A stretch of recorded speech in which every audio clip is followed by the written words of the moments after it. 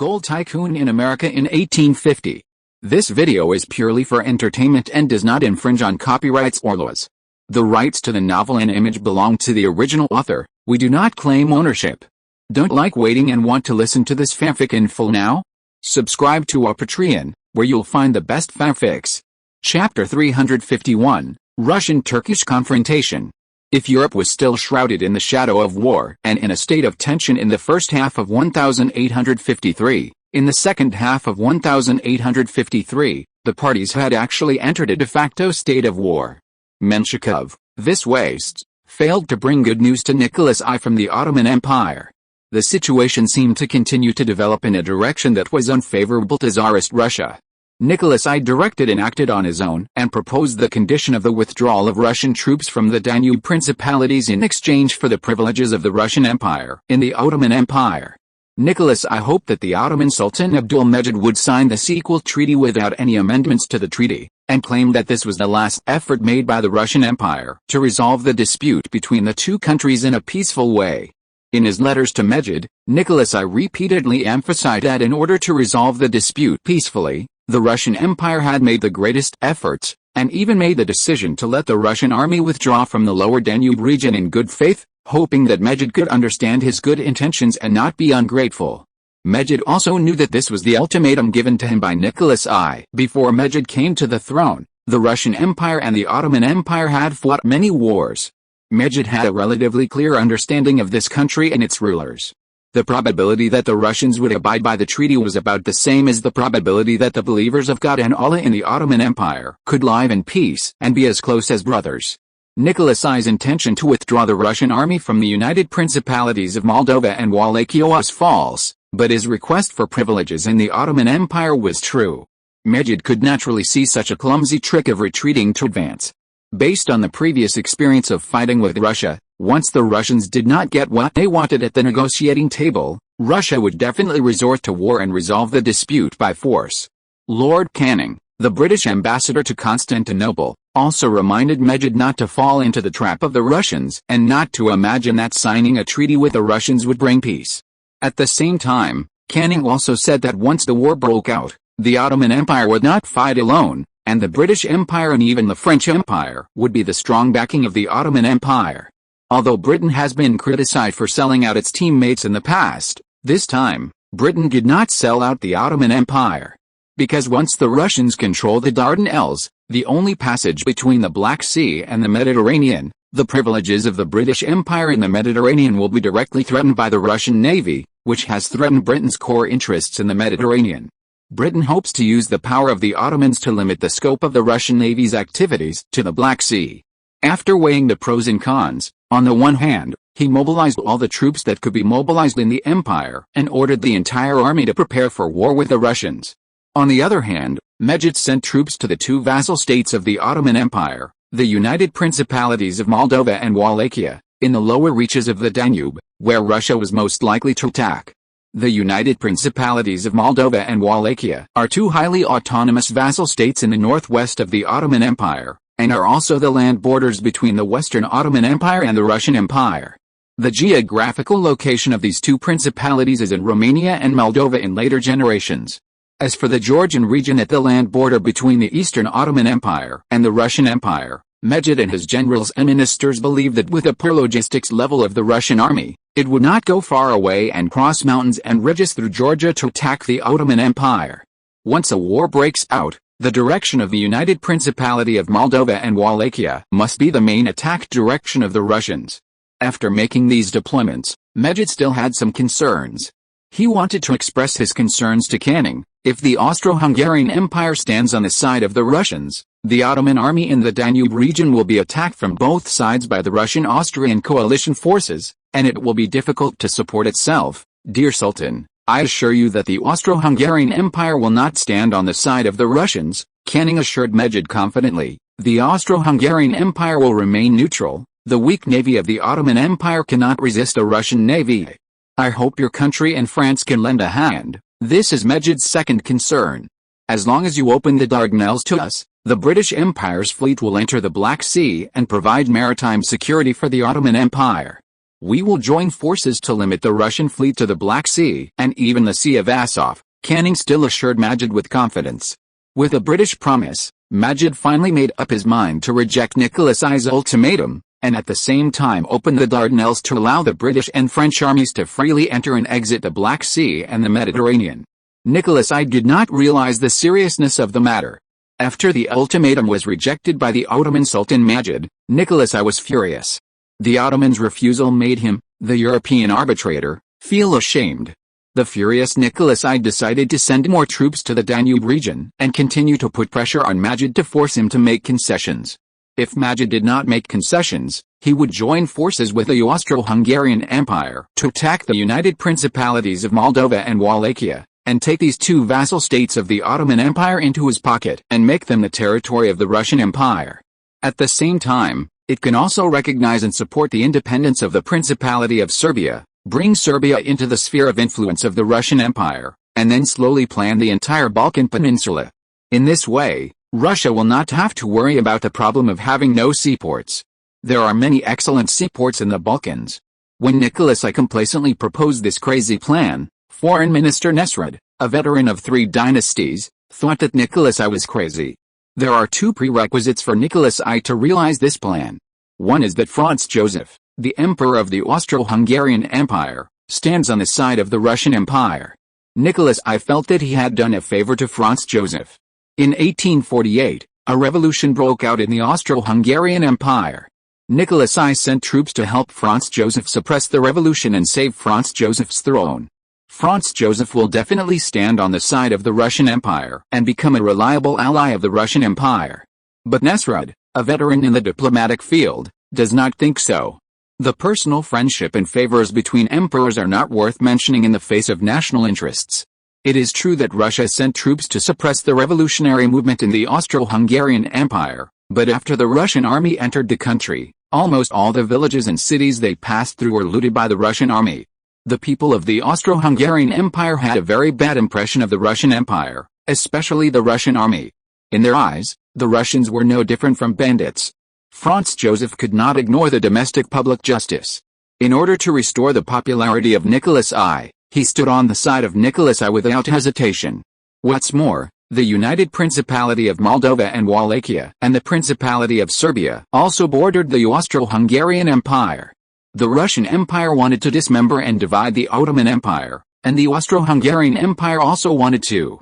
The Austro-Hungarian Empire was certainly not happy with the Russian Empire's involvement in the United Principality of Moldova and Wallachia and the Principality of Serbia. Therefore, Nesrud believed that the alliance with the Austro-Hungarian Empire was purely wishful thinking of Nicholas I and was not realistic at all. The second is that if Nicholas I's plan is to be realized, the Russian army must quickly capture the United Principalities of Moldova and Wallachia, cross the Balkan Mountains, and march to the gates of Constantinople before Britain and France intervene, forcing the Ottoman Sultan Majid to surrender quickly. Create a fait accompli and do not give Britain and France the opportunity to intervene. However, in order to realize such a battle plan, the Russian army needs to fight quickly, defeat the Ottoman army in a very short time, and drive straight to Constantinople. Although Nesrud has retreated to the second line, he still understands the situation of the Russian army. He knows very well that with the mediocre ability of the current Russian generals and the poor logistics of the Russian army, this plan cannot be realized anyway. To put it bluntly, after the Patriotic War of 1812, the Russian army did not improve its armaments. The equipment level of Russian soldiers remained in 1812, and the combat thinking of Russian generals also remained in 1812. Your Majesty, if we send troops to the United Principalities of Moldova and Wallachia and the Balkans, the Austro-Hungarian Empire may not stand on our side. Please think twice, Nesrud advised. Nicholas I was very displeased by Nesrud's inappropriate words. Nicholas I said coldly, even without the Austro-Hungarian Empire, our powerful Russian army can defeat the weak Ottoman army. Nicholas I unceremoniously ordered Nesrud to leave, and then discussed with his generals how the Russian army should defeat the Ottoman army if Russia had to solve the Near East problem by force. Nicholas I was convinced of the weakness of the Ottoman Empire. He believed that as long as the giant Russia moved its fingers slightly, it would be able to knock down the weak sick man of West Asia. At this time, Nicholas I still did not take Nesrud's advice seriously. He not only believed that once the war with Ottoman Turkey broke out, not only would Austria-Hungary, the reliable ally, stand on his side. Britain will also stand on this side, and even after Britain joins Russia, France will follow Britain and join its camp in order to get some leftovers. After all, everyone is European, and there is no reason for Europeans to not unite when they divide an Asian Muslim country together. This is the logic of Nicholas I. After the Ottoman Sultan Mejid rejected his ultimatum, and the Ottoman Empire allowed British and French ships to enter and exit the Dardanelles freely, Nicholas I announced the severance of diplomatic relations between the Russian Empire and the Ottoman Empire. And on July 3, 1853, he sent troops to Moldavia and Wallachia, the two Danube principalities. Nicholas I was very satisfied with his operation and thought that what he had to do next was to wait for Mejid's surrender. Chapter 352, France's Order. Nicholas I did not wait for Mejid's surrender. Not only did Mejid not surrender, but he also dared to demand the Russian army to withdraw from the two Danube principalities of Moldavia and Wallachia with the support of Britain and France. On October 16, 1853, the angry Nicholas I declared war on the Ottoman Empire, and the Crimean War officially broke out. Russia's declaration of war on the Ottoman Empire made Napoleon III, who was far away in Paris, ecstatic. The French Empire and Napoleon III, who had just ascended the throne of emperor, urgently needed a victory in a foreign war. France needed a war to break the shackles of the Vienna system on France and re-establish the prestige of the French Empire on the European continent. Napoleon III himself needed a victory in a foreign war to win the support of the French people and to re-establish the prestige of their family among the European royal families. However, Napoleon knew in his heart that it was not the best time for France to join the war. First, the enthusiasm of the French people to join the war had not yet been ignited. Second, the French army, which had been in disuse for many years, was not ready. On the outskirts of Paris, a group of generals from the Second French Empire tested the new guns that James brought back from America. "Generals, how are the American rifles?" After the test, Napoleon III asked his generals expressionlessly. Before these French generals tested the new American guns, Napoleon III himself had already fiddled with a gun. He already had the answer in his mind about the performance of this new American gun. Napoleon III felt mixed emotions. When the young country across the ocean became independent, it still needed assistance in blood transfusion from France. Now they can produce such advanced weapons on their own. France has fallen far behind in the past half-century.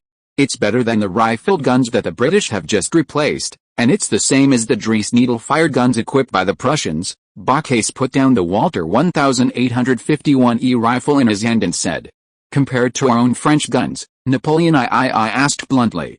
The French generals were speechless.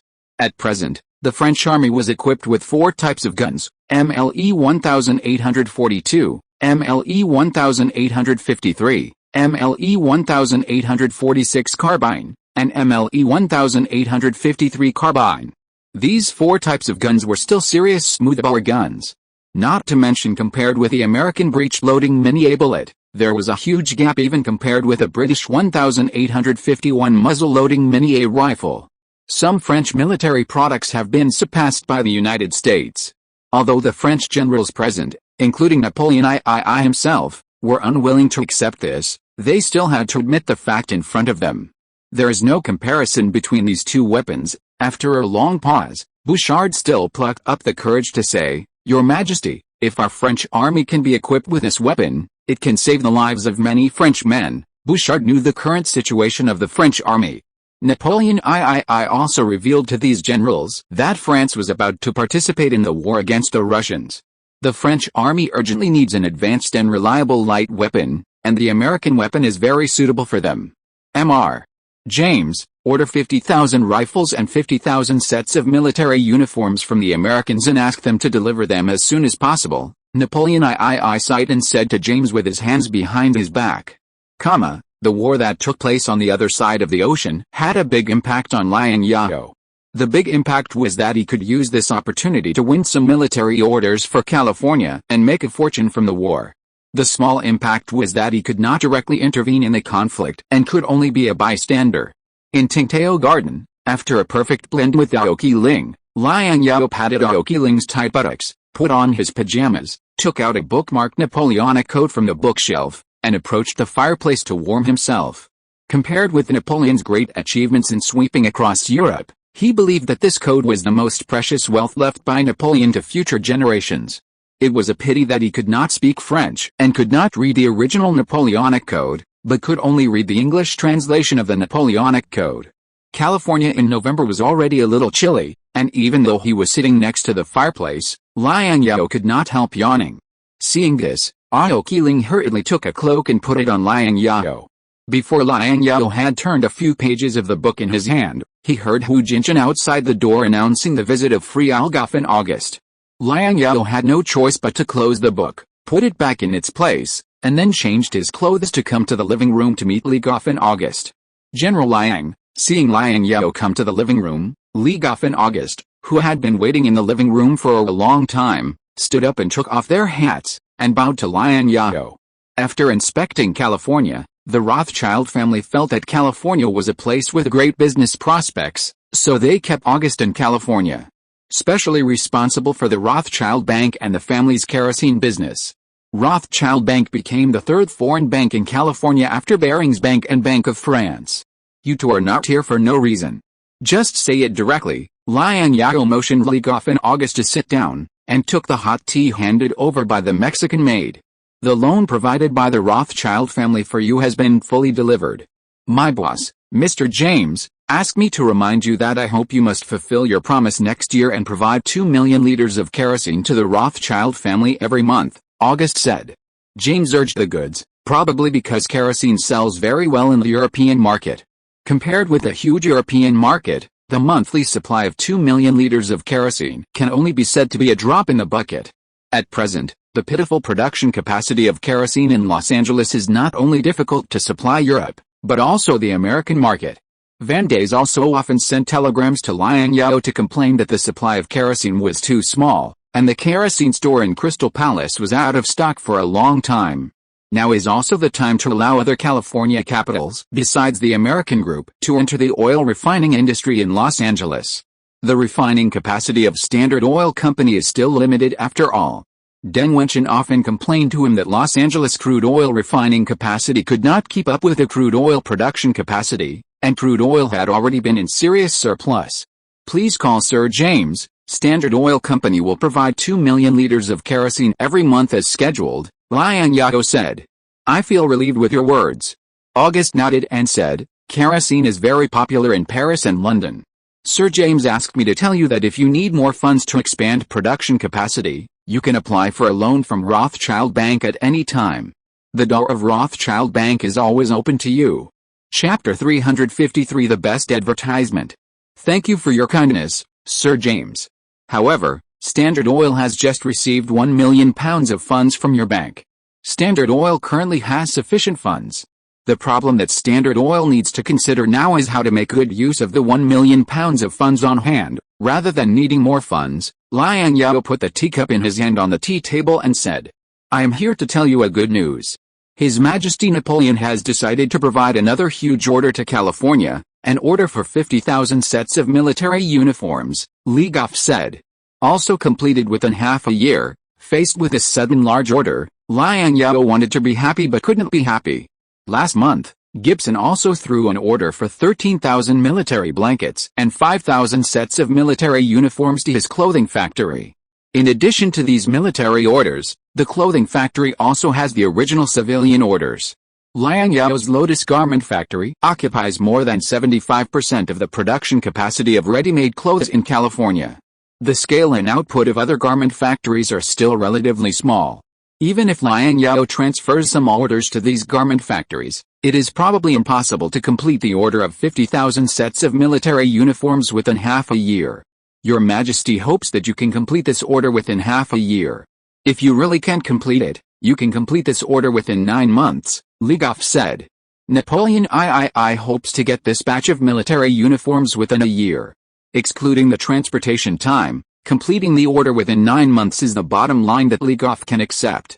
If it is 9 months, then I will definitely complete this order on schedule.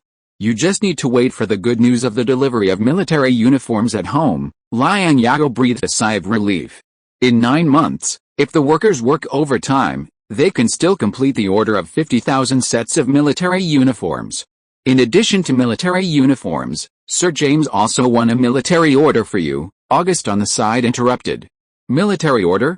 Your Majesty is interested in our rifles made in California. Liang Zhao's eyes lit up. Although Hong Mingxiang helped him digest the inventory of 5,100 Walter 1851E rifles, due to the large inventory, including the newly produced guns in the past 3 months, the Sacramento arsenal still has 33,000 Walter 1851E rifles in stock. As for Liang Xiaoqiang's Yueyong, they purchased a full-blooded version of the Walter 1851 rifle. The production of this type of rifle was not high, and the inventory was relatively small.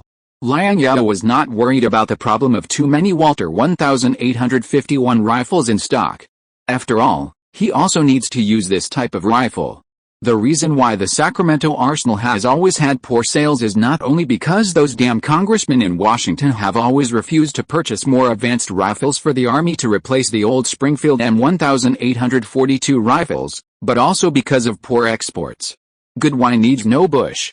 The low popularity of the Sacramento arsenal is the main reason for the poor export performance of the export-oriented Walter rifles. In addition to giving priority to purchasing weapons from their own arsenals, the armies of various countries tend to prefer to purchase imported weapons from established arms factories. Because the weapons of those established factories have been tested in war, their quality and reputation are relatively guaranteed. Compared with old military factories such as Springfield, Enfield, and Dresser, the Sacramento arsenal is almost unknown. The best place to test the quality of weapons is the battlefield, and the battlefield is the best advertising platform for weapons. The only record of the Walter M1851 rifle participating in the war is Liang Zhao's expedition to Japan. And this war had little influence on the European continent. If the French army can use the Walter M1851 rifle to achieve good results in the Near East, the reputation of the Sacramento arsenal will naturally follow. It is difficult to find a customer like France, whose army is both capable and the country is not short of money. It is Liang Zhao's dream to sell light weapons produced in California to France. That's right. Sir James offended a lot of people in order to sell your rifle to His Majesty, August said. August was not exaggerating. Selling foreign weapons to the French army would inevitably offend French arms dealers. If it weren't for the kerosene business, James, the old fox, would definitely not help him recommend California's arms products to Napoleon III.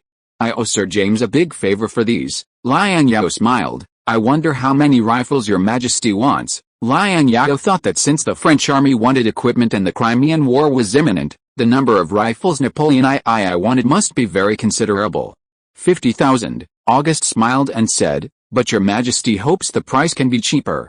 After all, the price of a rifle is 155 francs, which is too expensive. $1 is approximately equal to 5.1823 francs. The order for 50,000 rifles made Liang Zhao very happy.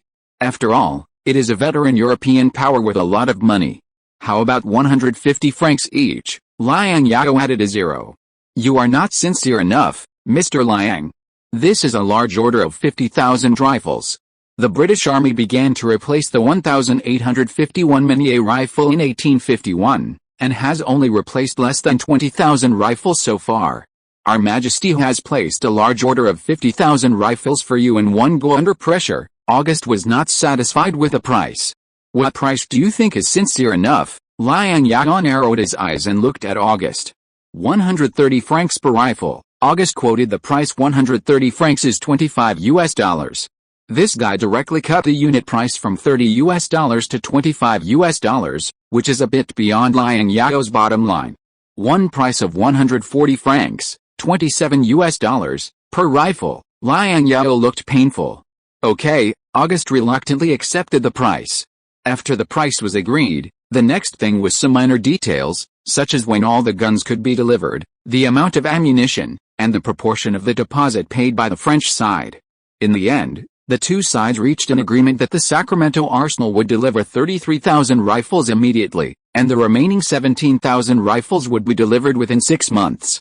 The French side paid 60% of the payment, that is, 3.9 million francs as a deposit, and the remaining 40% of the payment was guaranteed by the Bank of France and the Rothschild Bank.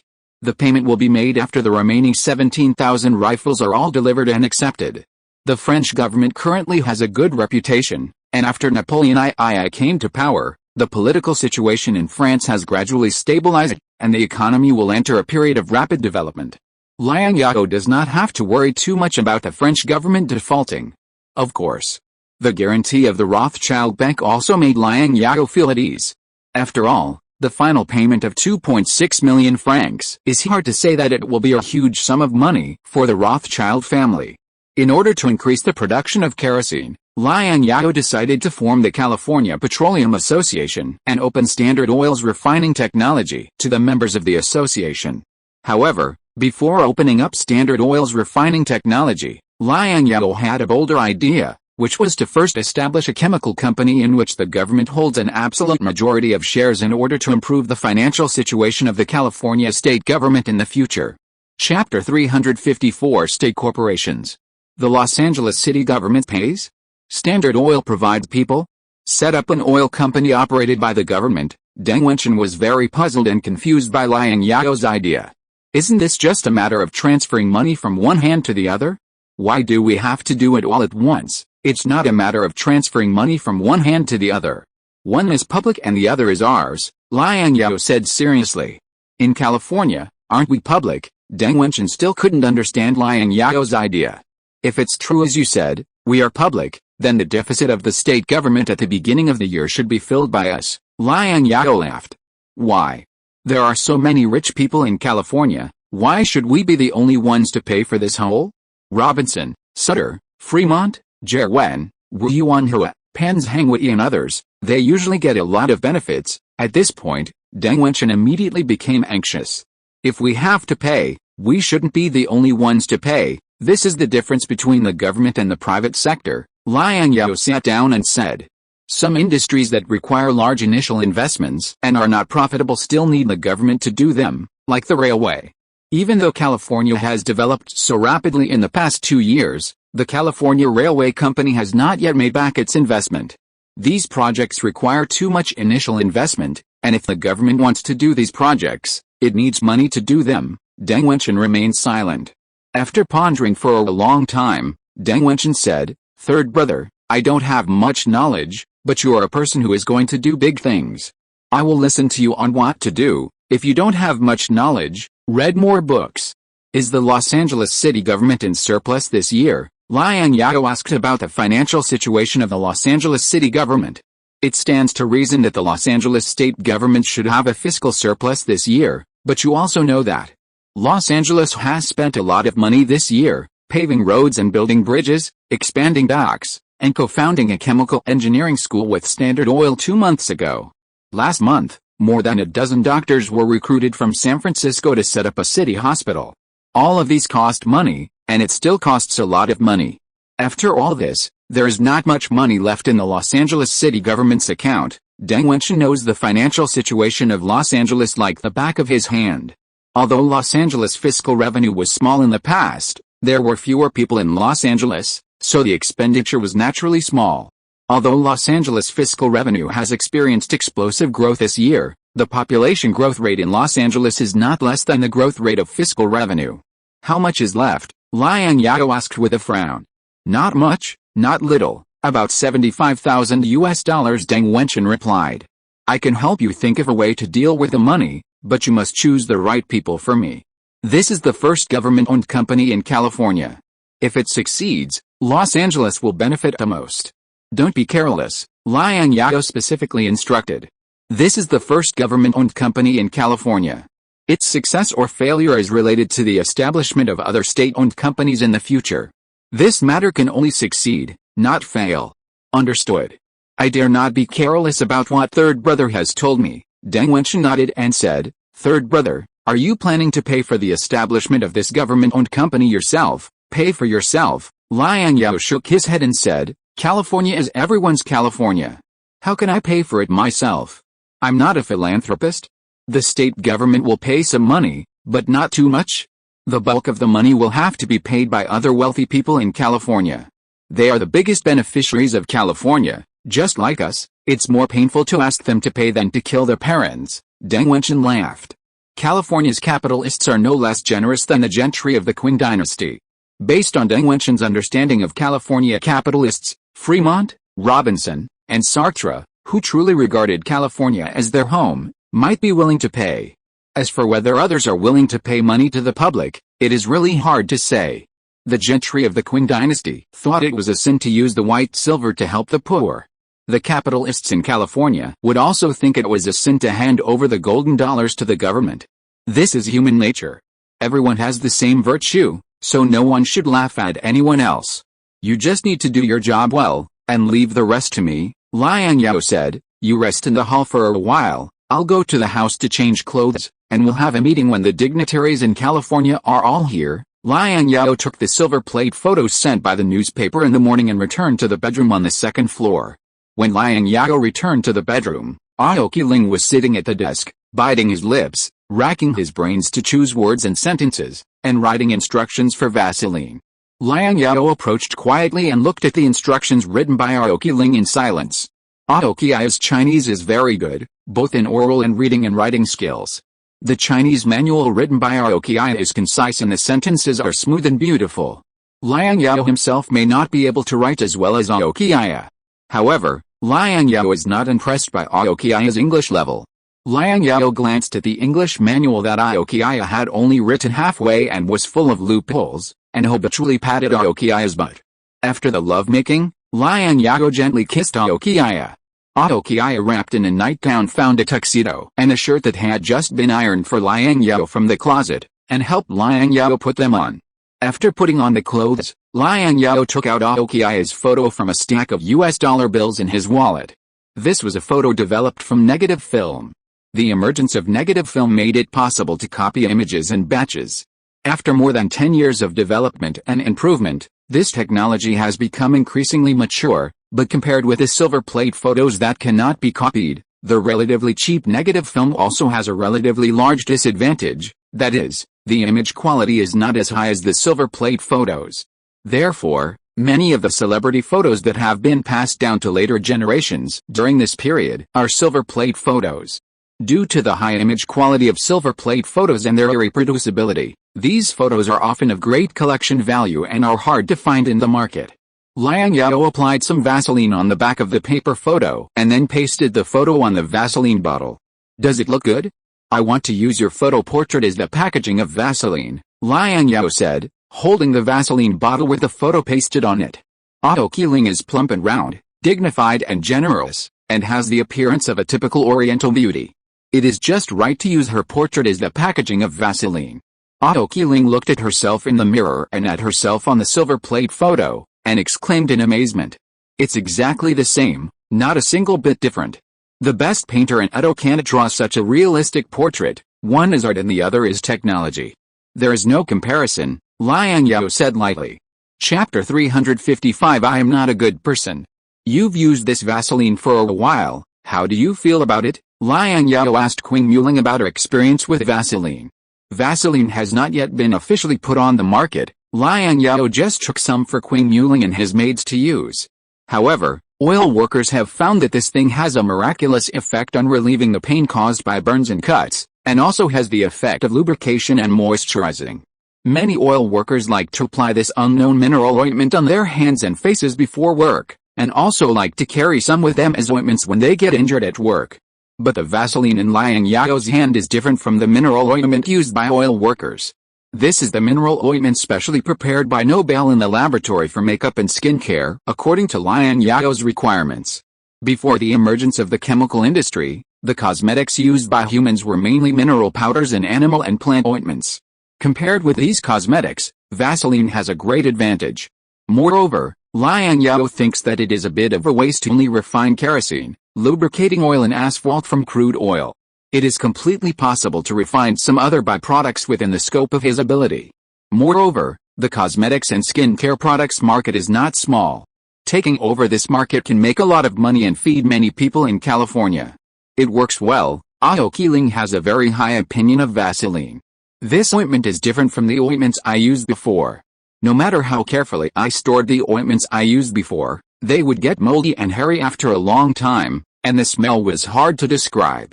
But this ointment will not grow hair or deteriorate no matter how long it is stored, and it also has a special fragrance. It is very comfortable to use and the effect is better than other ointments. After Liang Zhao released the news of opening up crude oil refining technology, the dignitaries in California were extremely excited. Their excitement was no less than when Liang Zhao provided mercury for the alchemy industry. Hearing that Liang Zhao would take the opportunity of establishing the California Petroleum Association to disclose the kerosene refining technology, the dignitaries in California came to Tingtao Garden early and waited for the meeting to start. Since last year, the oil industry in Los Angeles has been as hot as the gold rush industry. Many wealthy people from San Francisco and Sacramento have already settled in Los Angeles, buying land from Liang Zhao to dig wells and search for oil. However, they don't make much money. The valuable products of oil are the refined products, and the profit of crude oil is not that considerable.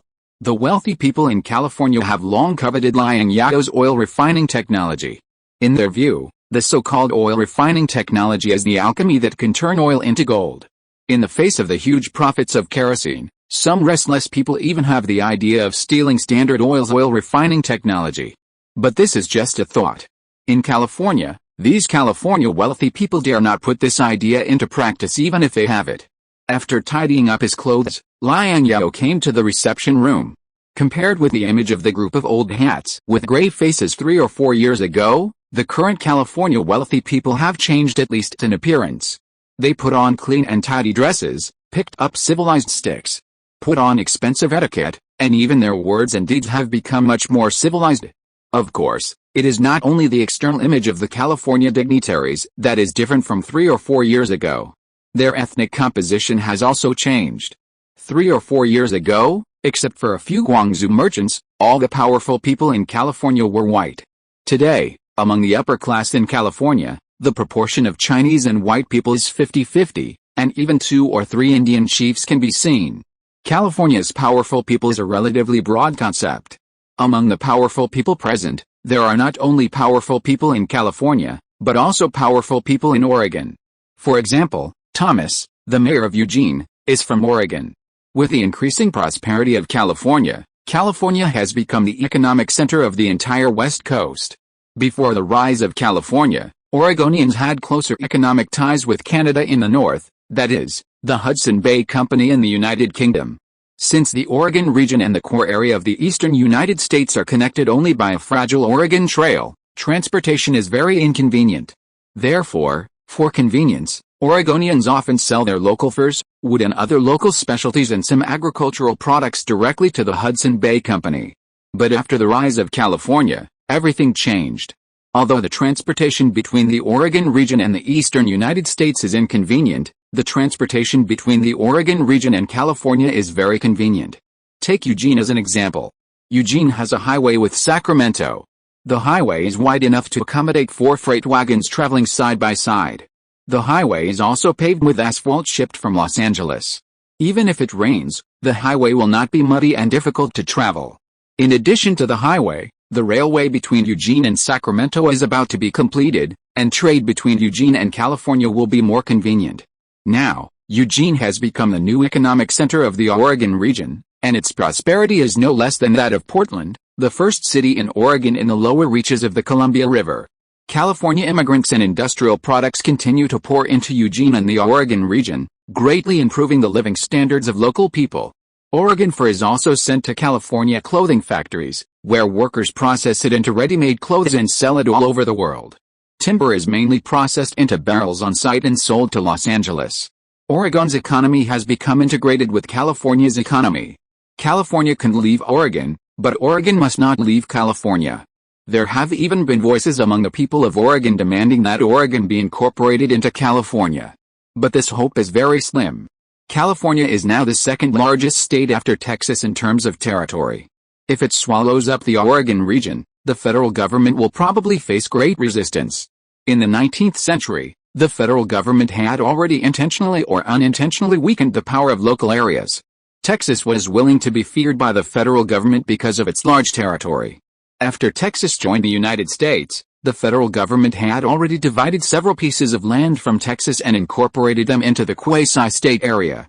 Since Liang Zhao swallowed up the western part of Nevada, California's area is about 110,000 square kilometers larger than that of California in history, which is equivalent to the area of Fujian province. It is impossible to say that the federal government is not afraid. Moreover, compared with Texas, California's current population size and economic strength are several levels higher than Texas. Before Liang Zhao appeared, the focus of the living room was Deng Wenxian. Deng Wenxian was the president of Standard Oil Company and the mayor of Los Angeles. With either of these two identities, Deng Wenxian was worthy of the flattery of these California dignitaries. Just 2 years ago, Deng Wenxian was still a very marginal figure in California, the mayor of a remote town in California. "The speaker is here," someone shouted in the crowd, and the lively reception room suddenly became quiet. Everyone's eyes were focused on Liang Zhao, waiting expectantly for Liang Zhao to speak. "Everyone looks decent now, and you look more and more like upper-class people." Liang Zhao walked to the round table and found a seat to sit down, smiling and said, "In America, having money is upper class, and having no money is lower class." After seeing Liang Zhao sitting down, Faye also found a seat to sit down. "Xiaoming, are you really going to disclose the secret recipe of oil refining?" Wu Yuanhe and Liang Zhao addressed each other by their given names to get closer to Liang Zhao. "When have I ever lied to you?" Liang Zhao said with a smile. "I can tell you very clearly that the rumors you heard are not groundless. We are all Californians. How can Liang make money alone without bringing everyone else to make money together?" What the speaker said is very true. Many of you here are California veterans who followed the speaker to establish the state. The speaker will not treat us California veterans unfairly, Sheriff Flagg said. When Flagg first arrived in California, it was still California, the California region, and the federal government's quasi-state region. At that time, Flagg just wanted to live a life of idleness in California. After the gold rush, he just wanted to use his position as sheriff to get more gold and return to the east to retire. He never thought that one day he would become a state legislator, become a shareholder of a large mining company, and gain both power and wealth. The other California dignitaries also nodded in agreement. Following Liang Zhao all the way, Liang Zhao really never treated them unfairly. Liang Zhao can eat meat, and they can also drink a mouthful of soup. Fremont, who was sitting next to Liang Zhao, smiled but said nothing. Liang Zhao is not the kind of person who likes to eat alone, but he is not the kind of person who will share wealth with others without any additional conditions. Based on Fremont's understanding of Liang Zhao is indeed likely to disclose the secret formula of oil refining, but there will definitely be additional conditions. Liang Zhao waved his hand, and Carnegie, his least experienced assistant, brought 4 bottles. The 4 bottles contained kerosene, Vaseline, lubricating oil, and asphalt. These 4 products are the 4 most economically valuable commodities that can be extracted from crude oil at the current level of chemical industry in California. What I want to tell you is that Standard Oil can not only refine kerosene from crude oil, but also cosmetics, lubricating oil for lubricating mechanical parts, and asphalt for paving roads. I believe you are also aware of the commercial value of these 4 products. Liang Zhao introduced these 4 products to these California dignitaries, and then clapped his hands. The maids brought out samples on trays and let the California dignitaries take them. Kerosene and asphalt are no longer rare in California, and these California dignitaries do not find them strange. What is less common are lubricating oil and Vaseline. Especially Vaseline, many people have never seen it before. Some of the more curious ones directly stretched out their fingers, dipped Vaseline from the glass container and smeared it on their hands and faces. It seemed quite comfortable, without the disgusting smell and feeling that animal fats bring to people. Do you really want to share these business secrets with us? Fair looked at Liang Zhao doubtfully. Like the California dignitaries present, he originally only wanted to get the smelting formula of kerosene, but he did not expect Liang Zhao to be so generous and even willing to share other formulas. It depends on your sincerity, Liang Zhao said. California has been established for almost 4 years, but it still does not have its own university. I think you also hope that your children can receive a good education in California in the future. Do you mean that we should fund the establishment of a university? Fremont's eyes lit up. If they jointly fund the establishment of a university, even if Liang Zhao does not share the refining technology, he is willing to pay. There is no doubt that California is now an economic powerhouse in the United States, but California's current educational strength does not match its economic strength, and it still does not have a single institution of higher learning. The previous chapter was reviewed several times, which affected the writing progress of this chapter. Sorry, I will post the original text of the previous chapter directly in the group later. Chapter 356 Pattern. Fremont fully supports the construction of a university in California. Even if it means donating money for free to help build the university, Fremont is willing. He was the first American explorer to reach California by opening up the Western Trail. He has a deeper affection for this land than other California dignitaries. His family has all moved to California and plans to settle here permanently. You can't run a university just by having money, Minister of Education Perlman stood up and said. The current number of students in California may barely support a small university, but what about the teaching resources and academic resources? These are what we don't have. As the Minister of Education, Perlman has a better understanding of the situation of education in California. He believes that it is not suitable to open a university under the current actual situation in California. Perlman's speech is also selfish. As a member of the California dignitaries, he prefers power rather than wealth. Perlman's net worth of several $1,000s is really not enough in front of the rich men in the reception room who have a net worth of millions of dollars. If it weren't for his status as the Minister of Education, he probably wouldn't be qualified to appear in the reception room of Tingteo Garden. If Perlman is asked to donate money, even if he is squeezed dry, it is estimated that not much oil will be squeezed out. However, Perlman was not Liang Zhao's target. Liang Zhao's target was Fair, Strauss, and Gwen, who were wealthy Californians with millions of dollars. The problem of faculty resources can be solved. I am in contact with Yale University.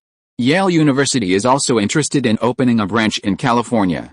But I hope that the first university in California can be a Californian university, not a branch of other institutions. Of course, after our Californian university is established, if other institutions are willing to open branches in California, I will also welcome them. Liang Zhao paused and continued.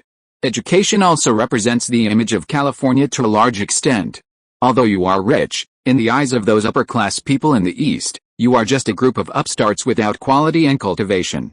I don't think you want your children and grandchildren to be looked down upon by those self-proclaimed upper-class people in the East. As soon as Liang Zhao finished speaking, everyone in the reception room talked a lot. Except for a few people like Fremont and Robinson who really cared about opening a university, most people were more concerned about how much they had to pay to obtain Standard Oil's refining formula. As long as we pay to support the construction of the university and show our sincerity for California education, can you disclose Standard Oil's oil refining formula to us? Someone in the crowd shouted this. Minister of Agriculture Chen Baolian and representatives of the Agricultural Association were actually mainly early Chinese immigrants. Relying on the dividends of the times, these people have now grown into large farmers, that is, the upper class of California.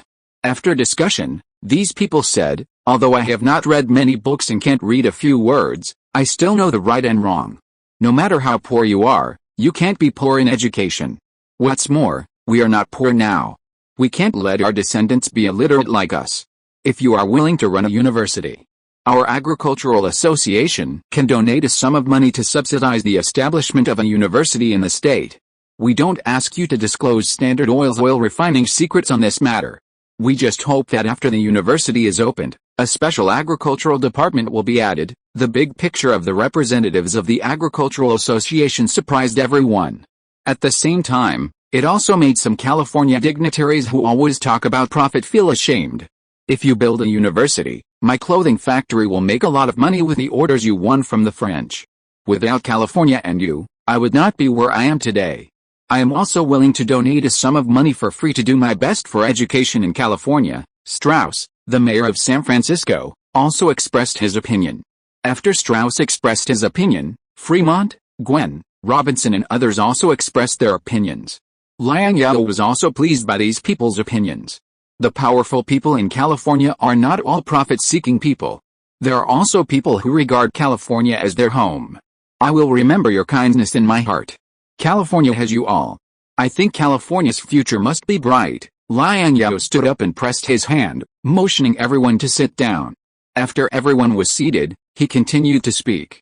The university needs to be built, and the oil in Los Angeles needs to be developed. These two things are not in conflict. I came here today, first, to discuss the establishment of the university with Dao, and second, to discuss the establishment of a petroleum association with everyone to jointly develop the oil in Los Angeles. Of course, there is a third thing. The oil industry is a new industry. In view of the special nature of the oil industry, I want to submit a proposal to add a chemical industry department at the State Assembly at the end of the year. Today, I will also take the opportunity to communicate with everyone. As he said, Liang Zhao picked up the water cup on the table and took a sip of water to moisten his throat. The establishment of a university is only a minor matter in the things discussed today. While preparing to establish a petroleum association and share the oil dividends with California dignitaries, Liang Zhao also wants to take this opportunity to improve the management system of California's petrochemical industry. For a long time in the future, oil will be as important a source of tax revenue as gold. The chemical industry belongs to the industrial category. The Ministry of Industry is fully capable of managing the petrochemical industry. Adding a chemical department is just adding redundant staff. Besides, if a chemical department is added, who will coordinate the officials of the chemical department and the officials of the industry department? Based on his own interests, Minister of Industry Fair did not agree to add a chemical department, but hoped to keep it as it is, and let the industry department manage the chemical industry in the state. Minister of Education Pierman, who had nothing to do with this matter, stood on the opposite side of Fair. Minister Fair, the industry department not only manages the industrial park in San Francisco and the Coal and Steel Alliance, but also manages the mines in Sacramento and Nevada, and manages the oil in Los Angeles. I am afraid that friends in the industry department are willing but unable to do it. The industry department is a good job among many departments in California, while the education department is a poor job. Whether a department is lucrative or not can be seen from the value of the minister. Although the establishment of a chemical department will not bring any substantial benefits to the education department, Pierman is still very happy to see that the industry department will take a piece of the pie. Liang Zhao did not expect that every proposal of his would be supported by everyone. After all, everyone has their own interests and positions. As long as his proposal can get the support of a majority, it is enough. The specific details of the establishment of the chemical industry department will be discussed at the end of the year meeting. Liang Zhao stopped there. Next, let's talk about the Petroleum Association. As long as you join the Petroleum Association, you can share the technology of Standard Oil. Of course, you need to pay a membership fee of $50,000. Of the $50,000, $20,000 will be used for the construction of the University of California, and the remaining $30,000 will be used to establish a state petrochemical company owned and operated by the California state government and the Los Angeles city government, Los Angeles Chemical. That's all, someone asked. No, we need to sign an agreement. Liang Zhao waved his hand, indicating that Tujinshan, Coney, and Carnegie would distribute the California Petroleum Association agreement that had been prepared long ago to everyone present. Chapter 357 Candidate. The main contents of the California Petroleum Association Agreement are as follows. First, technology sharing within the Petroleum Association, to put it bluntly, is to allow members of the Petroleum Association to share Standard Oil smelting technology. Correspondingly, if other oil companies develop more advanced smelting technology in the future, Standard Oil and other oil companies will also have the right to share technology. Second, all chemical products are subject to unified purchase and sale, and the Petroleum Association will set unified prices. No company may sell any petrochemical products at a price higher or lower than the standard price set by the Petroleum Association. Once discovered, not only will the member be expelled from the California oil industry, but the Petroleum Association will also confiscate all of the members' assets related to the chemical industry. This clause was formulated by Liang Zhao in order to maintain California's oil monopoly and avoid vicious competition and price cuts between companies in the future. Liang Zhao's purpose is very clear. The output of petrochemical products in Los Angeles must be increased, and the pricing and sales rights must also be controlled in his hands. At present, the market for chemical products is in short supply. As long as the products can be produced, there is no need to worry about sales or profits. This system can still work. As for the third clause, it is a related confidentiality clause. This agreement was not that harsh, and it was the second clause that made everyone hesitate. However, with Liang Zhao's reputation and ability, these California dignitaries still chose to believe Liang Zhao. Of course, they had no choice. If they did not accept this agreement, they would not be able to join the Petroleum Association.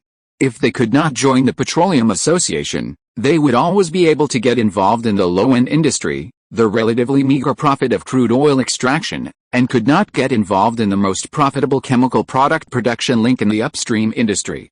$50,000, this threshold is too high, Pierman muttered. The wealthy California dignitaries have happily signed the agreement and become members of the Petroleum Association. The wealthy dignitaries in California with limited financial resources can only stare at the agreement, although Californians are already synonymous with wealth in the eyes of many Easterners. But the huge sum of $50,000 is not something that all rich people can afford. It doesn't matter if you can't take out $50,000 for now. Liang Zhao pointed to the Bank of America salesperson sitting at the door and said, I have already considered it for you.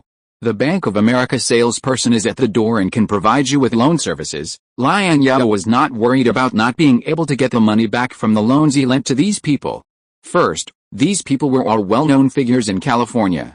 Even if they were short of money, they all had some real estate under their names.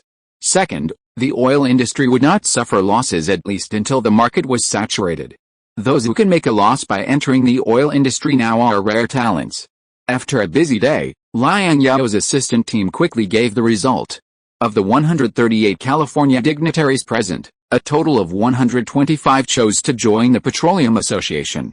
In other words, Liang Zhao raised $6.25 million from these California dignitaries. After leaving $2.5 million to build the University of California, there was still $3.75 million to be used to establish Los Angeles Chemical. Counting the small amount of money raised by the Los Angeles city government and the California state government, it is still possible to raise $4 million as the startup capital for Los Angeles Chemical. With the money, the next issue is the problem of people. To be more precise, he is the candidate for the president of Los Angeles Chemical. The president of Los Angeles Chemical is responsible for the operation of Los Angeles Chemical.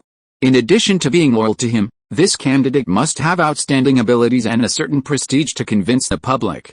There are not many such people around Liang Zhao. Deng Wenyu, the brother of the Deng family, is the most suitable candidate. However, Deng Wenyu is now the Minister of Finance, so it is not appropriate for him to be the president of Los Angeles Chemical. After thinking about it, Liang Zhao asked Connie and Carnegie to leave the office for a while and left Hu Jinjin alone. Liang Zhao left Hu Jinjin alone, which surprised Hu Jinjin. Before Hu Jinjin figured out why Liang Zhao suddenly left him, Liang Zhao had already asked him. Jinjin, how is Carnegie doing? Liang Zhao first asked about Carnegie's situation. Hu Jinjin is as important to him now as Strauss was in the past. He is one of his most important right-hand men. He has limited energy and needs some capable assistants to help him deal with some trivial matters. After Hu Jinjin became the president of Los Angeles Petrochemical, Connie and Carnegie were left by his side. Although Connie usually looks careless, he inherited his father's good genes, and his ability to do things and sales are indeed beyond reproach. However, the employment contract signed by Liang Zhao and Connie is for 5 years, and this year is already the 4th year of the contract.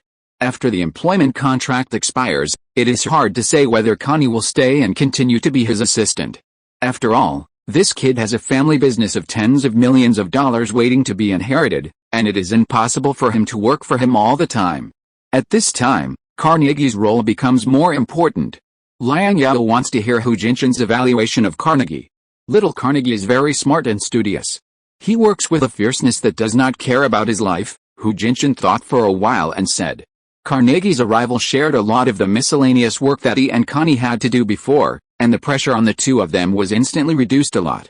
Especially Connie, in order to save trouble, he simply threw a lot of his own work to Carnegie, in the name of giving young people more training opportunities. However, Hu Jinjin and Connie are colleagues who see each other every day, so it is still inconvenient for him to tell Liang Zhao directly about this matter.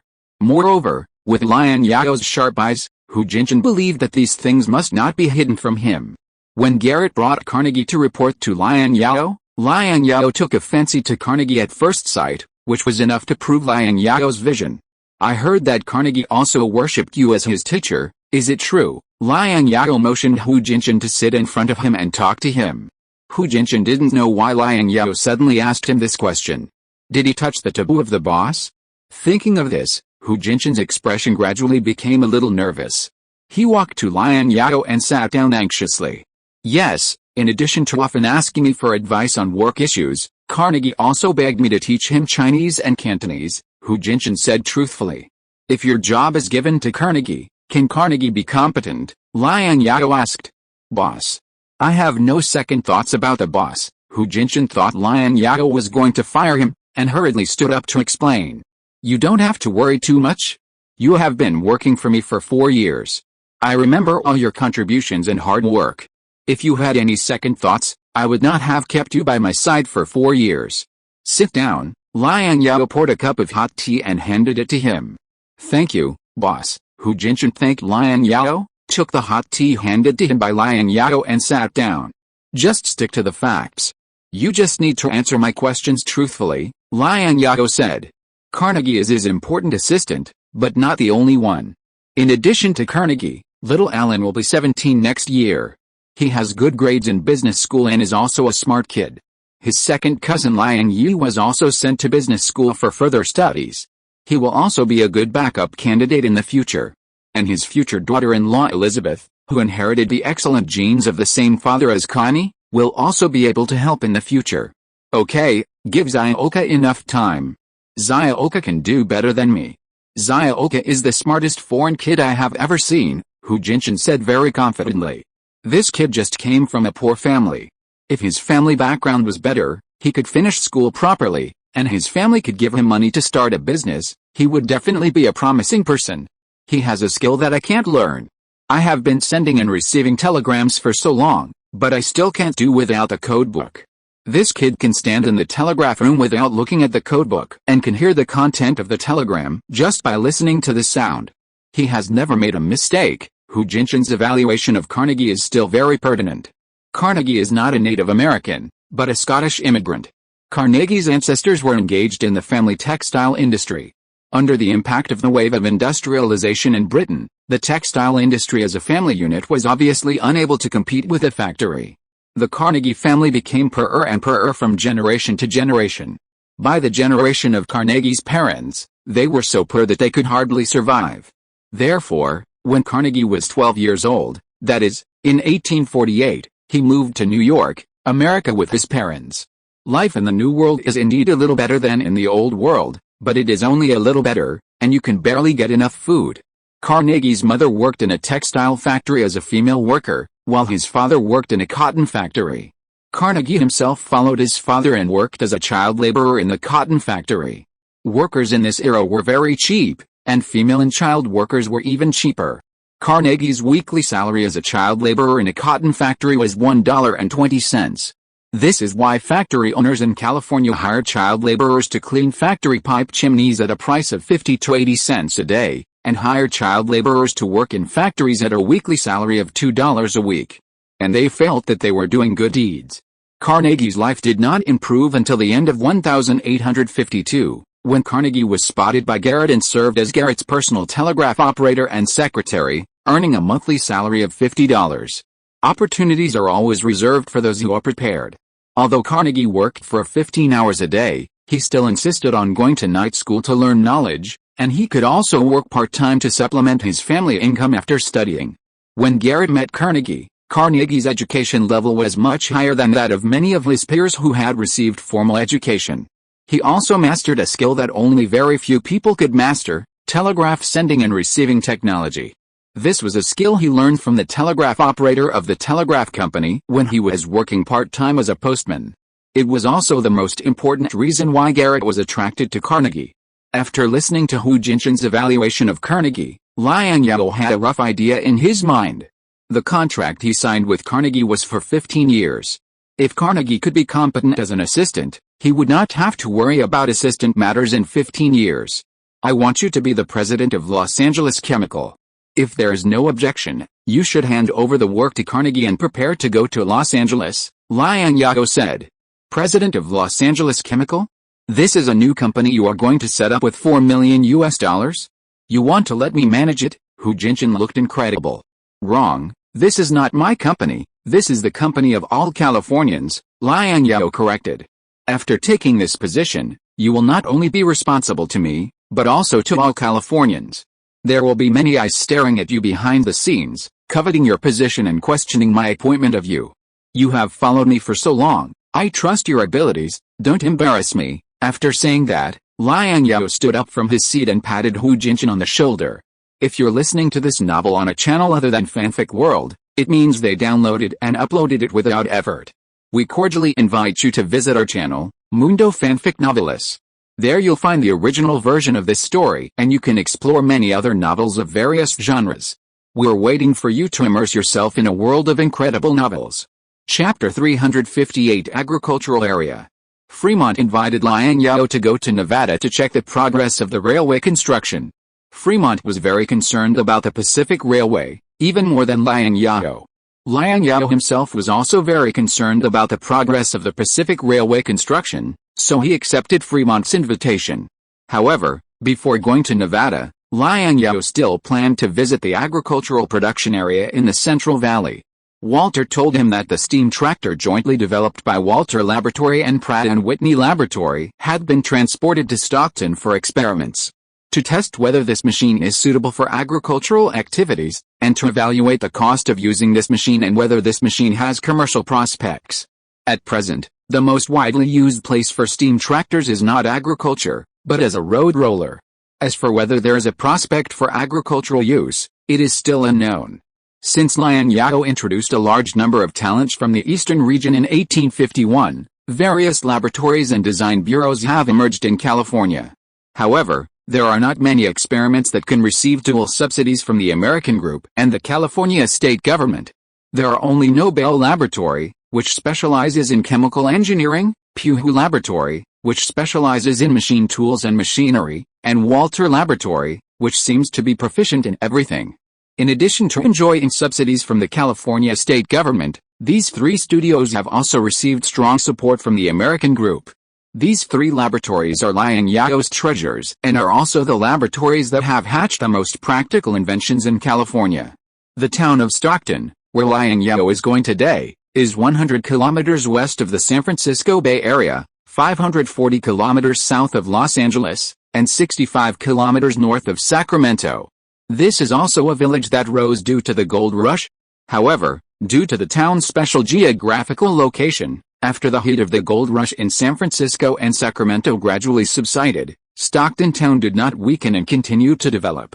The San Joaquin River, which originates from the foothills of the Nevada mountains, nourishes the valleys on both sides. This is one of the places with the most abundant water sources in the Central Valley, and it has unique advantages in developing agriculture. This is one of the most prosperous agricultural areas in the United States in later generations, and it is also the main agricultural production area in California today. This agricultural production area supplies about 60% of California's grains, 80% of its rice, and 100% of its vegetables and fruits. Since the Central Valley was designated as agricultural land at the beginning of the state's establishment, any development activities other than agriculture must be approved by the state government. Therefore, there are almost no factories and pollution here, and the environment is much better than the San Francisco Bay Area and Los Angeles. On the train to Stockton, Liang Zhao showed Walter, Pratt, and Whitney his new idea, a 4-stroke internal combustion engine. At present, California already has a chemical industry, and the gasoline and diesel used as fuel in later generations cannot be used and can only be treated as waste. Liang Zhao thinks it is a pity. If an internal combustion engine can be tinkered with, it will be a matter of killing two birds with one stone. 3 or 4 years ago, Liang Zhao would never dare to have such an illusion. But as the first 5-year plan came to an end, California already had a certain industrial foundation, and California's industrial level was relatively advanced in the world, especially machine tools and mechanical processing, as well as the chemical industry, which was unique. California currently has the basic conditions for developing internal combustion engines. In 1806, French engineer Lenoir built the first internal combustion engine, but it burned gas and was very large in size. Compared with the steam engine of the same period, it did not have much advantage. People were not very interested in this internal combustion engine. In 1876, German inventor Otto successfully built the first 4-stroke internal combustion engine, which was the ancestor of the 4-stroke internal combustion engine in later generations. Although Otto built the first internal combustion engine, Otto's idea was to use the internal combustion engine as a more efficient steam engine.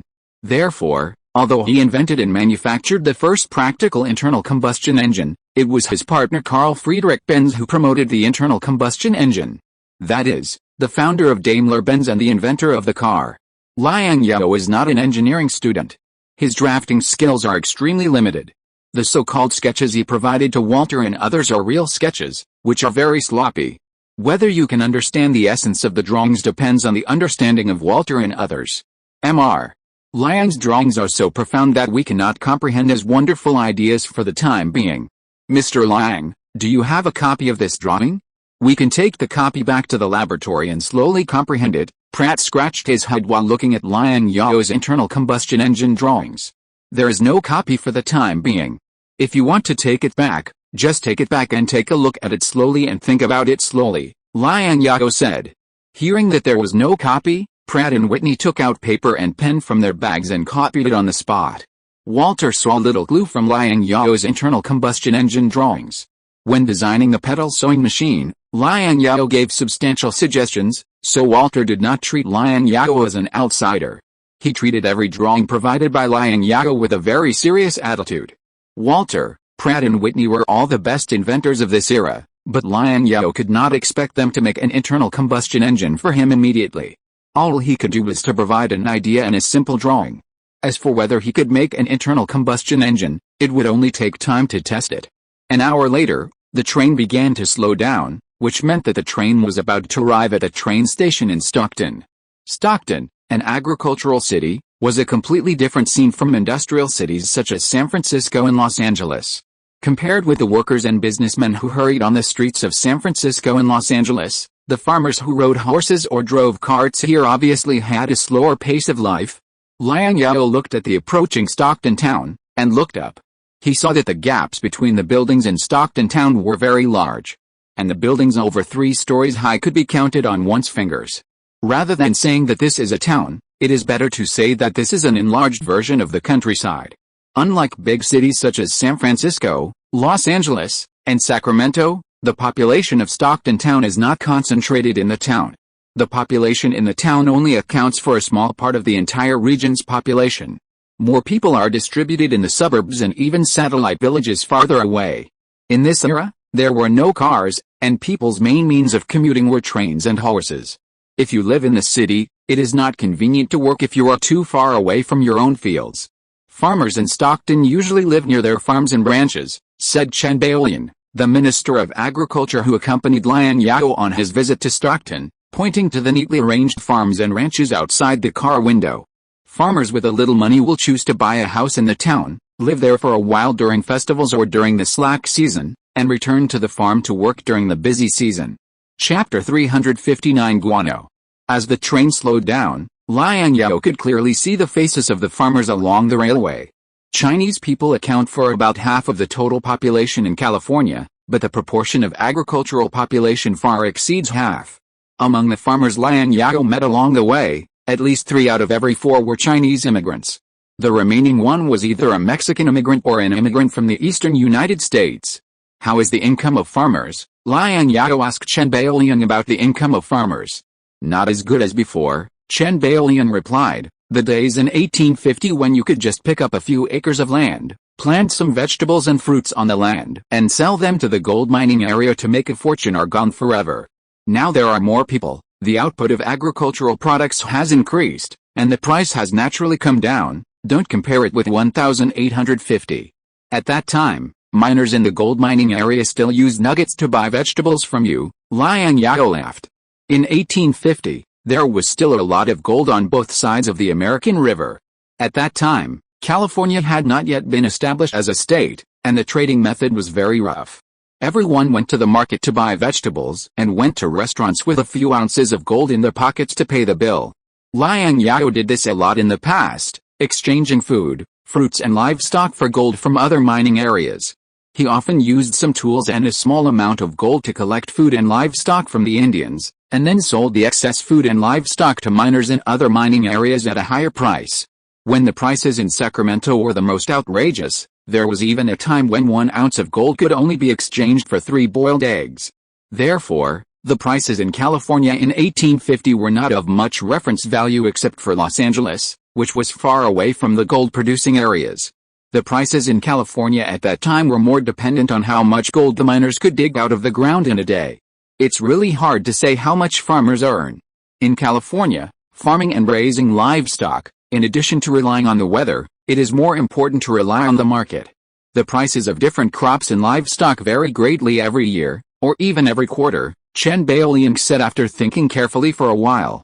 If a couple manages a farm, after deducting the cost of fertilizer, hiring, livestock fodder, and transportation costs of agricultural products, if they are lucky, they can save about $400 to $500 a year. If you don't gamble during the slack season, you can earn more by doing odd jobs on other farms. Land is not scarce in California, and there are plenty of wastelands waiting to be reclaimed. What is scarce is people. As long as you are not lazy, you won't starve to death. Chen Baoliang was talking about two people managing a small farm. If the weather is good and the market does not fluctuate significantly, they can earn $400 to $500 a year. If you calculate it carefully, you can earn about $20 a month, which seems to be lower than the Los Angeles oil workers Liang Zhao has learned about. But the cost of living in Stockton is negligible compared to the cost of living in Los Angeles, and farmers basically eat and live by themselves. It is a real way to save about $20 a month. Being an oil worker in Los Angeles and earning $30 a month does not mean that you can save $30 a month. What if you are unlucky? Liang Zhao asked. If you are really unlucky and have a bad fate, your crops will fail and your livestock will get sick, then it depends on whether you have bought insurance and whether you have traded futures, Chen Baoliang said. Bank of America, Bank of Boston, and even Bank of Bahrain and Bank of France have open banks in Stockton town and sell insurance to farmers. If it is really a natural disaster, the bank will compensate for the loss according to the contract. However, this situation is not the worst. You have worked for nothing on your own land, and it is still okay to earn some money by doing odd jobs for others to make a living. The worst situation is not buying insurance and trading futures. Not only do you have to bear the losses yourself, but you also have to pay the money according to the contract if you cannot deliver the goods on time. Of course, in this case, you can only accept the loss. After all, you can make a lot more money by trading futures. Are there many farmers in Stockton who trade futures? Liang Zhao continued to ask. There are not many small farmers doing futures, but most large farmers. Large farmers have solid family backgrounds, large lands, and many people. They always want to make more money and are willing to take a chance. Their ability to bear risks is also stronger than that of small farmers, so they play more lavishly, Chen Baoliang said without hesitation. With so much land and so many things grown on it, where can we eat all the food ourselves? Stockton's agricultural products are all sold to the city for the city dwellers to eat. In short, compared to the Qing dynasty, this place is already a paradise in the eyes of the foreigners. Farming in the Qing dynasty, let alone earning $400 or $500 in a lifetime, let alone a year, Liang Zhao stood up and looked at the endless fertile fields outside the window and said, "This is our granary. How many people California can feed in the future depends on how much grain this granary can produce. If the Ministry of Agriculture and the Agricultural Association have any difficulties, just tell me. Food is the most important thing for the people. Agricultural production must not be taken lightly. There are difficulties. It's nothing more than a lack of people and livestock. If there are enough people and livestock, a lot of new land can be reclaimed, but these cannot be solved overnight," Chen Baoliang said. The most difficult problem right now is fertilizer. I heard that the main fertilizer used by California farmers now is guano imported from South America. Has the price of guano increased? Liang Zhao frowned. Guano is rich in nitrogen, phosphorus and other organic matter. It is the most ideal natural fertilizer at present. It can greatly increase the output of agricultural products. Before the emergence of chemical fertilizers, agriculture in America and even Europe was very dependent on guano. The guano used in California is mainly produced in the Lobos Islands not far from Peru, and the Atacama Desert at the junction of Peru, Bolivia and Chile. These three countries all claim sovereignty over the Atacama Desert. The sovereignty dispute between Peru, Bolivia and Chile over the Atacama Desert also occurred after the discovery of rich reserves of guano and saltpeter resources in the Atacama Desert. Liang Zhao is not interested in which of the three countries owns the sovereignty of the Atacama Desert. He is more interested in who can provide him with more guano and saltpeter. After all, these three countries are not powerful countries. Without the intervention of external forces, it is not difficult to deal with these small South American countries. However, it is impossible without the intervention of external forces. Britain in the 19th century can be said to be omnipresent all over the world. As long as there is money to be made, the British Empire is indispensable. After the discovery of rich reserves of guano and saltpeter on the west coast of South America, the situation in the area became complicated. Take the guano-rich Lobos Islands as an example. The British then announced that the island was first discovered by a British captain named Lawson, so the island should belong to the British Empire. The Americans then also claimed that in September 1828, Captain Morrell of the New York merchant ship Hornet was the first person to discover the island. According to the principle of priority discovery, the island should belong to the United States, including the guano resources on the island. However, speaking of the matter, the most shameless in this matter is not Britain or America, but Spain. At that time, Peru had just gained independence from Spain, and Peru had just discovered such valuable resources, which made the Spanish government feel a loss. Therefore, the Spanish government jumped out and said that this was their former colony. If the Peruvian government wanted to mine the guano on the island, it had to pay a so-called mining fee to the Spanish government. But in the end, no one paid attention to Spain, and even Peru did not take the former colonial power seriously. After all, Spain was already lying in the coffin in the 19th century, and the only thing left was America to cover and nail the coffin for it before the end of the 19th century. Peru's guano resources were eventually jointly developed by the British, American, and Peruvian governments after consultations between the British, American, and Peruvian governments. The situation in Bolivia and Chile was not much better, and was basically the same as Peru.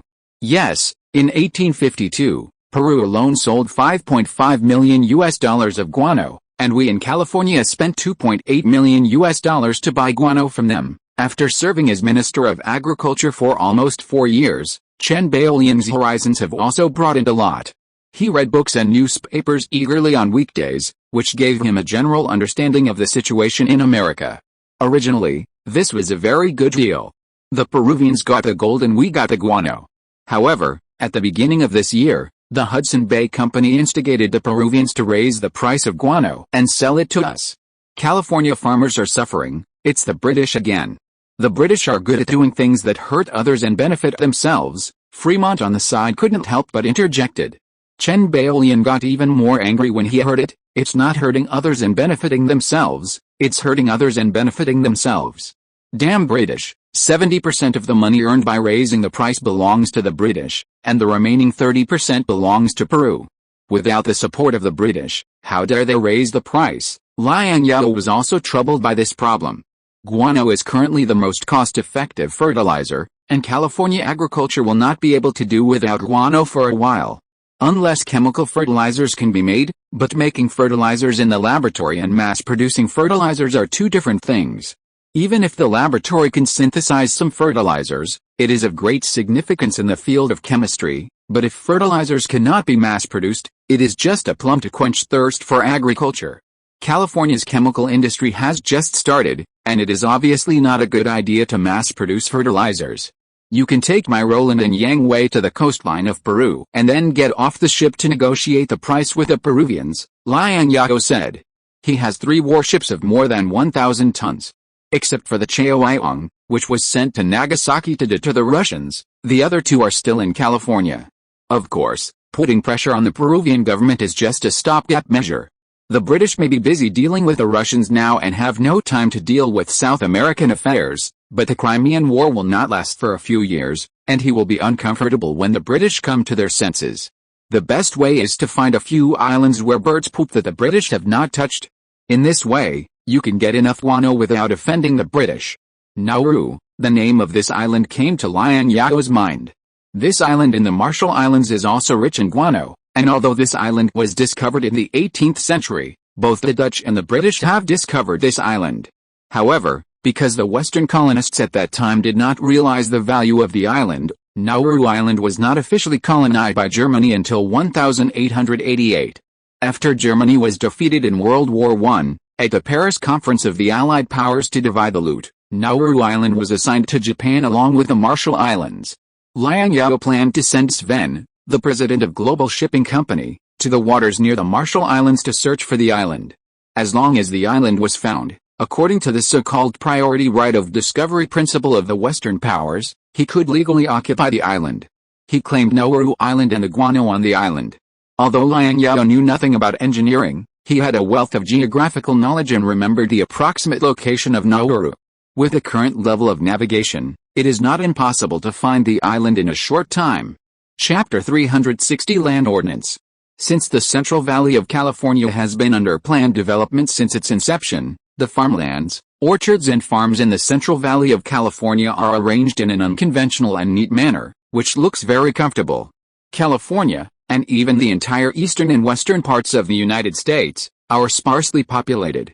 As for the cultivated land that has been developed in California, it accounts for less than 5% of the arable area in the country. According to the Agricultural Land Ordinance promulgated by California in 1851. For each immigrant who chooses to engage in agricultural production, the California government will allocate 20 acres, 121.40 acres, 280 acres, 303.51 acres, of agricultural land for free. The specific allocation depends on the fertility of the land and the remoteness of the location. If it is land in the suburbs of San Francisco or the suburbs of Stockton, each person can only get a maximum of 20 acres. If it is wasteland that is being developed, it will be distributed according to the highest standard of 80 acres per person. However, with the improvement of the degree of agricultural development in California, there is very little idle land in the suburbs of medium and large cities, and new immigrants are more likely to get 80 acres of uncultivated agricultural land. The per capita arable land area is high, which is the benefit of having fewer people and more land. In fact, the land area granted by California's Agricultural Land Ordinance is already a very low standard in the United States. The federal government's Land Order of 1785 and the Northwest Order of 1787 stipulate that the minimum land area for sale is 640 acres, and there is no upper limit on the maximum area. Even the Degree Act promulgated in 1854 and the Homestead Act promulgated in 1862 still set the minimum land area for sale at 40 acres, which is higher than the minimum 20-acre standard of the California land law. In other words, according to American law, if you want to annex land indefinitely, it is theoretically feasible. But theory is theory, and reality is reality. In fact, the operability of unlimited annexation of land in the United States is very low. In addition to paying progressive property taxes based on the size of the land occupied, if the land exceeds the legal limit and cannot be sold for 30 years, the land held will be reduced to the minimum price, that is, 12.5 cents per acre. From the decrees issued by the federal government of the United States over the years, it can be seen that the federal government of the United States encourages the reclamation of wasteland to increase the value of land and encourages the circulation of land assets, but it does not encourage land mergers. To get rich by holding a large amount of land, it is still difficult to become a top tycoon simply by relying on land, unless you can buy high-quality land in major cities like the Astor family and wait for the price of these lands to soar within 30 years. Although the land grant standards in California are already very low, many immigrants, especially Chinese immigrants, are very satisfied with the existing land grant standards. In the Qing dynasty, not to mention the 20 acres of land grant for each person, even if a household owns 20 acres of land, it is considered a small landlord in the village. The land grant standards in California are the standards of a medium-sized landlord in the Qing dynasty. Since the land grants obtained are already enough, it is already very difficult for one person to manage 20 acres of land, so there are few farmers who want to make themselves uncomfortable and merge other people's land. Of course, California law also restricts land mergers. At present, California, like many states in the Midwest, does not levy property taxes on land. But this is conditional. Land holdings below 80 acres are not taxed. For those over 80 acres, the portion exceeding the standard is subject to progressive land tax and does not enjoy the government's agricultural subsidy policy. Therefore, many California farmers hold land at most within the 80-acre standard, and rarely choose to hold more than 80 acres. As for those farms with more than 1,000 acres of land, they are not privately owned, but collective farms spontaneously formed by many farmers in order to reduce the risks of planting and operation. Some farmers also choose to join the farms in order to raise funds to purchase expensive agricultural machinery and livestock for joint use to reduce planting costs. In fact, the land allocated to each person in the farm does not exceed the California land holding standard. Liang Zhao got off the train and saw a group of naughty children riding ponies and leading dogs, shouting vulgar words such as fake, Buddha, Puniamu, Salinmu, and Sayenvine, playing around near the station. These naughty children should be the children of nearby farmers. Passing through this group of naughty children who were playing, Liang Zhao saw a steam tractor parked in a wheat field not far away. The appearance of the steam engine is very rough and has a primitive beauty. Liang Zhao feels that the miniaturized pioneer locomotive has been modified and moved directly to the farmland. Many farmers have already gathered around this neat tractor, watching it curiously. Liang Zhao couldn't help but come forward to observe the tractor carefully. The cab does not exist at all. There is an open platform at the rear of the deleggy for the driver to stand and operate the steering wheel. As for sitting down to drive, it is impossible. The front of the locomotive blocks the view. If you sit down to drive, there is no view in front. According to Walter, Pratt, Whitney and others, gears, reverse, and precise speed control are simply fantasy things. Once this tractor is started, it can only drive at its own speed. The only thing the driver can intervene is the direction of the steam tractor and the brakes. Early steam engine machinery basically competed with livestock. For example, the early steam locomotive was a speed competition with horses. The same is true for today's steam tractors. The opponents of this neat tractor are a horse pulling a cutter and a cow pulling a cutter. They will compete in the farmland to see who can harvest wheat more efficiently. Although American agriculture in the mid-19th century was not yet mechanized, American farmers had a wide range of agricultural machinery to choose from. For example, sawmills and threshers produced by Nichols and Shepard, and cutters produced by William Brown Blacksmith's Upton Manufacturing Company were all very popular agricultural machinery in America. However, there was no such oil in the Qing dynasty at the same time, because there was no problem in the Qing dynasty that could not be solved by manpower. If there was, there would be more manpower. America lacked manpower. In order to improve production efficiency, in addition to using expensive black slaves, it could only find ways to improve production efficiency, which directly gave rise to many craftsmen who were good at making money. The Nichols and Shepard Company and William Brown Blacksmith's Upton Manufacturing Company mentioned above were both well-known agricultural machinery manufacturers in the early days of America. They were also the earliest craftsmen in America to make a fortune by producing agricultural machinery. If Liang Zhao had not emerged, these two companies would have been the earliest steam tractor manufacturers in America. The cows, horses and steam tractors participating in the competition pulled the cutters made by Upton Manufacturing Company, which are very popular among wheat farmers in California. Harvesting wheat with the cutters pulled by livestock saves time and effort, and is much more efficient than manual harvesting. This harvesting method is also the main harvesting method for wheat farmers in California. Chapter 361 Steam Tractor. After the steam engine tractor was ready, the driver started the steam tractor. The chimney at the front of the vehicle then slowly spewed out black smoke, and the huge noise soon resounded throughout the wheat field and reached the ears of every onlooker. After a while, the steam tractor finally started slowly. The iron ox is moving. Look! The iron ox is moving. Seeing the steam engine tractor start, a child riding a pony pointed at the slowly moving steam tractor and shouted excitedly. Everyone laughed happily and continued to watch the subsequent performance of the steam engine. Calling the steam tractor iron ox is quite vivid. The steam tractor does the work of oxen and draft horses. At first, the speed of the steam tractor was very slow, even slower than the speed of a person walking, and it was soon left behind by oxen and draft horses. But as the coal in the fuel tank was fully burned, the speed of the steam tractor increased. After a period of acceleration, the speed of the steam tractor finally remained at 12-14 km per hour, which was slightly faster than the speed of human jogging. If this locomotive is used as a means of transportation, such a speed is undoubtedly unqualified. The steam tractor is now driving on flat ground. It is still at this speed on flat ground. If it encounters a steeper slope, it may not even be able to climb. But as a road roller and agricultural machinery, a speed of 12-14 km per hour is completely acceptable. The driver, whose face was covered with black smoke, leaned on the railing of the platform and carefully controlled the direction of the steam engine. Liang Zhao and Walter trotted to catch up with the steam engine and stepped onto the platform. The platform behind the steam tractor is very spacious, and it is not a problem for 3 or 5 people to stand on it. The simple cutter of this era is obviously not comparable to the modern cutter of later generations. Where the cutter dragged behind the steam engine tractor passes, although the wheat falls in pieces, there are still many fish that escape the net and remain standing after the cutter passes. The people following the cutter picked up the sickle and gave these fish that escaped the net to you, and then tied the wheat that had been harvested on the ground into bundles. The agricultural machinery of this era can improve production efficiency, but it still cannot completely liberate manpower. Sir, our tractor has caught up with the cow. It will soon catch up with the horse. Walter stood on the platform of the steam tractor, pointing at the draft horse that was getting closer and closer to him in the left front and shouting loudly like a child.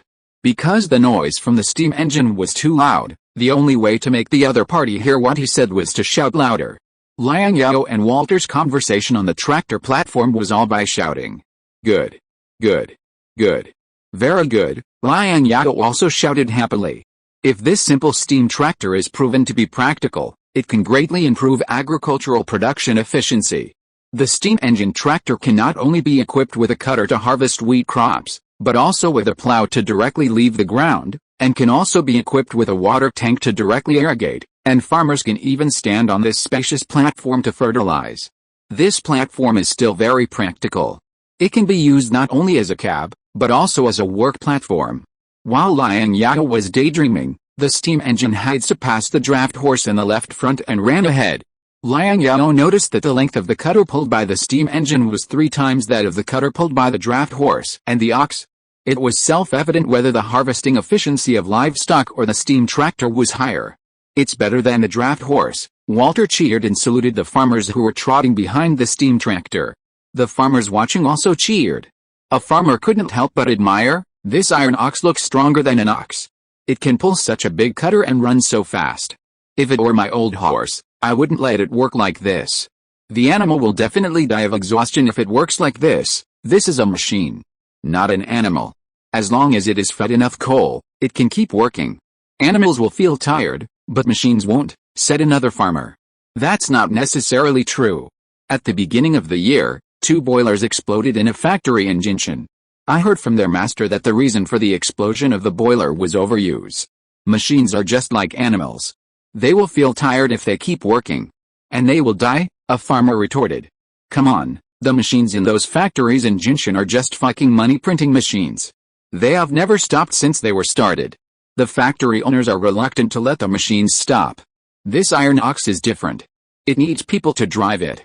We can rest at night, and the iron ox can rest too. When we rest during the slack season, the iron ox will rest with us, another farmer said with reason. I heard that this iron ox has 12 horsepower, but I don't know how much it costs.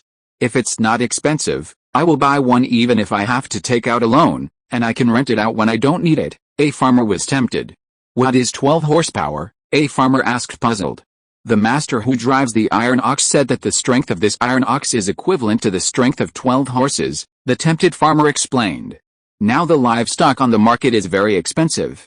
A skinny old horse costs $70 or $80, and a good horse costs more than $100.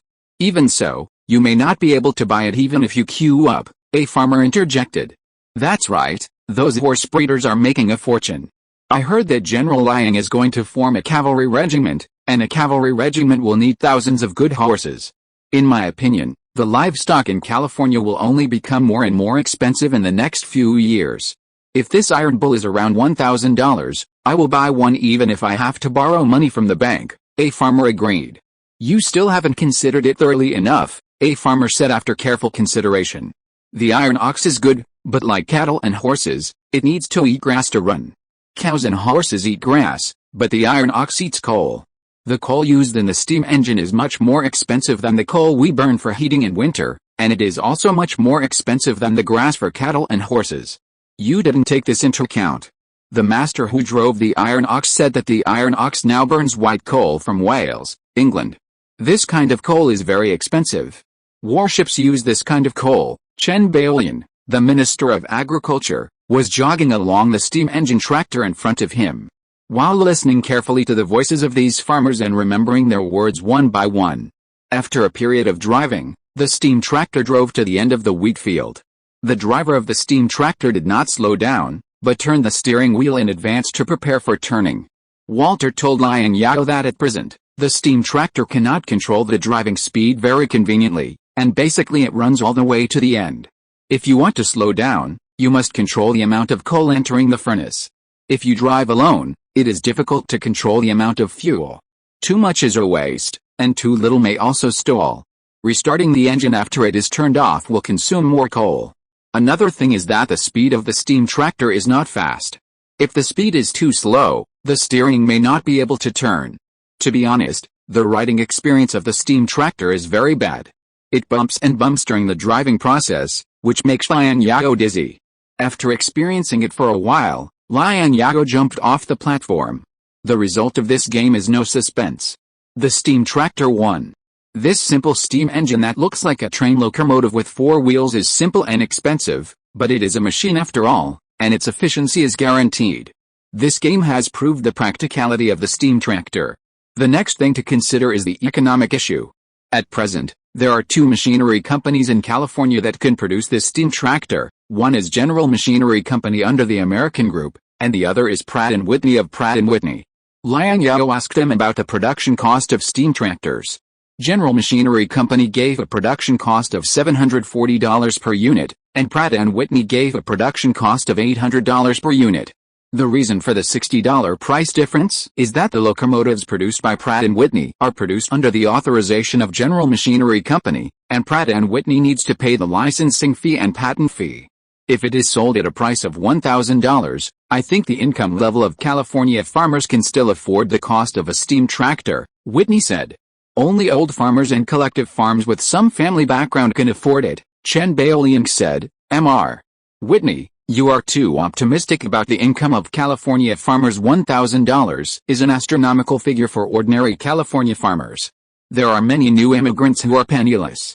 If you want to open up the sales of steam tractors, I suggest you set the price lower. Although steam tractors are good things, Chen Baoliang still hopes that the price of steam tractors can be lower so that more farmers can afford to buy steam tractors. Minister Chen, our company also has to consider the operation. To be fair, the profit of steam tractors is not high. In addition, we have to provide after-sales maintenance services, training driving services, and subsequent research and development and improvement work for these steam tractors sold, all of which cost money, Whitney said with embarrassment. The price is set at $850 per unit, Liang Zhao said. But sir, if this happens, our Pratt & Whitney will definitely lose money, Whitney said hurriedly. If Pratt & Whitney produces steam tractors, General Machinery can waive the licensing fee and production fee for the Pioneer locomotive, Liang Zhao said. At the end of the year's state legislature, I will also propose to the state legislature a proposal to implement financial subsidies for steam tractors. As for how much the subsidy can be, it depends on the financial situation of the Ministry of Finance next year. But your subsidy is definitely indispensable. The California government will not let the state's manufacturing companies go bankrupt, let alone the farmers in the state. With Liang Zhao's words, both the people of Pratt & Whitney and the representatives of the Agricultural Association breathed a sigh of relief. Liang Zhao's words carry a lot of weight in the state legislature, so there is no need to say more. Speaker, I have another question, which is also the voice of the farmers. Chen Baoliang hesitated. Then tell me, let me hear the voice of the farmers. Liang Zhao was a little tired of standing, so he found a clean place on the wheat field and sat down cross-legged. Chapter 362 Upgrade. Just now the farmers said that if you want the livestock to work, you have to feed them grass, and if you want the machine to move, you have to feed them coal, which is much more expensive than grass.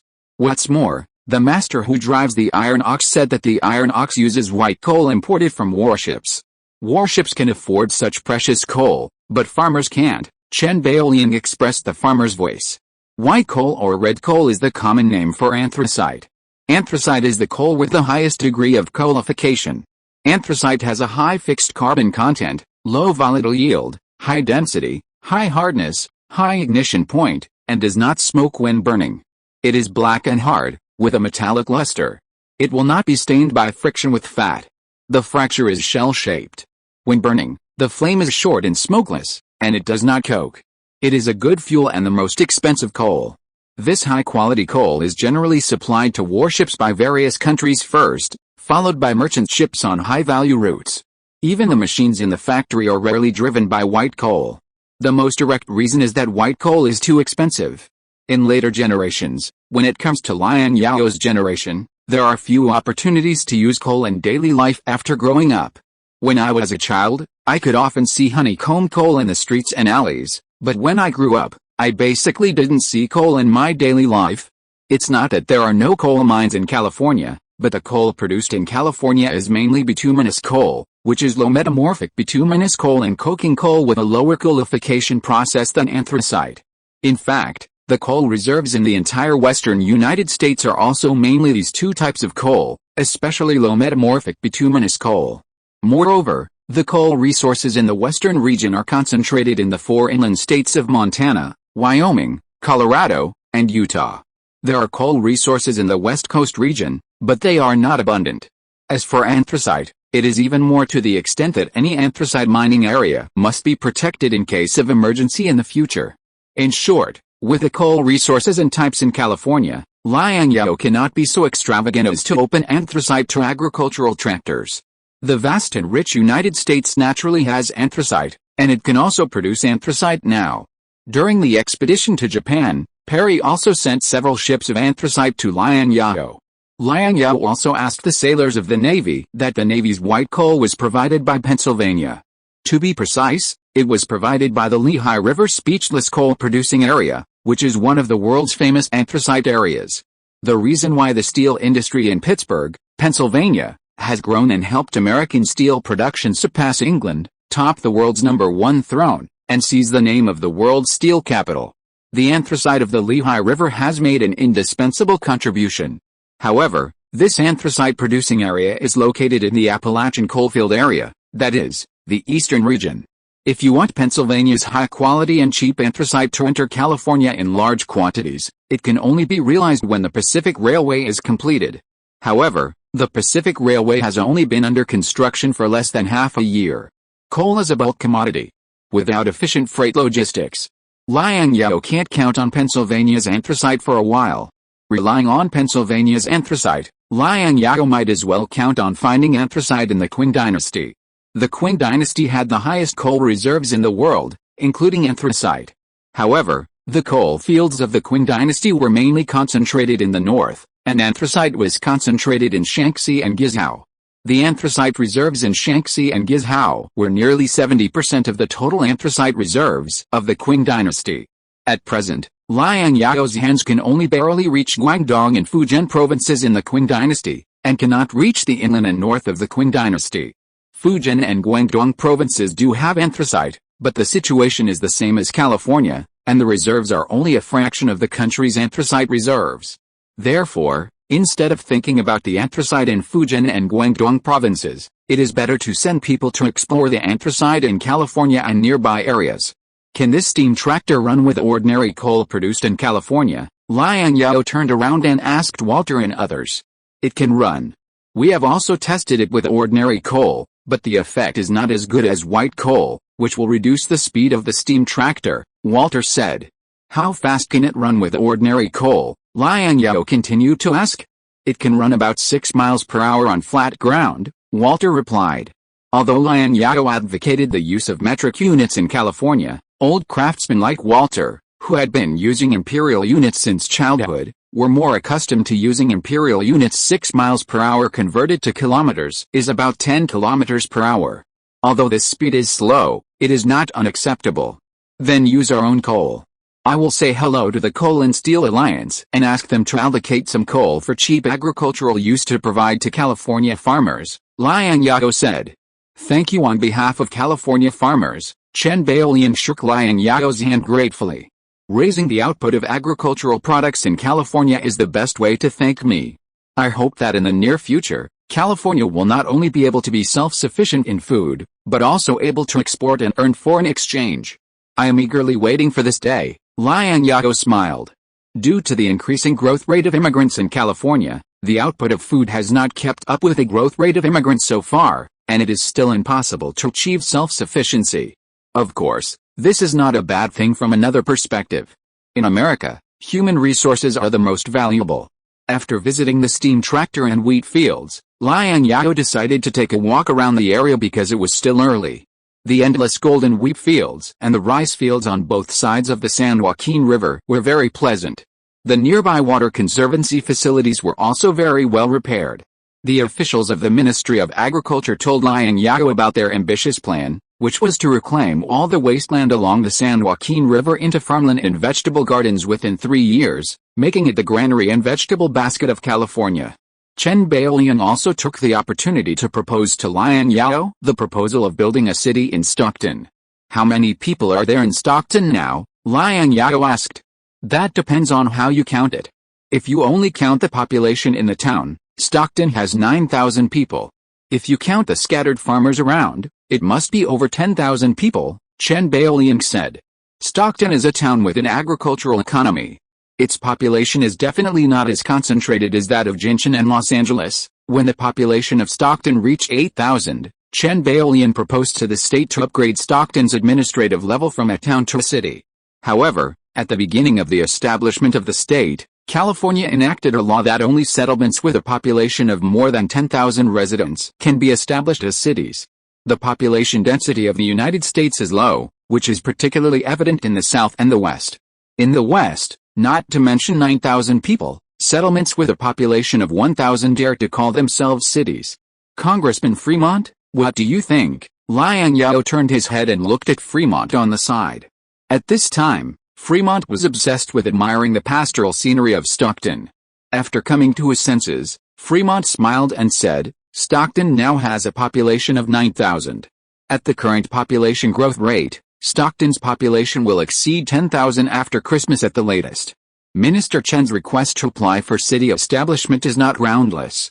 California now has 3 industrial cities, and it also needs an agricultural city to attract more immigrants to participate in agricultural production activities. Fremont was also very much in favor of Stockton's upgrading of its administrative level. The rapid development of the agricultural areas on both sides of the San Joaquin River also surprised Fremont. Chapter 363, Armed Fight. After the afternoon sun passed, the temperature dropped rapidly. The temperature in different parts of California varies greatly. Generally speaking, Southern California is warmer than Northern California, and the plains are warmer than the mountains. Stockton, where Liang Zhao is now, is located in the San Joaquin River Valley in the Central Valley. It is the largest plain in California, but this is Northern California, and the coolness can still be clearly felt in the evening in mid-October. Chen Baolian suggested that the process of roasting the stove to warm up the body, and then have dinner. Liang Zhao agreed to Chen Baolian's proposal. He also wanted to visit the school in Stockton. After making up his mind, everyone rode to the school. Before they took a few steps, a burst of sparse gunfire came from not far away. "Where are the guns being fired?" Liang Zhao frowned. The California Army was all under the control of Liang Zhao, and the garrisons of each regiment and company were arranged by Liang Zhao himself. Liang Zhao also remembered the deployment location of each unit clearly, and he was sure that he had no garrisons near Stockton. Not even militia. Liang Zhao guessed that it might be the police from the Stockton Police Department who were shooting, but soon, this idea was denied by Liang Zhao himself. The California police had already replaced their police equipment. Police stations in various places, no matter how big or small, were equipped with Sacramento version Colt revolvers, specially purchased by the Police General Administration from the Sacramento Arsenal. The gunshots were obviously not the sound of a pistol, but the sound of a long gun. Judging from the sound of the gun and the rate of fire, it was probably a Springfield M1842 rifle, or other old-fashioned smoothbore rifles. This outdated rifle is not even equipped by the California militia. Except for the California Infantry Regiment, Liang Zhao's troops are all equipped with Walter M1851 rifles.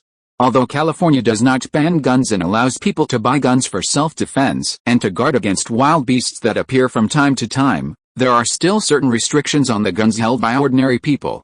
Rifle guns are not allowed to circulate in the civilian market. It came from the vicinity of Hongti Village. "I guess it's a fight between the new and old immigrants in Hongti Village," Chen Baolian muttered, as if he was used to this kind of thing.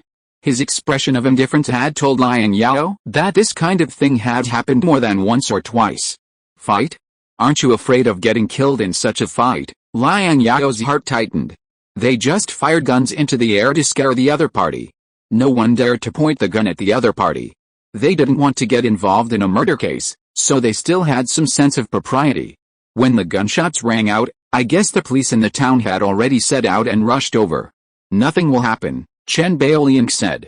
Liang Zhao stopped his horse and asked about the cause of the fight in Hongti village. What is the conflict between the new and old immigrants? Why the fight? The immigrants in Hongti village pulled out guns to fight. Even if they didn't intend to kill each other, the two sides must have deep grievances. It's not just an ordinary conflict. What else can it be? It's all about money, Chen Baoliang replied. Money? Liang Zhao asked. Yes, it's a matter of money. Hongti village is engaged in grape planting, and now is the harvest season. When merchants come to collect grapes, the new immigrants are short of money and often like to lower the price, hoping to get rid of the grapes in their hands as soon as possible. The old immigrants hold a grudge against the new immigrants for this. The new immigrants have pushed down the price of the grapes in their hands, so naturally they have to lower the price of the grapes in their hands in order to sell them. Chen Baoliang talked about the ins and outs of the matter. Don't we have an agricultural association? What does your agricultural association do? How did you become the president of the agricultural association? Liang Zhao said angrily. These are all the responsibilities of your agricultural association. There's an agricultural association, but when it was first established, it only required grain growers to join the agricultural association, and there was no hard requirement for growers of other crops. Chen Baoliang explained, you need to pay membership fees every year to join the agricultural association, and many new immigrants don't know what the agricultural association is.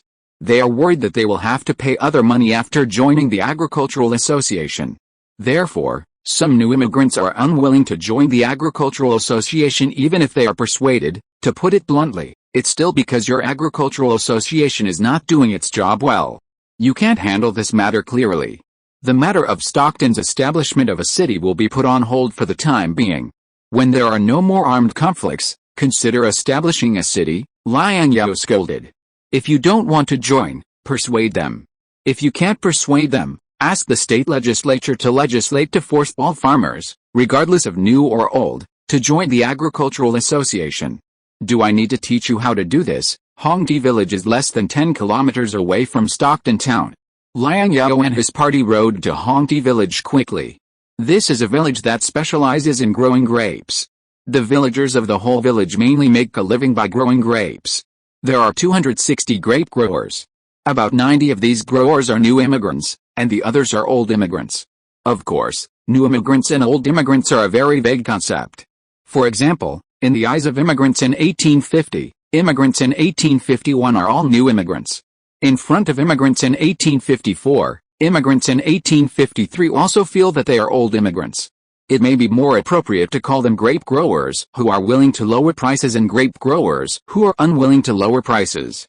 Liang Zhao rode his horse through the path in the middle of the grapevines, and scattered grapes could be seen everywhere. Some grape racks had been destroyed, and the grapevines on the racks had been cut off. What's more, even the grapevines were directly destroyed. It can be seen that the contradiction between the two sides is deep. When I came to the square in the village, I saw that the people and horses on the square were divided into three groups. One group was the old growers who were unwilling to sell grapes at a lower price, and the other side was the new growers who were slightly thinner in number and wanted to sell grapes at a lower price. The remaining group was the grape buyers who sat by the freight wagon, smoking cigarettes and watching the show. The grape buyers were the biggest beneficiaries of the internal strife among the grape growers, so they were happy to watch from the sidelines and wait to reap the benefits. The police from Stockton had confiscated the growers' guns, but fierce conflict still broke out between these growers, except that the weapons in the fights were changed from hot weapons to cold weapons. Although the police from Stockton had arrived at the scene, since almost all the villagers of Hongti village participated in the fight, the more than 20 police officers from Stockton were still unable to prevent the conflict from escalating further. Soon, the conflict between these villagers escalated from verbal conflicts to physical conflicts. 1,000 people, regardless of gender, age or status, picked up stones on the ground and other debris that could be thrown and threw them into the other crowd. After the accompanying guards fired a burst of gunfire into the sky, the riots in the crowd gradually subsided. The riots were quelled for a while, but the anger of both sides did not subside. Chapter 364 Call from Paris. You bunch of cheap animals, what good grapes? Can't you sell them at a good price? Why do you have to sell them at a damn low price? It's because you old immigrants didn't treat us as human beings last year. You didn't even say hello when you bought grapes, and sold your own grapes at a good price first, causing our grapes to rot on the field. This is the market, don't you know? Do you know what the market is, country bumpkin? The market has a different price every day, with gains and losses. If you are willing to accept the loss, you will be given a boat ticket to go back to the Qing dynasty to continue growing sweet potatoes. Bah. Go to the damn market. I only know that I still owe the bank a lot of loans. Whoever doesn't let me sell the grapes today, I will be angry with him. Fight him to the death. If you are willing to accept the loss, it's your turn to lose this year. Both sides insisted on their own opinions and started arguing. However, both sides made a lot of noise but did little, which is also an old tradition in Fujian and Guangdong. Everyone cursed and swore, but at most they would throw stones and rotten vegetable leaves, and it was difficult for them to really fight. Even if they did fight, they had to let the other party start first. After all, the Stockton police were watching. Gang fights in California are not trivial matters. The lightest punishment is to go to jail, and finally serve 2 to 5 years of hard labor. Whoever starts first will be the one at the wrong in court in the future. Of course, there are not only Chinese immigrants in the Red Grape Village who cursed each other, but also a small number of Mexican immigrants, immigrants from the eastern United States, and even French immigrants. These non-Chinese immigrants also chose their own camps based on the principle of first come first served. But it is clear that some of them are not so smart, and they actually picked up a stick removed from the grape trellis and hit people on the head. The unlucky guy who was hit on the head by the club fell to the ground before he could even groan. Murder. I don't know who shouted this in the crowd. The tacit agreement that they only talked but did not fight was finally broken. The two sides, without control and restrained, started fighting in the square. At first, everyone could still distinguish between the enemy and us. After all, Hongti village was such a small place. Everyone knew each other well. But soon, as the formation was broken up, the two sides fought more and more, and soon it turned into a farce of beating anyone they saw. Didn't you say these people had some sense? Why did they fight directly? Liang Zhao looked at the group of villagers fighting under his nose with a gloomy face. It was an accident, an accident. Chen Baolian could only explain the cause of the fight as an accident. All those who gathered to fight will be imprisoned. Liang Zhao pulled out a revolver at his waist and fired all 6 bullets in the cylinder in one breath. Then he waved his hand, signaling the Stockton police and his guards to control the grape growers fighting in the square. Although the situation was under control, it had already caused loss of life. 3 growers, 2 men and 1 woman, 2 of whom were beaten to death and 1 was trampled to death. As for the injured, there were even more. After checking their bodies, the Stockton police shook their heads helplessly. Gathering to fight and causing death is not a trivial matter. Let the state send someone to deal with it and open a court to try the case. When encountering this kind of thing, Fremont's good mood was swept away and he sighed. This matter was not handled properly. It is the negligence of the Ministry of Agriculture and the Agricultural Association.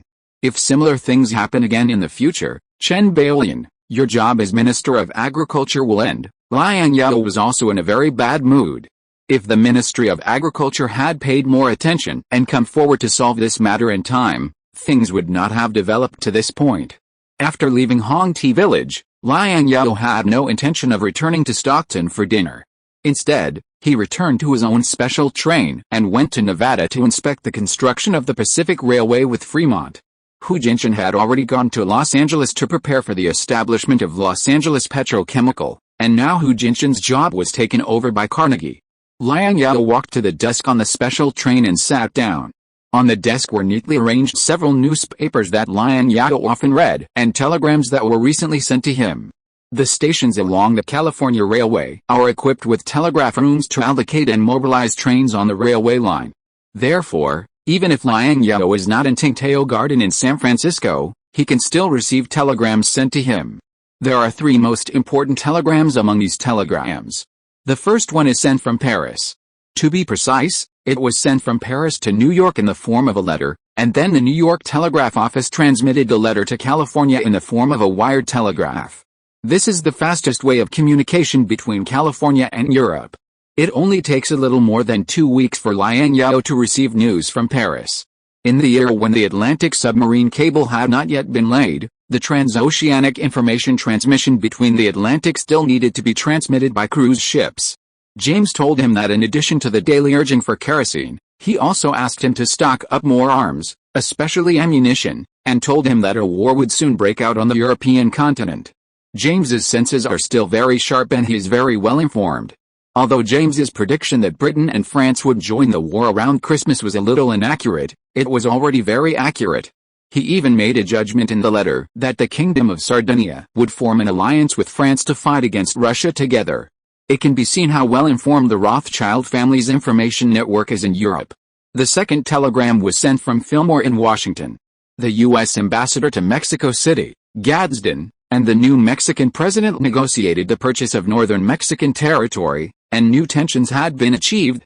Fillmore asked Liang Zhao to increase troops on the U.S.-Mexico border to put pressure on Mexico and to help Ambassador Gadsden obtain as much Mexican territory as possible at the lowest cost. Fillmore did not hide his ambition for Mexican territory. He was determined to obtain Mexican territory, and he must have smelled the smell of war from the treacherous situation in Europe in the past few months. America in the mid-19th century was not America for Americans, but America for Europeans.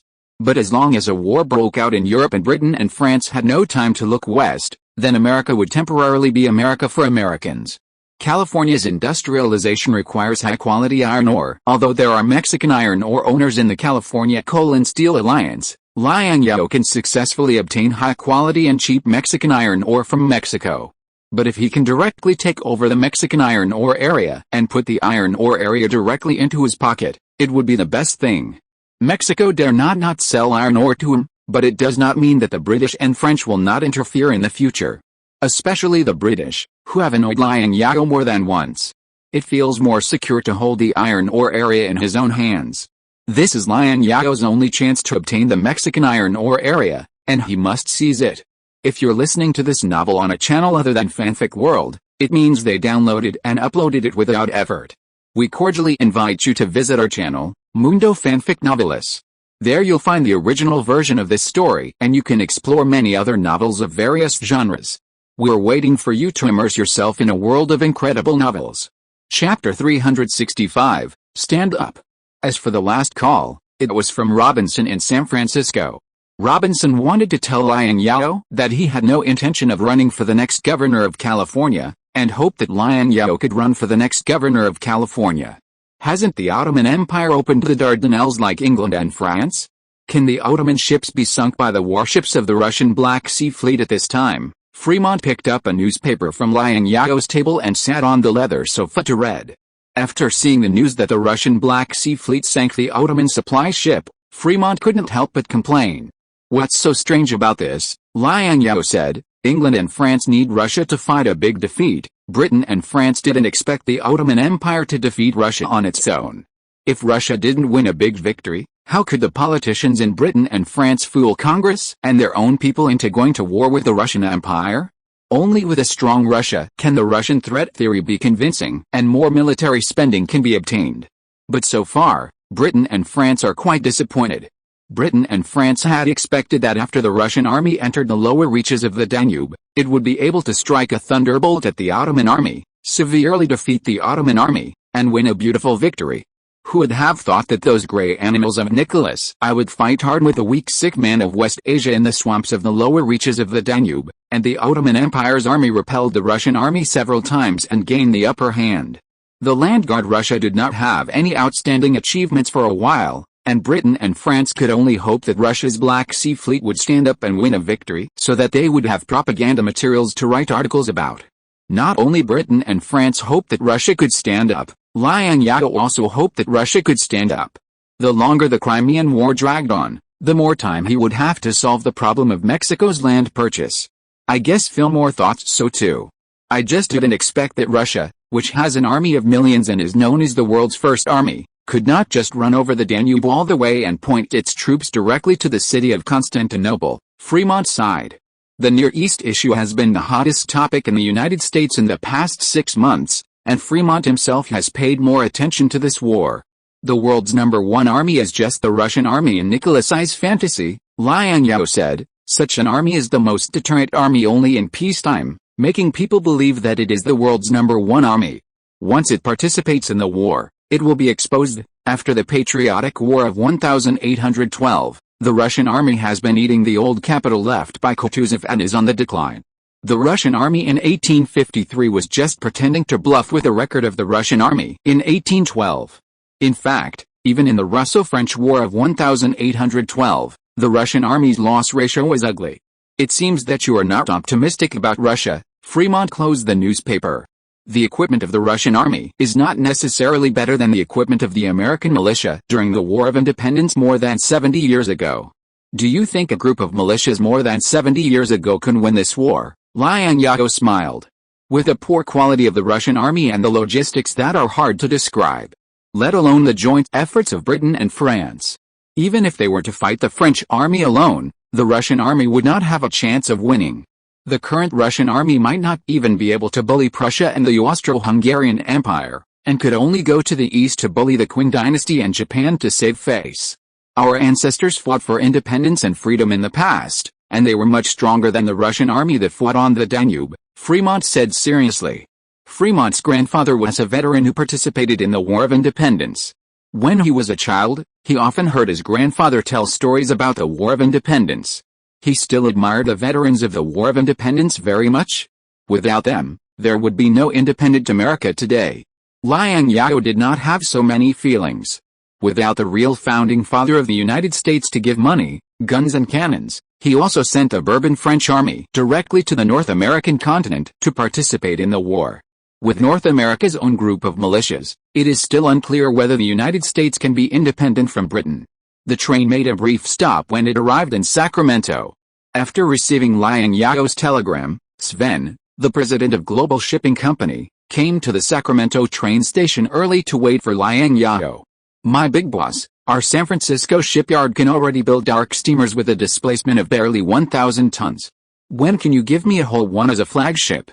My 3 flagships have all been intercepted by you, and now I don't even have a ship that can be used. Liang Zhao asked Sven to go to sea to find Nauru Island in the Micronesia region of the Central Pacific.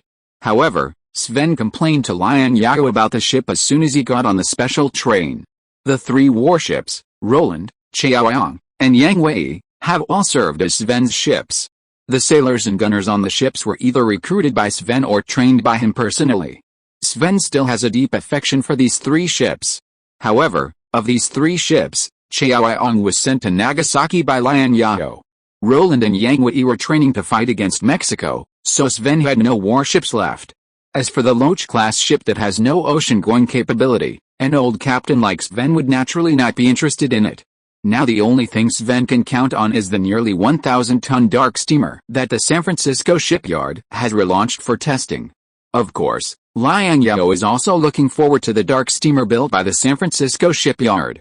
The Loach-class ship was designed according to the standards of civilian inland shipping vessels at the beginning of its design, and it is not a serious warship.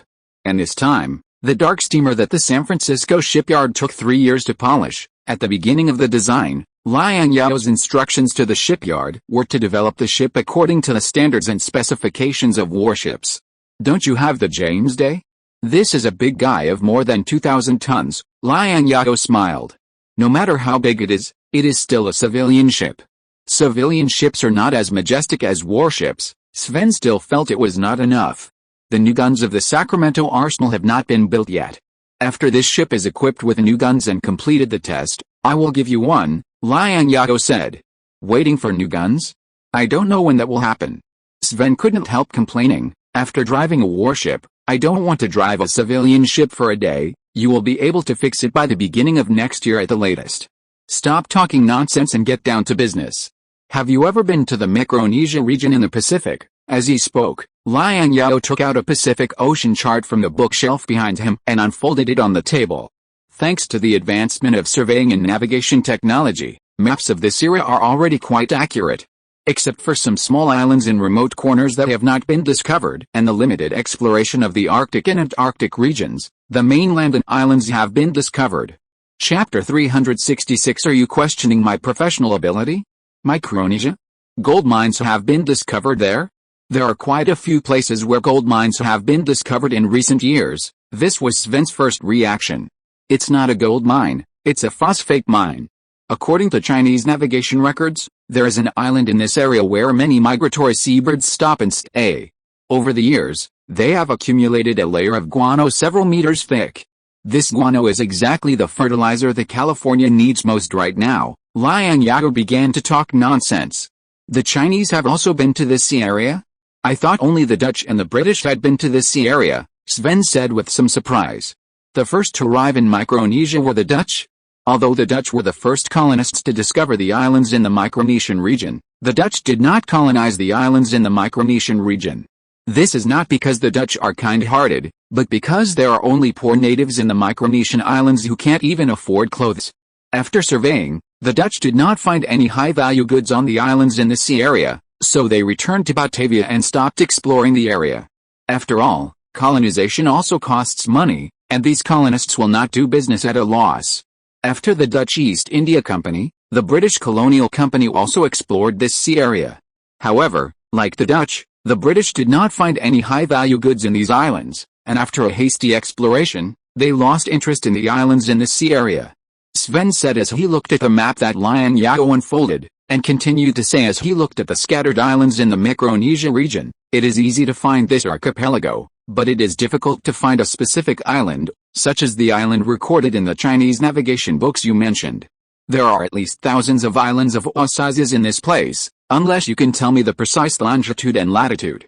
Besides, there are phosphate mines in Peru, Bolivia, and Chile, which are closer to us. There is no need to go to great lengths to find the so-called islands in the navigation books. Sven was not very enthusiastic about exploring the Micronesia region. The top executives of the Dutch Colonial Company and the British Colonial Company were all very smart. They had been to the Micronesian region but did not colonize it. It must be that there was really nothing worth colonizing in these places. If there were really good things, the Dutch Colonial Company, the British Colonial Company and other expeditions would have claimed sovereignty over these islands long ago. Moreover, Sven's understanding of China was relatively superficial. Sven had only heard that the Chinese emperor sent an unprecedented large fleet to visit the ocean in the early 15th century. This was the only Chinese maritime activity he knew. When he first heard that the Chinese had such a large fleet a century before Columbus discovered the American continent, he was deeply shocked. But Sven really couldn't understand why the Chinese, who had such a large fleet in the 15th century and had relevant navigation technology, were still curled up on the East Asian continent 4 centuries later and were easily defeated by the British expedition fleet. You know, only the British can organize a fleet of the same size with a whole country's strength. If China had started colonizing from that time, I'm afraid there would be no chance for European countries. Of course, Sven was just confused, and he was too lazy to explore the deeper reasons. He was a captain who was born a sailor. He was only interested in ships, prostitutes and ports, and making money. Sven had no interest in those boring historical books. This island is about 60 kilometers south of the equator, and its longitude is approximately between 165 and 169 degrees east longitude. Can this information help us find this island? Peru and other South American countries are rich in phosphate mines. Of course I know this, but there are British colonial companies that are involved in South America, and I never like being strangled. Liang Zhao referred to the longitude and latitude on the map and drew a small circle in the Micronesia region in the Central Pacific with a pencil. This was the geographical location record of Nauru Island that he vaguely remembered in his mind.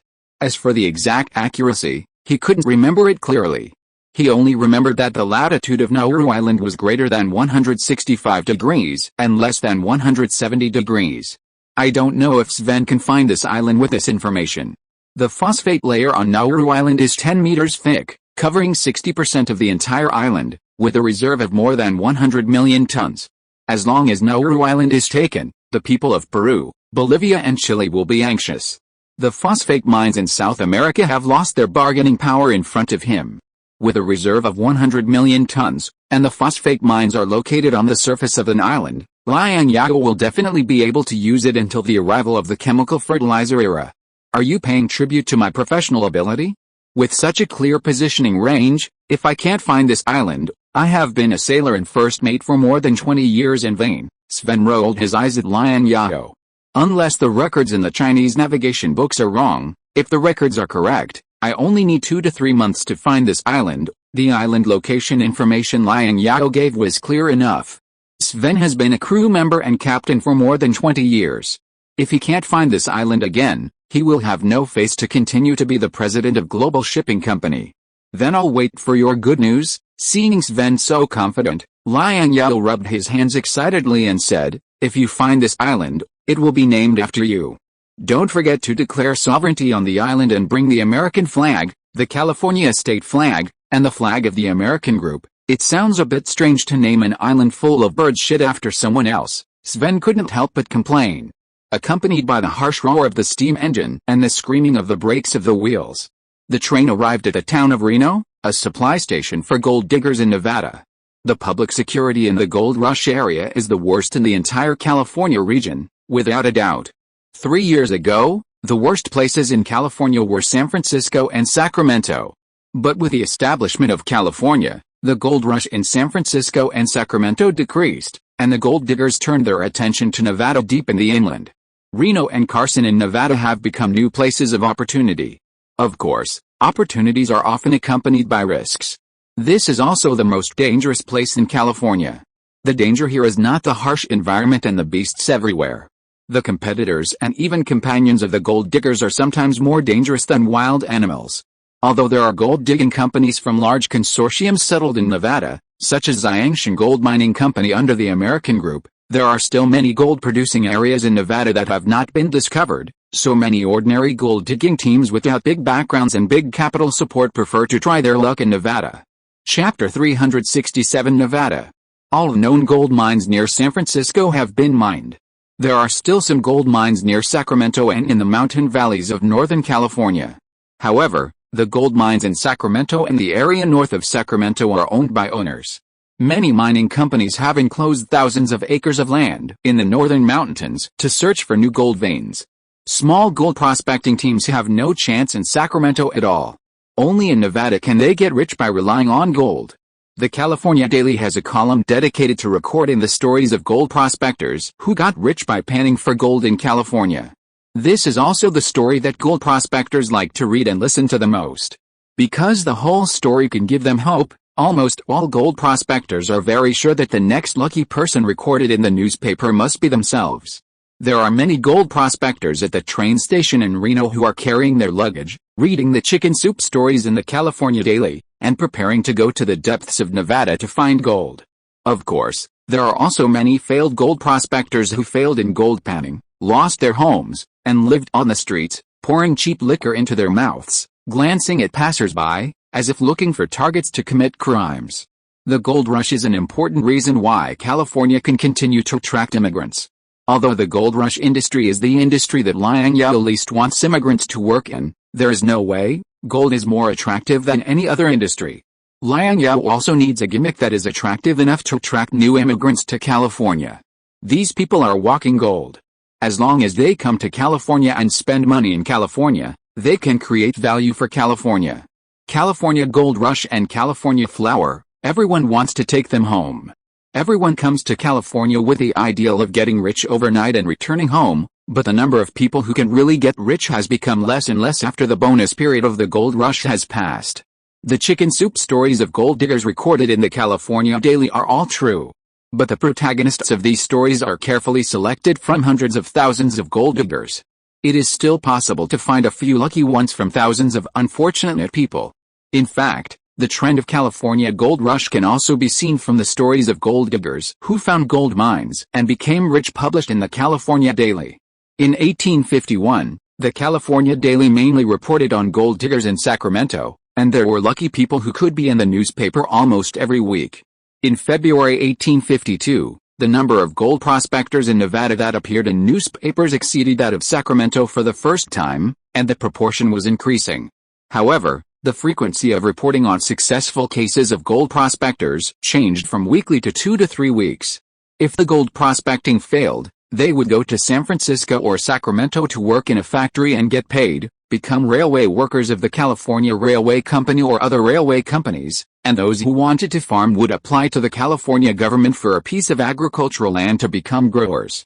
This is the final destination of most gold prospectors, but the California Daily News almost never reports these most common cases because gold prospectors don't like them. With more similar reports, the newspaper office of the California Daily News would be overturned by gold prospectors.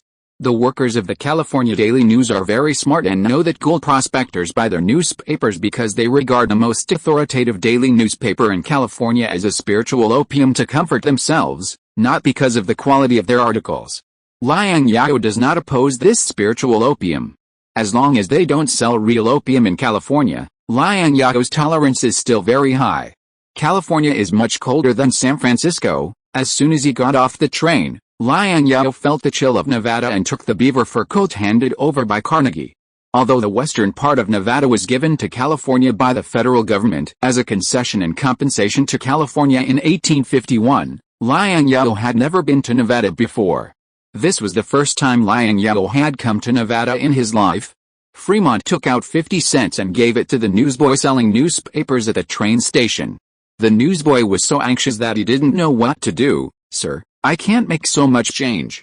It's very dangerous to ask someone to change here. Do you have a smaller denomination silver coin? But this is the smallest denomination money I have." Fremont smiled. As he said that, Fremont took another newspaper.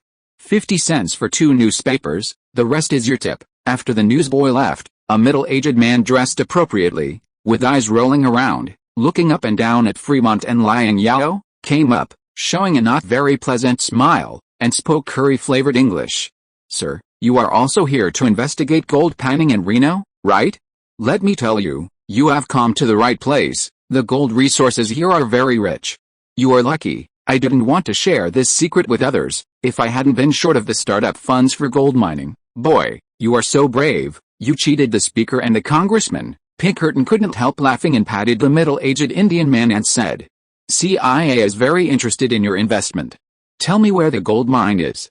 "We CIA have invested in this project." Hearing the words speaker, congressman and CIA, the Indian man was at a loss for a moment, stunned in place, and ran away without looking back after he came to his senses. Nevada's winter is really cold. In 2 weeks, the mountains will be closed due to heavy snow. Fremont handed the extra newspaper in his hand to Liang Zhao. "I still remember that when I was exploring the Pacific Railway route, I met 2 gold diggers in the mountains. One of them later discovered the California Star." "Are you talking about Martin? This guy is now in charge of my gold mining company in Australia." Liang Zhao smiled. "Umbrella has made a lot of money in Australia. I am considering letting Umbrella buy some land in Southeast Asia to build plantations. Do you still want to be a slave owner?" Fremont smiled. "What can attract a rich man like you to plant rubber? I asked someone to bring some rubber seeds from South America, and I have sent people to transport these seeds to Pontianak in Southeast Asia for trial planting," Liang Zhao said. Humans discovered rubber very early, but it has only been more than a decade since rubber entered industrial application. In 1839, American Goodyear invented the vulcanization method of rubber, which solved the problem of raw rubber becoming sticky and brittle, making rubber have higher elasticity and toughness, and rubber really entered the industrial practical stage. The price of natural rubber has been rising since then. It was not until the 1930s that Germany began to mass-produce synthetic rubber, and the status of natural rubber declined. In the mid to late 19th century, Germany's chemical industry was absolutely a demon in the world. Many chemical geniuses emerged, which led to the rise of German chemical giants. The strength of German chemical industry was also forced out. After the unification of the German region, there were no colonies to divide the world. Britain and France can easily grow industrial raw materials in the colonies, and the Germans can only rack their brains in the laboratory to find out whether they can synthesize raw materials with the same effect in other ways. Rubber can be used to make shoes, tires, conveyor belts, etc., and its application range is very wide. If you want to develop industry in California, rubber is a raw material that cannot be avoided. The origin of rubber is in Brazil, and there are also rubber plantations in other South American countries and Africa. Rubber in Southeast Asia was spread in 1876 when the British botanist Henry Wickham stole 70,000 rubber seeds from the Amazon region and planted them in plantations in Southeast Asia. But now Liang Zhao has stolen it for the British 20 years in advance. There were few far-sighted politicians and governments in South America in the 19th century, so it was not too difficult to get some rubber seeds. Southeast Asia has high rubber production, good quality, and low prices, and finally even defeated the rubber industry of Brazil, its country of origin. There is great potential for planting rubber in Southeast Asia. Pontianak?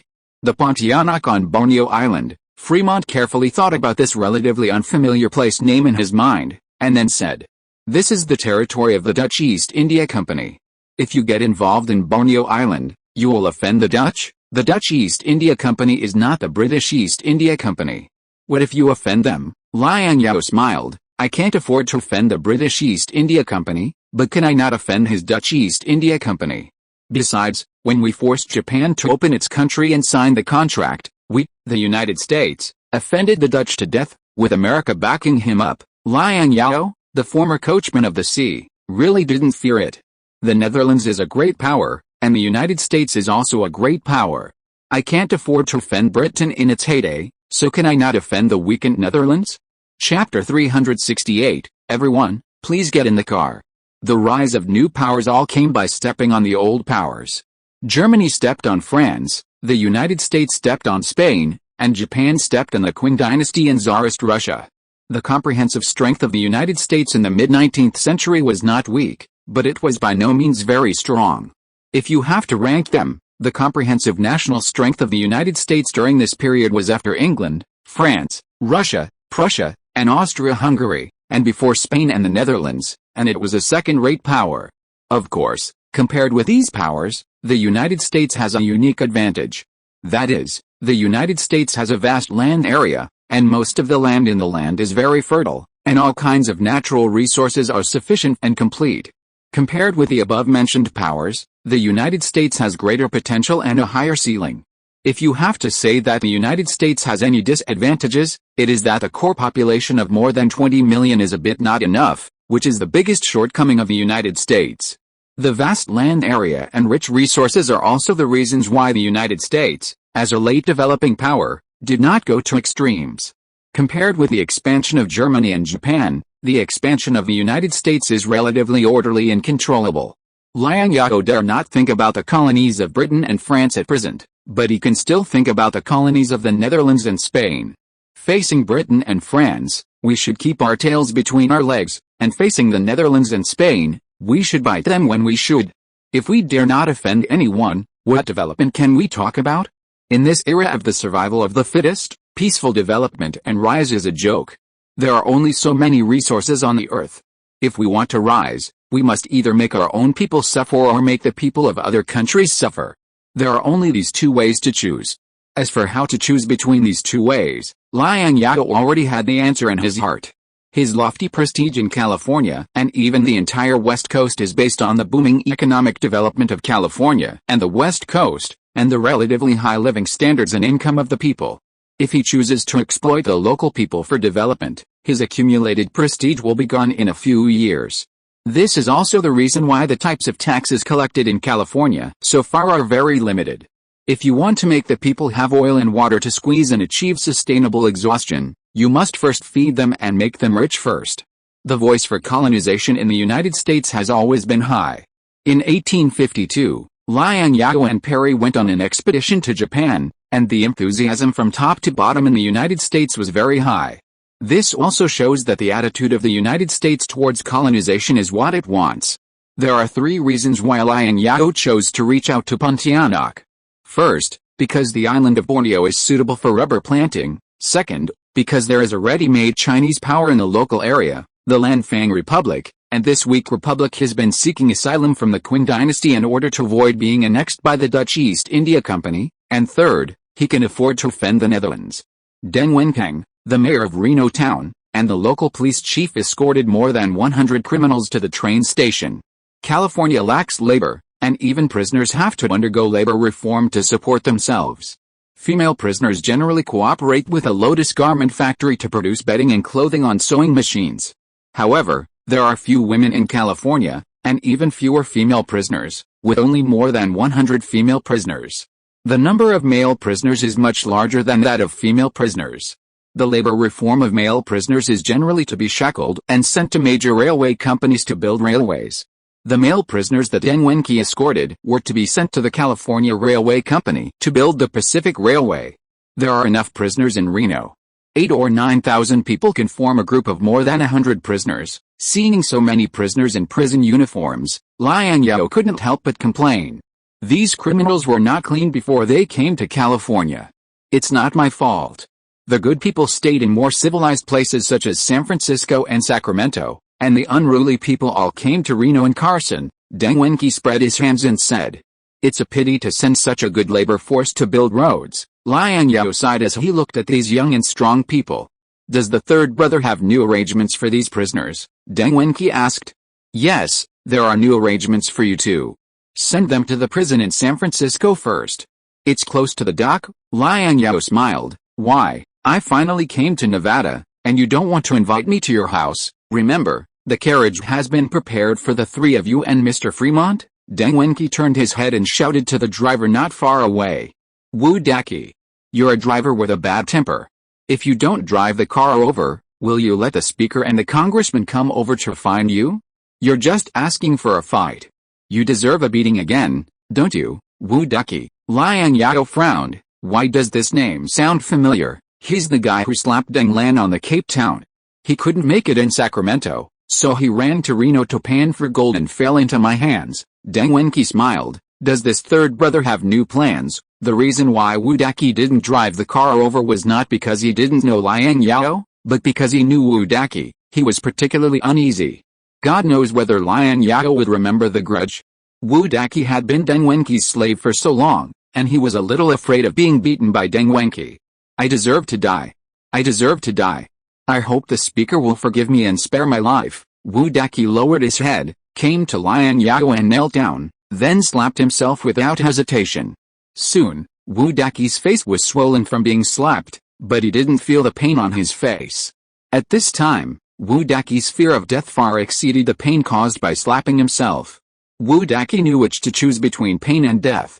Wu Daqi, you are one of the first immigrants to San Francisco to pan for gold, and you have become like this, Liang Zhao said lightly. The earliest batch of Chinese gold diggers basically made it.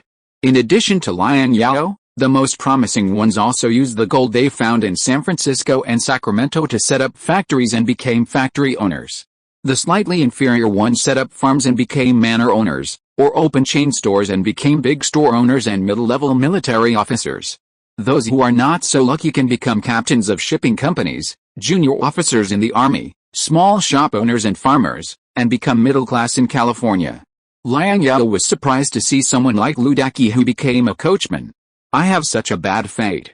It is destined to be like this," Wu Daqi said without hesitation, and did not forget to continue to slap himself. "This kid is lucky. He found a big gold mine when he first came to Reno. But he doesn't know the rules and doesn't know how to show respect. He deserves a slap," Deng Wenqi shouted at Wu Daqi. "Hurry up and drive the car. Do you want the speaker and the congressman to watch you slapping people all day?" "Thank you, Mayor."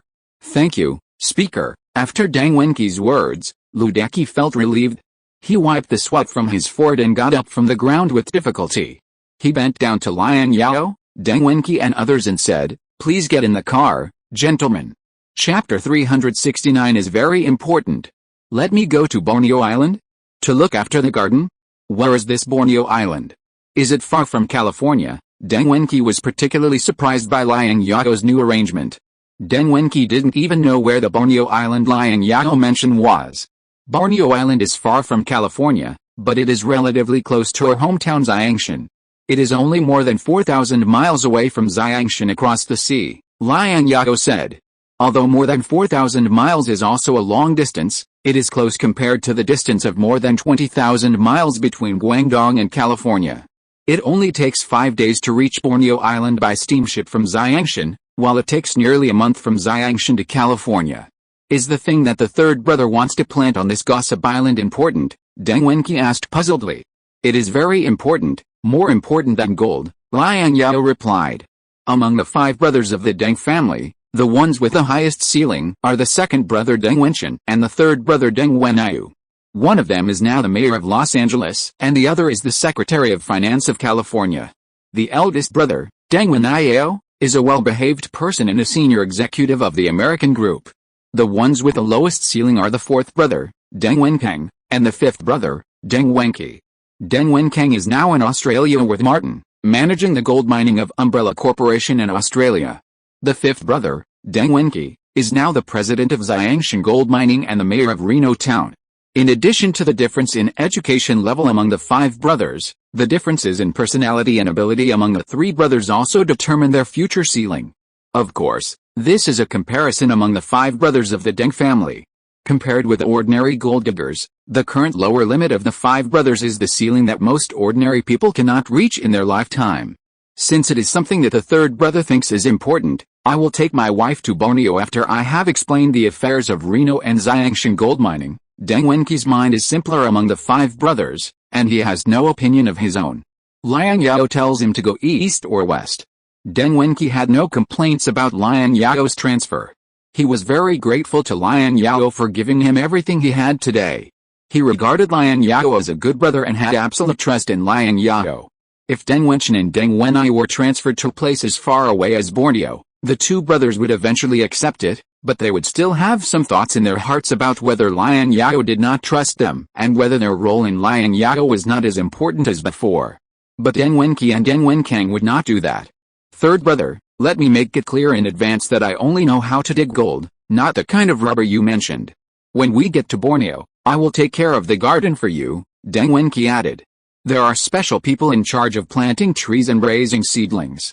You just need to help me take care of the garden and expand a few more plantations, Liang Zhao said. I will let the eldest brother take over the matters of Reno and Xiangshan gold mining. There is also gold in Pontianak, and it stands to reason that Deng Wenqi's expertise can also be used in Pontianak.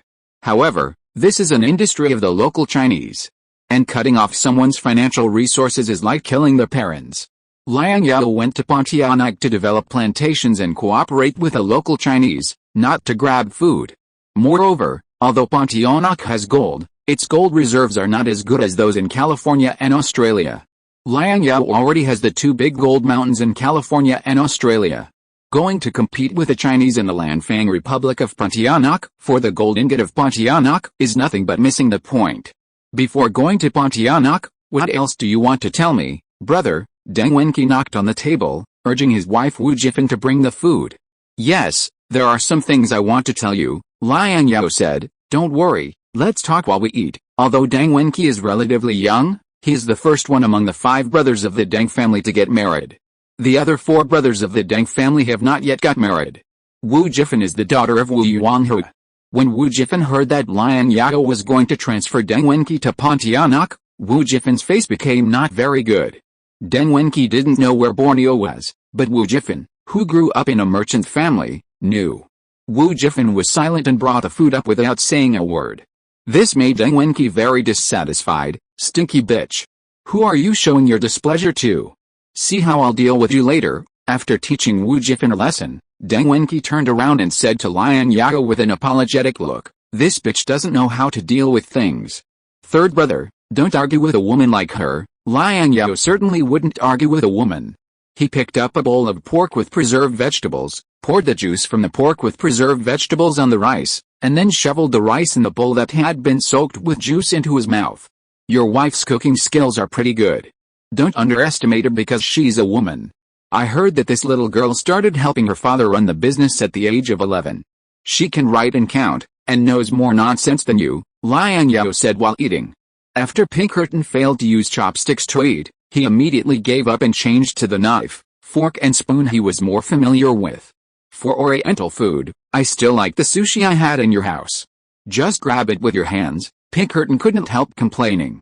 I really don't know why your hands are so flexible. You can eat with 2 sticks, Fremont on the side couldn't help but complain. However, Fremont did not pick up the knife, fork and spoon prepared for him, but stubbornly insisted on using chopsticks to eat. Fremont believed that the knife and fork were soulless when holding these delicious Oriental foods. To hold Oriental food, Oriental tableware should be used. Fremont is a senior politician in California. Now Chinese are the majority and dominant ethnic group in California. In his opinion, if he wants to do political work in California in the future, he will not be able to do it without making an effort to understand Chinese culture. It's just a habit since childhood. Liang Zhao wiped his greasy mouth with a napkin from a plate and explained to Deng Wenqi. There are at least hundreds of thousands of Chinese in Borneo, most of whom are Cantonese, Chaoshan, Hakka, Minnan and Fuzhou. The Dutch often bully them and provoke them to fight among themselves. I have already made an agreement with their General Liu Eshan that we will provide them with armed protection and they will find land for us to grow crops. The situation in Borneo is more complicated, with the power of all parties intertwined. The Lanfang Republic is not the only power of the local Chinese. In addition to the Lanfang Republic, the Dagon Company and the Sanxiaogao Company of the Hessian General Office are also the most powerful Chinese forces in the area. The Chinese live in clans, and Chinese from different regions control different areas. Generally speaking, Fujianese and Cantonese occupy the coastal areas, while Hakkas control the inland areas. Then these people from different regions form different companies and secret societies due to interest issues, and the power is further dispersed. The Dutch took advantage of the scattered power of the Chinese and the contradictions between different Chinese groups to provoke the relationship between the Chinese and force them to fight among themselves. At the same time, they supported some Chinese groups to attack the strong Chinese as a whole to ensure the dominant position of the Dutch East India Company on the island of Borneo. However, these forces are not all the forces on the island of Borneo. There are several sultanates on the island of Borneo. Although they are called sultanates, they are actually just a few small chieftain gangs. Chapter 370. What is the name? Borneo Island, which is what later generations called Kalimantan Island. With so many forces crowded on a small island, it is destined to be an uneasy place. Since the 18th century, there have been constant conflicts on the island. There are conflicts between different chiefs on the island, conflicts between Chinese and chiefs, and conflicts between Chinese company gangs of different interest groups. After the expansion of the Dutch East India Company, at the instruction of the Batavia colonial government, the Dutch East India Company occupied the trading posts along the coast of Borneo Island.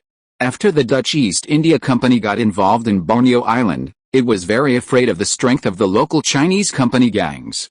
The Dutch East India Company was worried that these Chinese groups would be too powerful and threaten its rule in the East Indies.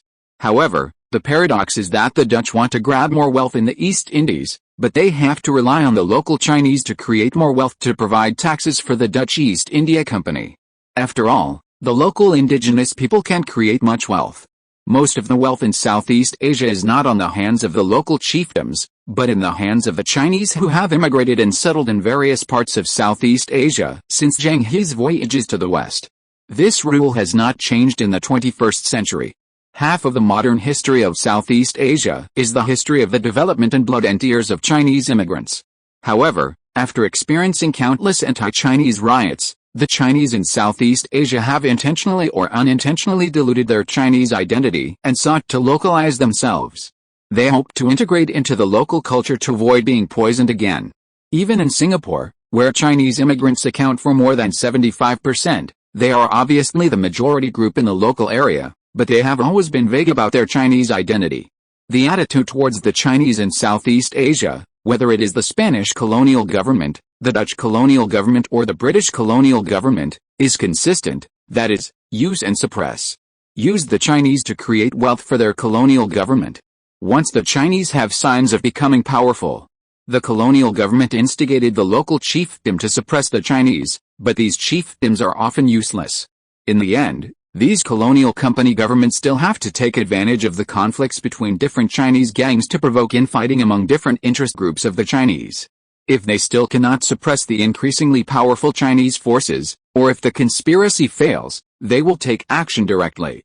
In 1850, the Dutch East India Company government dispatched troops directly from Batavia to support the Dutch East India Company's colonization forces on the island of Borneo to attack the Hessian General Hall in Talalu, the Chinese company gang alliance headed by the Dagon Company. The two sides have since started a 4-year company war.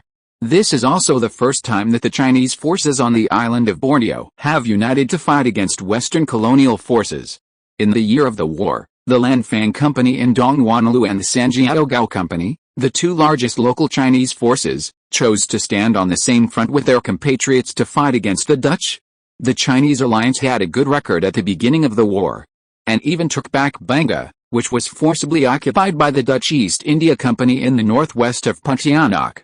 However, after 3 years of war, the Chinese have gradually become unable to cope with it. The Dutch East India Company has a steady supply of blood transfusions from the local area, but these Chinese do not. Luo Bofton of the Lanfang Company had submitted a petition to Emperor Qianlong since the reign of Emperor Qianlong, hoping that the Qing dynasty could send officials and troops to directly govern the Pontianak region in western Borneo controlled by the Chinese, as the gateway to the Qing dynasty's Wanli Shidan, NSQD. This could deter the natives and Westerners in Southeast Asia and protect the safety of the Chinese in Southeast Asia, and it could also protect the southern sea borders of the Qing dynasty. However, given the short-sightedness of the Qing rulers, Luo Bofton's request was naturally rejected, and they were even unwilling to accept the Lanfang Republic becoming a vassal state of the Qing dynasty.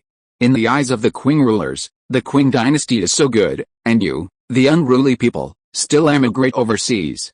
Isn't this a slap in the face of the Qing dynasty?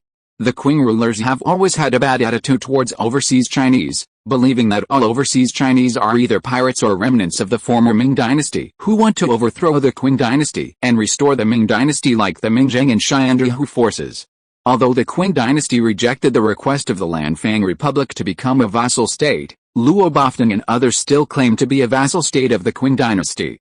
This did indeed scare off many forces in Borneo in the early days, and even the Dutch East India Company was wary of it.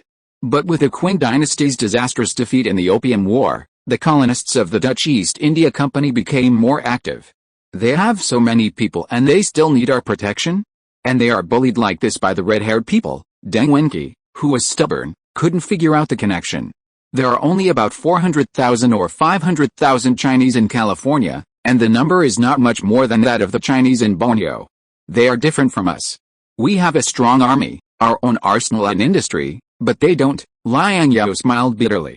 Fremont saw Liang Zhao's thoughts. Do you want to provide protection for your local compatriots and then grow rubber on Borneo? If there is a place suitable for growing rubber in the United States, I would like to grow it directly in the mainland, Liang Zhao said. Although the territory of America is large, it's a pity that there is no place suitable for growing tropical crops. Fremont laughed. Rubber is very commercially valuable. I also want to build a few plantations in Southeast Asia. Count me in. Aren't you a staunch abolitionist?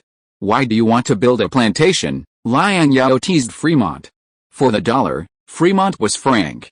He said bluntly, I just oppose those Dixie guys who own slaves and build plantations in the United States. The workers in the Yankee factory don't necessarily live any better than the black slaves of the Dixie guys. Liang Zhao laughed. But at least they are free people and have freedom, Fremont said. What do you intend to do to get involved in Borneo Island?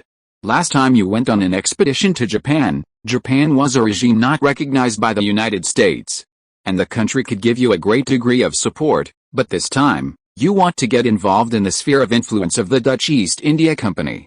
The Dutch East India Company is backed by the Netherlands, and the Netherlands is a country on the European continent.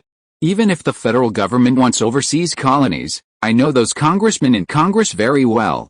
They dare not tear their faces with the countries on the European continent in public. I am afraid that this time, the support you can get from the federal government will be very limited. At least the Navy will not come forward directly. Fremont himself is a senator from California. What kind of character are those senators and congressmen in Congress? Fremont knows very well.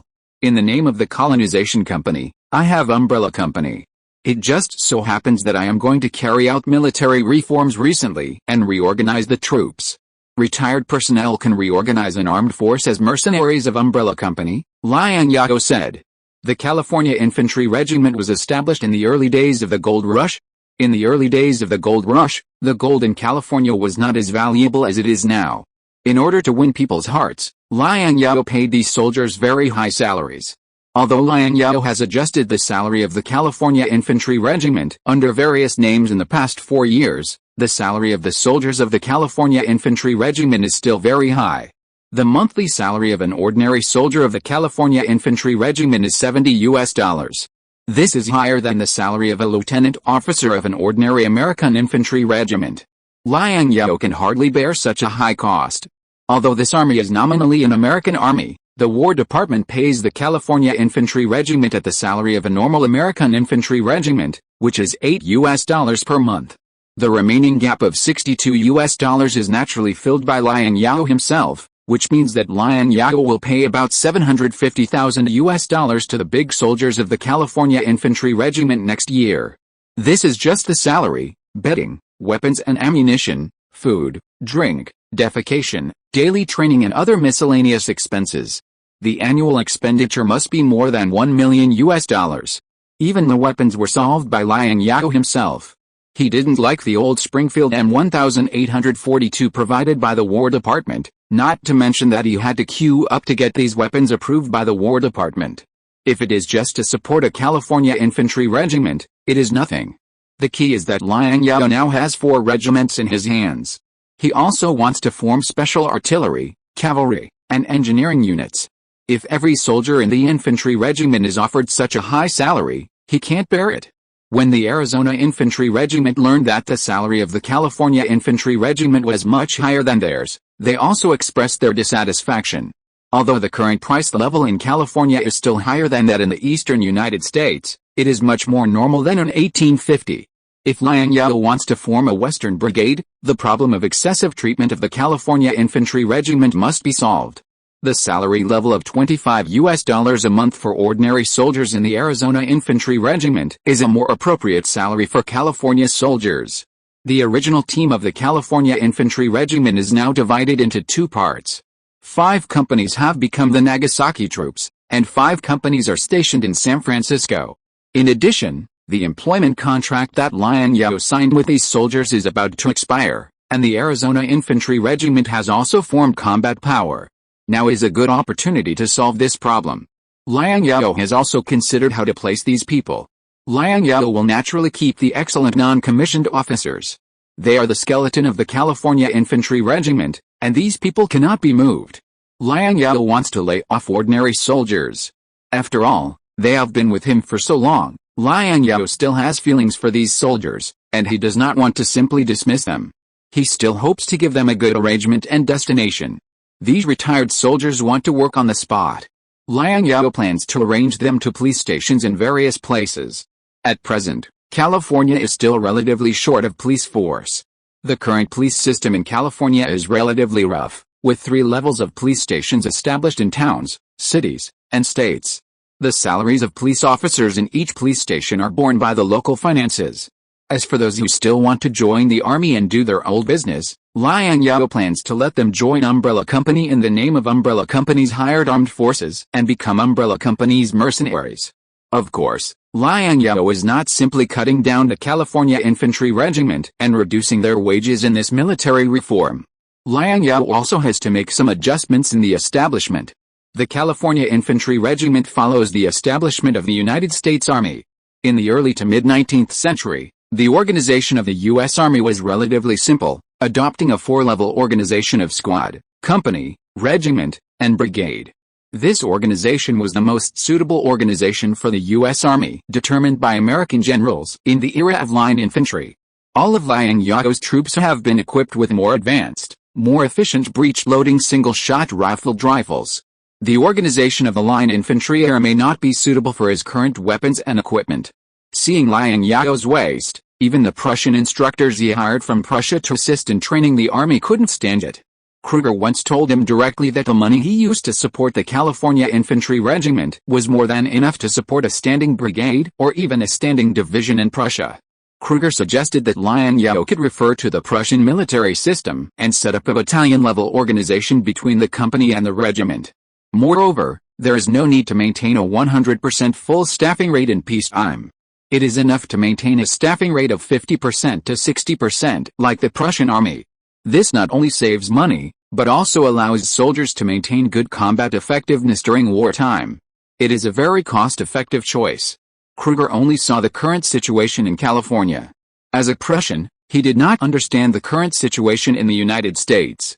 The judgment and suggestions he made based on his own experience were relatively reasonable.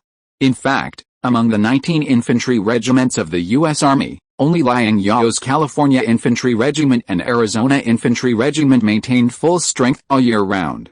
Although the American mobilization system was not as perfect as that of Prussia, which was always preparing for war, it still had the mobilization capabilities of a modern country. After the outbreak of the Civil War, both the North and the South quickly mobilized hundreds of thousands of troops. However, the quality of the U.S. military mobilizers was definitely not as good as that of Prussia at the same time. The national conditions of the United States and Prussia were different. The suggestions of these Prussian instructors could be used as a reference, but they could not be copied blindly. Liang Zhao was not sure whether the Civil War would quickly spread to California after the outbreak. However, one thing was certain, that is, he would definitely not be able to compete with either side of the North or the South in terms of manpower. With a small corner of the West Coast, he was unable to organize a large-scale army. The elite force strategy was more suitable for him. Liang Zhao's idea was to make his battalion-level troops comparable to other U.S. military regiments, or even capable of defeating one of the other regiments. In this way, one of his regiments can be competent for the combat mission of the remaining U.S. Army brigade. Now that he has the rank of brigadier general and the organization of 4 regiments, he can slowly explore a set of military organization that suits him.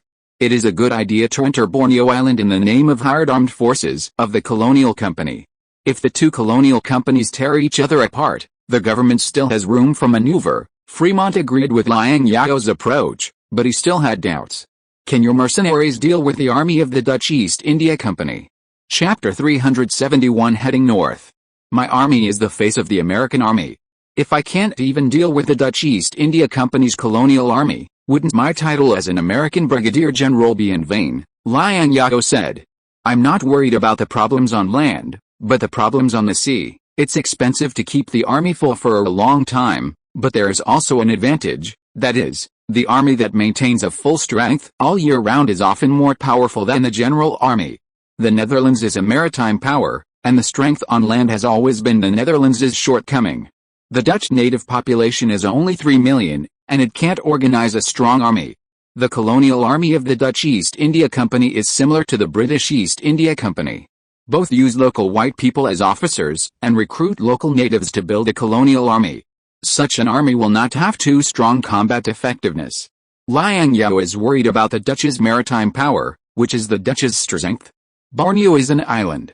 If you want to send your army to the island and maintain subsequent supplies, you need a decent maritime force to compete with the fleet of the Dutch East India Company. The U.S. Navy is a decent maritime force, but Fremont told Liang Zhao just now. The federal government will let the Navy support Liang Zhao's expedition to Japan to bully a regime like Japan that is not recognized by mainstream Western countries. But if it is to confront the European powers head-on, the federal government will not send precious naval forces to assist Liang Zhao. If he wants to get involved in Southeast Asia, Liang Zhao can only rely on himself. Compared with the land force, Liang Zhao's maritime force is relatively weak. He has only 3 serious warships that can fight in the ocean. Liang Zhao has no idea whether this maritime force can confront the fleet of the Dutch East India Company head-on. Liang Zhao can only pin his hopes on the new ship at the end of the year, that is, the dark steamer equipped with the new guns of the Sacramento arsenal.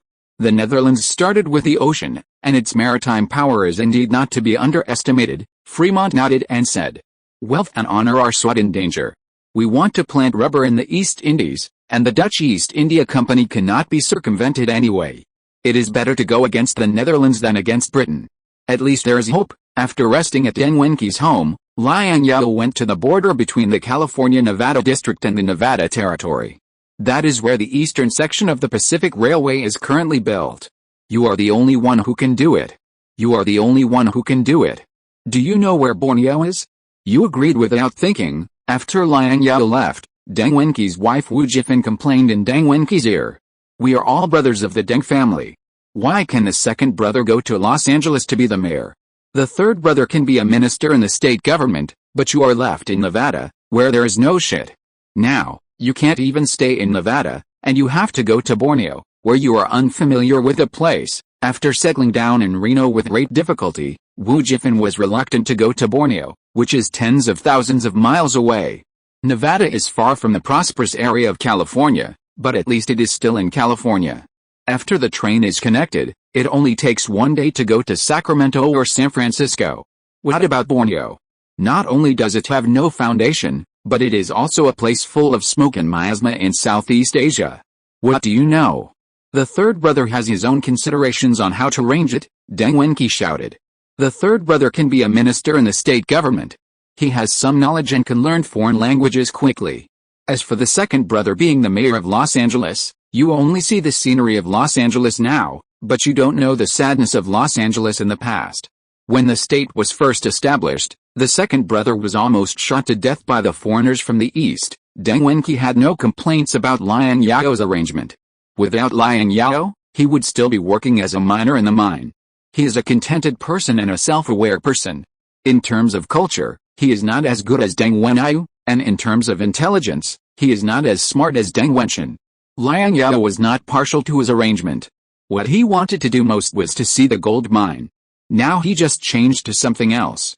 When Deng Wenchen was originally arranged to go to Los Angeles, it was also considered a very bad arrangement, because Los Angeles was the poorest and most marginal town in California without gold at that time, which was very different from the current Los Angeles city. Let them go if they are capable. Why should you go? Wu Jifan was relentless. Enough. If you keep talking nonsense in my ear, I will beat you. Deng Wenqi slammed the table heavily. According to your logic, shouldn't the fourth child in Australia also come back to ask for an explanation? My father-in-law is a reasonable man. How could he give birth to a daughter like you who is so ignorant of things? Seeing Deng Wenqi's anger, Wu Jifan stopped talking. November 1853. Although the Taiping army had captured Jiangning and established a country in March, the area controlled by the Taiping army at this time was very limited, and only controlled the three large cities of Nanjing, Zhenjiang, and Yangzhou. Among them, Yangzhou city was lost under the siege of the Qing army in September. The Taiping army said that they controlled Jiangning, but in fact they only controlled Jiangning city. Standing on the top of Jiangning city, you can even clearly see the Qing army's camp outside the city. The Taiping army marched all the way from Guangxi, and the team grew bigger and bigger like a snowball, and also captured big cities such as Wuchang and Anqing.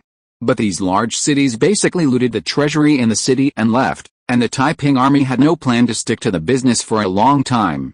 Therefore, until November 1853, the Taiping army effectively controlled only Jiangning city and Zhenjiang city, and even the suburbs outside the city could not be effectively controlled. Yuan currently has 2 battalions of 1,500 people, a cavalry of 200 people, and a hired artillery team with 10 6-pound cannons and 10 12-pound cannons. The top leaders of Yuan have different opinions on whether to send troops immediately. The Guangzhou merchants, led by Pan Shichen, believed that the Taiping army was now in full swing and that they should avoid its edge and wait for the opportunity to avoid losing the 2 newly trained battalions of Guangdong Yuan. The Guangdong gentry, led by Liang Zhao, believed that the Taiping army was now in full swing, which was the perfect opportunity for the Guangdong Yuan to perform. In the end, the two sides reached an agreement that Liang Zhao would lead the Shanxi battalion, the cavalry and the artillery to board the large ship of the Global Shipping Group at Xiangshan port to support Yangzhou city. The Guangdong Yuan sailed north and attracted the attention of the people on both sides of the strait when they entered the Yangtze River. They were full of curiosity about this strange army. They pointed and talked about this group of local Yuan riding on the foreign fire ship. Of course, these people were more afraid. The people in Jiangsu and Zhejiang had long heard about what the Xiangyang did after leaving Hunan. They were worried that the Guangdong Yuan would do the same thing as the Xiangyang after entering Jiangsu and Zhejiang. Although the Guangdong Yuan was called the Guangdong Yuan, in fact, the personnel composition was very different from that of the Hunan army. The Hunan army was basically composed of Hunan children. The soldiers and non-commissioned officers of the Guangdong Brave were mostly selected from the refugees, and Guangdong soldiers and non-commissioned officers accounted for 1/3 of them. However, the top leaders were basically from Guangdong. After all, this was an army supported by merchants and gentry in Guangzhou. The Guangdong Braves who went north boarded a large ship of more than 1,000 tons of the Global Shipping Company. The Yangtze River was deep and could still accommodate large ships. However, the water in the canal was shallow and large ships could not pass. The Guangdong Braves could only take the local requisition grain boats to Yangzhou. Before getting off the ship, Liang Zhao, who was dressed in military uniform, put his left hand on the handle of the Yanling knife, and summoned the backbones of the Shanxi camp, the artillery team, and the cavalry on the deck to give a speech. If you're listening to this novel on a channel other than Fanfic World, it means they downloaded and uploaded it without effort. We cordially invite you to visit our channel, Mundo Fanfic Novelis. There you'll find the original version of this story, and you can explore many other novels of various genres. We're waiting for you to immerse yourself in a world of incredible novels. Chapter 372 Jiangbei Camp.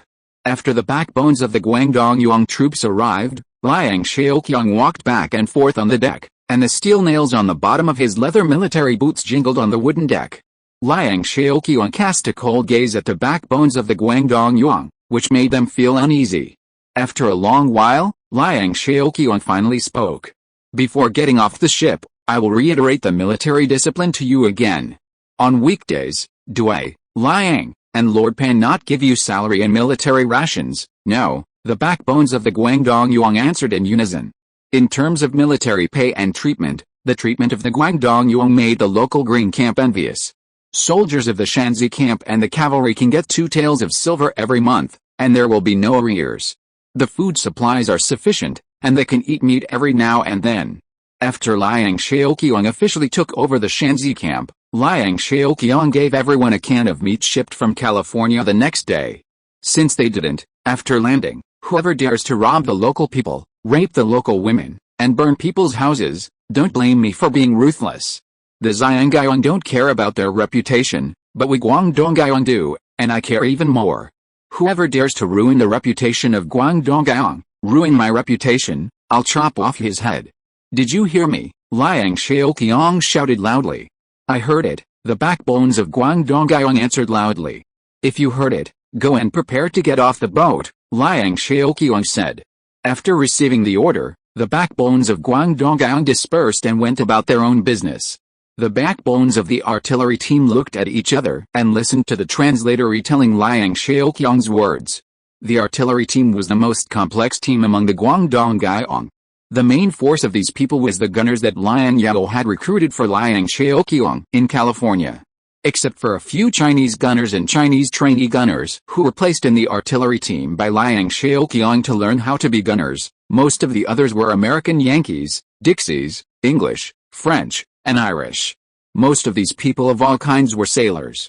Liang Zhao walked up to them and said to them with a few English words he knew, no killing, no fear the good death, no robbery, no touch the women, or, I will kill you, understand? After that, Liang Zhao pointed at himself and then at the hired gunners. The hired gunners nodded repeatedly. In the Jiangbei camp in Yangzhou, the commander of the Jiangbei camp, the Imperial Commissioner Kishan, was frowning. He stood on the tower of Yangzhou City and looked at the Jiangbei camp, which had just been established outside Yangzhou City. This army was supplemented by the 8 banners and mainly comprised of the Green Camp. It was the last main force that the Qin dynasty could fight in the south. Kishan, an old man who had served in the 3 dynasties of Jiaqing, Daoguang, and Xianfeng, was ordered to organize the Jiangbei camp to prevent the Taiping army from going north again. Although the Qing army had recaptured Yangzhou in March, Yangzhou was not stable at that time, and Kishan did not have many soldiers. The Taiping army also went north many times, hoping to recapture Yangzhou and make Yangzhou and Zhenjiang form a pincer attack across the river, supporting each other and protecting the holy capital of Xianjing. Master! Master! Great news! Our reinforcements are here. When Kishan was frowning, a personal soldier ran up to him, knelt on the ground, and presented the letter with both hands. Reinforcements? Which Green Camp? How many people? They came at the right time. I want to give him a credit. Kishan was overjoyed when he heard this. Although he held the military and political power in the south, the Jiangbei camp was just established, and the troops he could control were not very sufficient. Facing the powerful Taiping rebels, Kishan was not sure at this time. The military preparations of the Qin dynasty had been in disuse for many years, and the situation of the 8 banners and Green Camp stationed in various places made him very disappointed. The 8 banners were no longer the 8 banners when they entered the pass, and the Green Camp was no longer the Green Camp when they pacified the 3 feudatories. It's not the Green Camp, it's the newly formed Yueyang. The people of the emperor rushed to the Jiangbei camp to assist in the defense of Yangzhou, the personal soldier replied. I know, go down, Hearing that the people coming were local militia, the joy on Kishin's face disappeared instantly. He opened the letter and glanced at it, shook his head helplessly and said to himself, local militia, less than 2,000 people, the commander is a Juran, what use can this be? After a while, the personal soldier returned and said, Master, it's not good. Yuiong met Taiping outside the city. Taiping is coming? How many people? Hearing that Taiping was coming again, Kishin's old body trembled.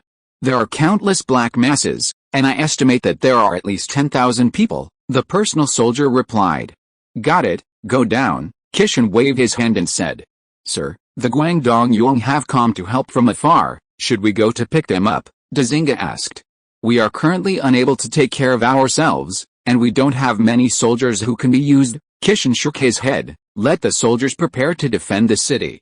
Whether the Guangdong Yuan live or die depends on their own fate. If the source is the Eight Banners army, Kishin will send troops to support them and share the pressure. As for the local militia, forget it. Kishin thinks it is not worth it to lose soldiers for the local militia. These local militia can only blame themselves for their bad luck. In the southern suburbs of Yangzhou, Liang Zhao met the vanguard of the Taiping army that was besieging Yangzhou from the north.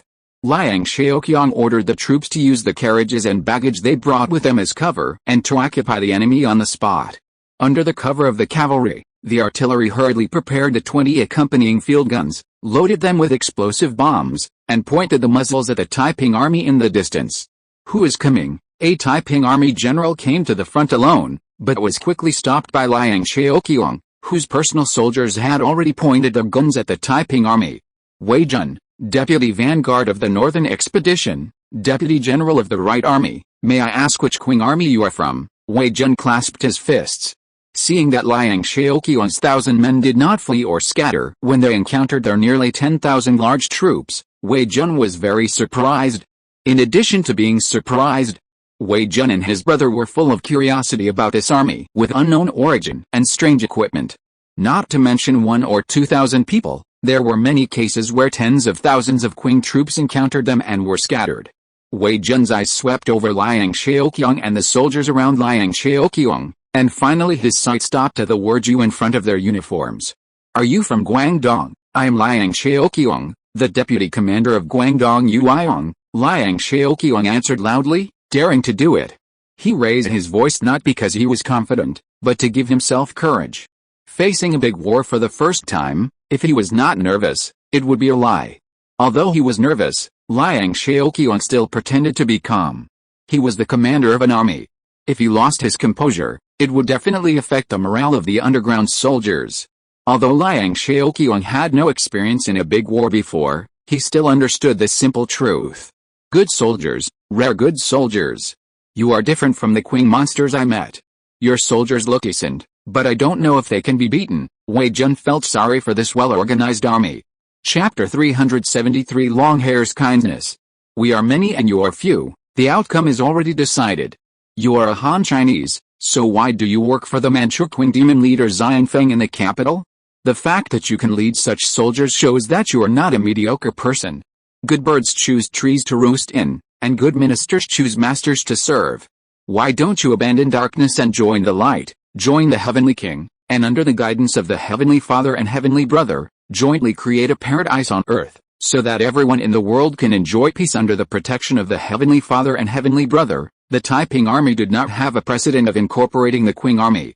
Except for the 8 Banners soldiers, who were too pure in blood, the Taiping army had accepted both the Green Camp and the rural militia. This rural militia was well organized, well equipped, and strong. It was the best Qing army Wei Jun had ever seen. Wei Jun hoped to persuade them to surrender and use them for his own purposes. The best strategy is to be able to defeat the enemy without fighting. Many of the soldiers that Wei Jun and his brother Wei Chang who brought to recapture Yangzhou city this time were elites of the Han and Zhuang ethnic groups in Guangxi who followed them all the way from Guangxi to Xianjing. They were the essence of the right army. This group of militiamen looked like a tough nut to crack. If Wei Jun tried to bite this hard nut, he thought that although he could bite it off, he would inevitably lose some of his own men. This was also the reason why Wei Jun hoped to persuade Liang Zhao to surrender. What a bullshit Heavenly Father and Heavenly Brother, the gods of the foreign devils, can they still control our Chinese territory and bless you bunch of charlatans? Liang Zhao sneered and mocked. Your so-called heavenly king destroyed temples of saints and burned books of saints all the way from Guangxi to Jiangning, causing complaints from all over the country. Was it to vent his anger that he could not pass the examination for a scholar in his 30s? Although I am stupid, I passed the examination for a scholar at the age of 21. My third nephew is smarter and was a student in Jiangshan County at the age of 17. As a scholar, Hong Xiuquan did not get any fame in his 30s, but turned to believe in the heresy of foreigners. How sad. Hong Xiuquan and Yang Zhao, such people who pretend to be gods and ghosts, you actually believed in them. You are not only sad, but also pitiful and hopeless. Liang Zhao is a serious scholar, that is, a Confucian child. Naturally, he and Hong Xiuquan's Taiping Heavenly Kingdom can't be in the same pot. This time, the banner of the Guangdong warriors was to defend the way of saints and sages and cleanse the heresy of cults. Born in a family of scholars, Liang Zhao, who believed in Confucius and Mencius since childhood, not only disdained to associate with Hong Xiuquan, who could not even pass the examination for a scholar, but also was full of contempt and hatred. From the perspective of a Qing dynasty scholar, Hong Xiuquan was nothing more than a complete loser. Confucius and Mencius are the Chinese way of governing the country, and landlords and gentry are the foundation of Chinese rule. Emperors who came from the grassroots in ancient and modern times, if they want to succeed, must win the support of scholars and landlords and gentry. Hong Xiuquan directly stood on the opposite side of the scholars and landlords and gentry, using the crooked and heretical theories of foreigners as the theory of establishing a country, and misleading the public with evil words. Therefore, in Liang Zhao's view, Hong Xiuquan is not a person who can accomplish great things. It is true that the Qing dynasty is corrupt, but Hong Xiuquan and his so-called Taiping Heavenly Kingdom cannot replace the Qing dynasty. This is Liang Zhao's opinion. Liang Zhao's title of Juren was not very impressive in his own circle, but in front of Hong Xiuquan, a scholar who did not even pass the examination for a scholar, Liang Zhao was still full of superiority. When Liang Zhao said this, even the Yuan couldn't help laughing. The conscription standard of the Yuan was to give priority to those who could write and calculate, and scholars with titles were given preferential treatment and trained as officers.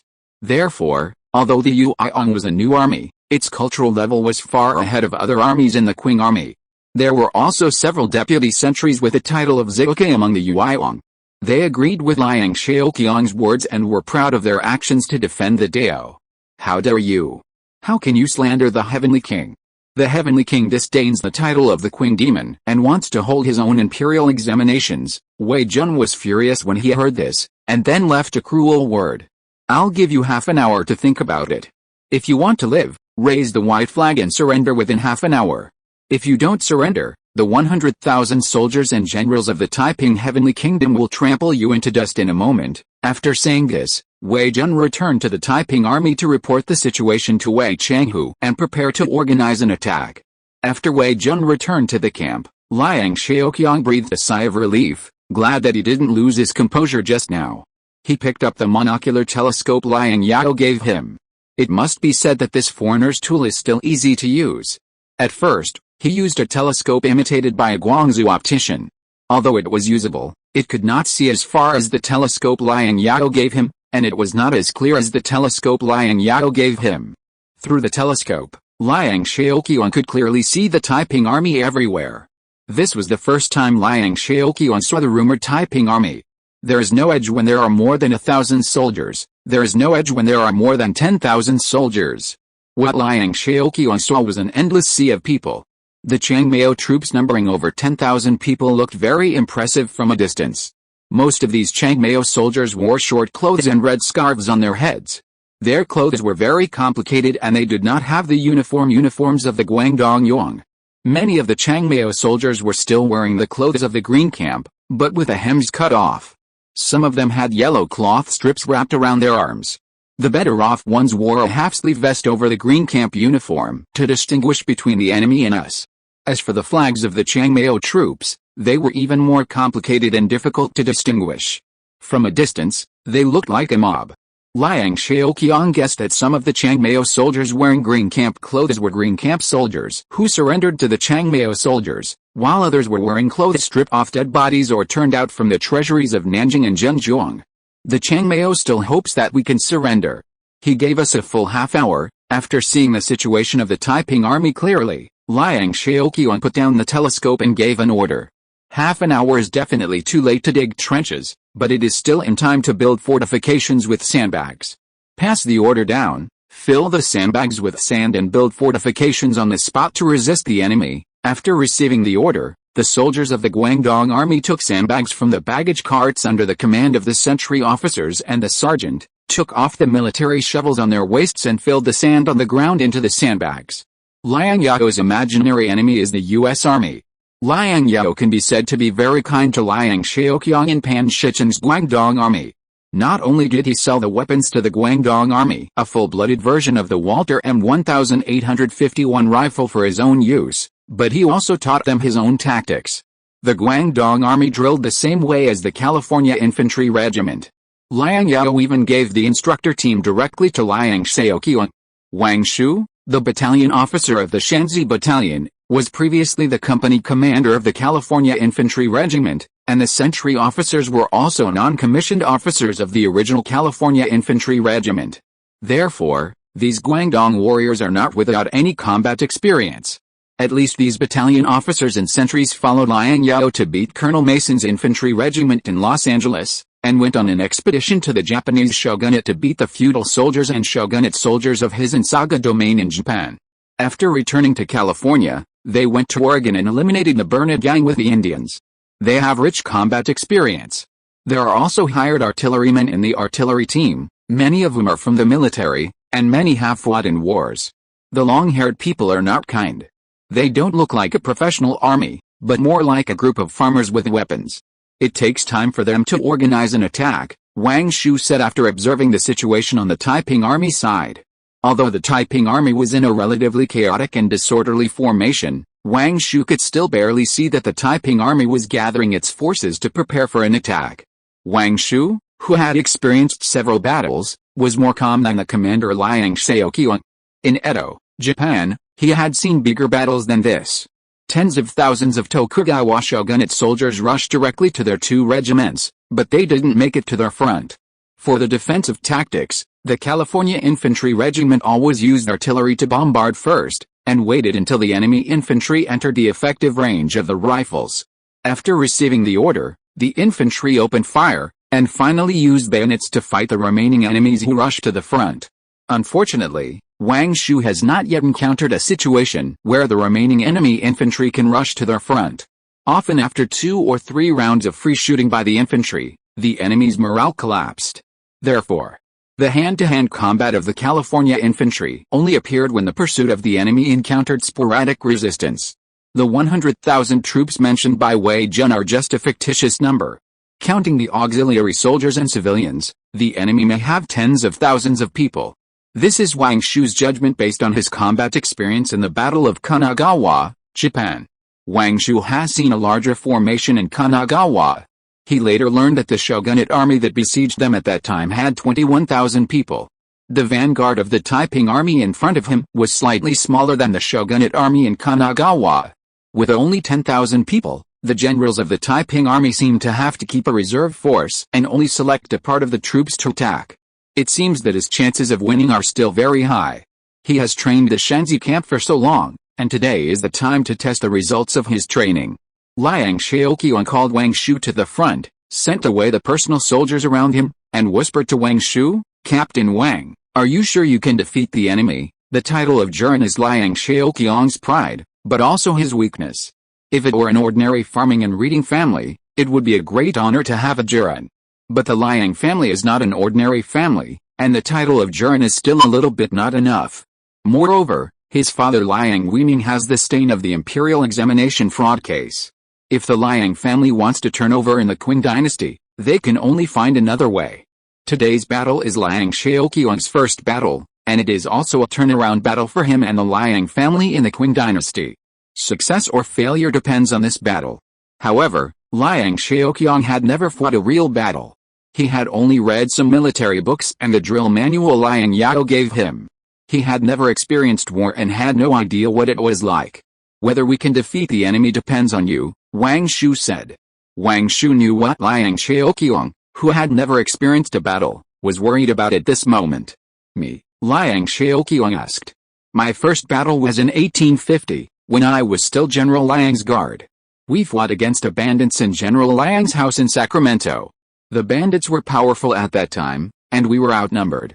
General Liang had never fought before, but he lived and died with us guards and miners, and fought together in the house.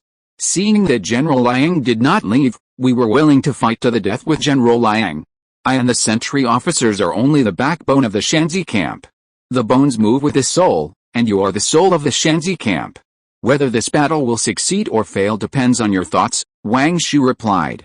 The bones move with the soul, that's a good saying. Liang Zhao nodded very firmly. Go and do your work. This battle can only be won, not lost. If you lose, there will be no more Guangdong braves in the world. As ordered, Wang Shu took the order and went to inspect the construction of the defensive fortifications of each century. My brother was a soldier. He said that when it comes to war, the most important thing is to conserve your energy and fight the enemy in the best condition. But we don't rest well before the war to conserve our energy. Instead, we dig this oil here and waste our energy. If the long-haired people rush up, can these earthen walls built with sandbags stop them? A soldier complained. As soon as he finished speaking, he heard a gunshot from behind him, and the complaining soldier's head exploded and he lost consciousness. The soldiers looked in the direction of the sound, and saw Wang Shu, with a stern face, holding a 6-shot revolver with smoke still coming out of the muzzle, and shouted loudly, "If there are any more people who disturb the morale of the army, they will be killed without mercy. Whether the long-haired people rush up or not, ask the guns in your hands first if they agree. The equipment of the Guangdong Yuan is fine, and Wang Shu is also in charge of the training. What the Guangdong Yuan lacks most now is actual combat experience and high morale and confidence. These two things are what Wang Shu cannot give them, and can only be obtained from actual combat. Just like the California Infantry Regiment, the famous American fighting power is not trained, but fought. What Wang Shu can do now is to stabilize the morale of the Guangdong Yuan. If this battle is won, the Shanxi battalion can also transform from an ordinary rural Yuan battalion into a real elite battalion. Seeing that the talkative companion was directly executed, the rest of the Guangdong Yuan immediately fell silent, no longer talking, and buried their heads in shoveling soil into the sandbags. In less than an hour, a rough defensive fortification had been built, replacing the original carriages and supplies as the new shelter for the Guangdong Yuan. The artillery also filled the barrel with ammunition and adjusted the direction and elevation of the shooting through the gun carriage. Just wait for an order to pull the gun and fire. After the agreed half an hour, the war drums were raised in the direction of the Taiping army on time, which was the prelude to the Taiping army's attack. Through the telescope, Liang Zhao could confirm that this was a lightly equipped vanguard. There were only infantry and a very small number of cavalry, no artillery, and even the armor rate was pitifully low. This gave Liang Zhao more confidence. The artillerymen, listen to Captain Jorgensen. Open fire once the enemy enters the range. Without my order, you are not allowed to stop firing even if the gun barrel is red. The cavalry captain Liang Zhao, listen to my order. Cover the artillery. Anyone who dares to retreat will be treated as a deserter. No need to ask for instructions, just shoot on the spot. Liang Zhao, with his hands behind his back, gave orders to the captains of the cavalry and artillery. I obey. After receiving the order, the cavalry and artillery each performed their duties. Liang Zhao asked his personal soldiers for a long gun and an ammunition belt filled with ammunition. Like an ordinary soldier, he tied the ammunition belt, gritted his teeth, made up his mind, and entered the bunker with a long gun with a bayonet. This is the first battle of my Guangdong Yuan, and it is also a life and death battle.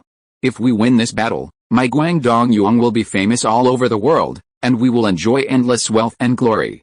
If we lose, the Guangdong Yuan camp will no longer exist. Today, Liang will live and die with all of you good brothers, and fight to the end with these long-haired rebels. Captain Wang, how to fight this battle is up to you. I am just a small soldier in the Shanxi camp now. After saying that, Liang Zhao skillfully opened the safety on the gun, took out a copper-rimmed needle bullet from the ammunition belt and quickly stuffed it into the gun chamber. He is very interested in weapons. He is not only good at using pistols, long guns, and even cannons. Liang Zhao has figured it out. He has never fought a war. Instead of watching from behind and talking about war on paper, it is better to fight directly in the front to boost morale. The command of specific operations will be handed over to the more professional Wang Shu. As for undermining the authority of the commander-in-chief, he should survive this battle first and then talk about the authority of the commander-in-chief. Blind command from the back that makes the whole army fall into chaos is undermining the authority. Wang Shu, I have put my life in your hands. I will trust you this time. The long-haired people can't rush to our front. If we win this battle, I will kowtow to you. Liang Zhao murmured in his heart. I obey your command, Wang Shu shouted in a tearful voice. His voice was a little choked, and his eyes became moist. Of course, the courage on his shoulders became heavier. He didn't expect Liang Zhao to trust him so much and give him such great power. Chapter 374 Great Victory. The Taiping Army's vanguard troops heading to Liang Zhao to attack the Jiangbei camp were lightly armed and did not carry heavy weapons. As for the cavalry, Wei Changhu did bring more than 1,000 cavalry. However, these cavalry were the treasures of Wei Changhu and Wei Jun, and the two were reluctant to use them. Therefore, the first wave of attack on the Yueyang were all lightly armed infantry. These attacking Taiping soldiers wore a variety of clothes, holding weapons such as swords, guns, rakes, pitchforks, axes, and a small number of bird guns captured from the Green Camp soldiers. Under the leadership of two division commanders, they slowly approached the positions of the Yueyang. The march of more than 4,000 people gave the soldiers of the Shanxi camp a great sense of oppression. This was their first time to participate in actual combat, and they had never seen such a battle before. Almost everyone's heart was in their throat, including Liang Zhao. The artillery team had the best mentality. The mercenaries of the artillery team did not take these medieval-like enemies seriously at all, and believed that only a few rounds of artillery fire would be enough to break the morale of the enemy on the opposite side. 1,500 meters, 1,400 meters, 1,300 meters. Fire. Captain Jorgensen of the artillery team estimated the distance between the Taiping Army and their positions. The maximum effective range of the two types of Sacramento rifled cannons they were equipped with was 1,300 meters to 1,500 meters. When the Taiping Army entered the effective range of 1,300 meters, Jorgensen ordered to open fire without hesitation. 20 cannons fired almost at the same time. 20 explosive shells drew a beautiful curve in the sky and finally fell into the Taiping Army's formation and exploded. Since it was the first round of calibration shooting and the opponent was at the maximum range, the hit rate of this round of artillery fire was not only satisfactory in Jorgensen's opinion, but only 3 to 4 explosive shells hit, and one of the explosive shells seemed to be misfired, and did not cause large-scale casualties to the attacking Taiping Army. The hit rate is only relative. Jorgensen felt that the accuracy of the artillery fire was not satisfactory, but in the eyes of the Taiping Army, it was incredible that the artillery fire could hit the target from 2 miles away. Don't panic. After this round, when the Qing monsters are reloaded, we will rush to the front of these Qing monsters. The Qing monsters can't fire a few rounds of artillery, said the Taiping Army's general. The firing of the Guangdongyang artillery team made the Taiping Army's generals breathe a sigh of relief. After all, the other side is a local militia. They fired artillery from 2 miles away. They are so impatient. When they rush to their front, they will have a hard time. These local militias are simply military merits sent to them by the father and brother. The two Taiping Army generals in charge of commanding the attack were secretly happy. Before the Taiping Army's general was happy for long, accompanied by a sharp whistling sound of artillery shells, the Guangdongyang artillery team had launched a second round of artillery fire. This time, more than half of the shells landed accurately in the advancing team of the Taiping Army and exploded in it. Since the early explosive fragments had limited killing power, only about 60 to 70 Taiping Army casualties were caused. But this was already a considerable casualty, and there was a great commotion among the Taiping Army. Fortunately, many of these Taiping Army soldiers were veterans, and they still withstood the bombardment and maintained their forward formation.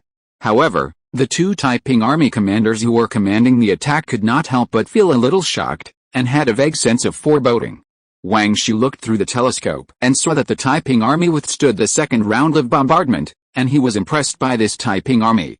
From the current point of view, the performance of the Taiping Army is better than that of the Japanese Shogunate Army, but it is unknown how many rounds of bombardment these Taiping Army can withstand. As the Taiping Army continued to approach, the number of casualties of the Taiping Army rose sharply. After 5 rounds of bombardment, The casualties of the Taiping army had exceeded 400. The Taiping army only had over 5,000 soldiers in the attack, and the casualty ratio was close to 10%. Wei Changhu and Wei Jun had to send out cavalry to supervise the battle from behind, and they barely stabilized their position by killing deserters. When the Taiping army, which suffered heavy casualties, was only about 150 meters away from the defense line of the Guangdong Yuan, Wang Shu, the battalion officer of the Shanxi battalion, blew a whistle. 1,500 muskets opened fire almost at the same time. A thick smoke suddenly rose in front of the Shanxi battalion, blocking the side of the soldiers of the Shanxi battalion. The thick smoke choked Liang Zhao and made him cough and shed tears. However, Liang Zhao could no longer care about his physical discomfort. Instead, he quickly loaded the gun and pulled the trigger through the smoke that had not yet dissipated, and shot metal projectiles into the Taiping army's formation at the fastest speed.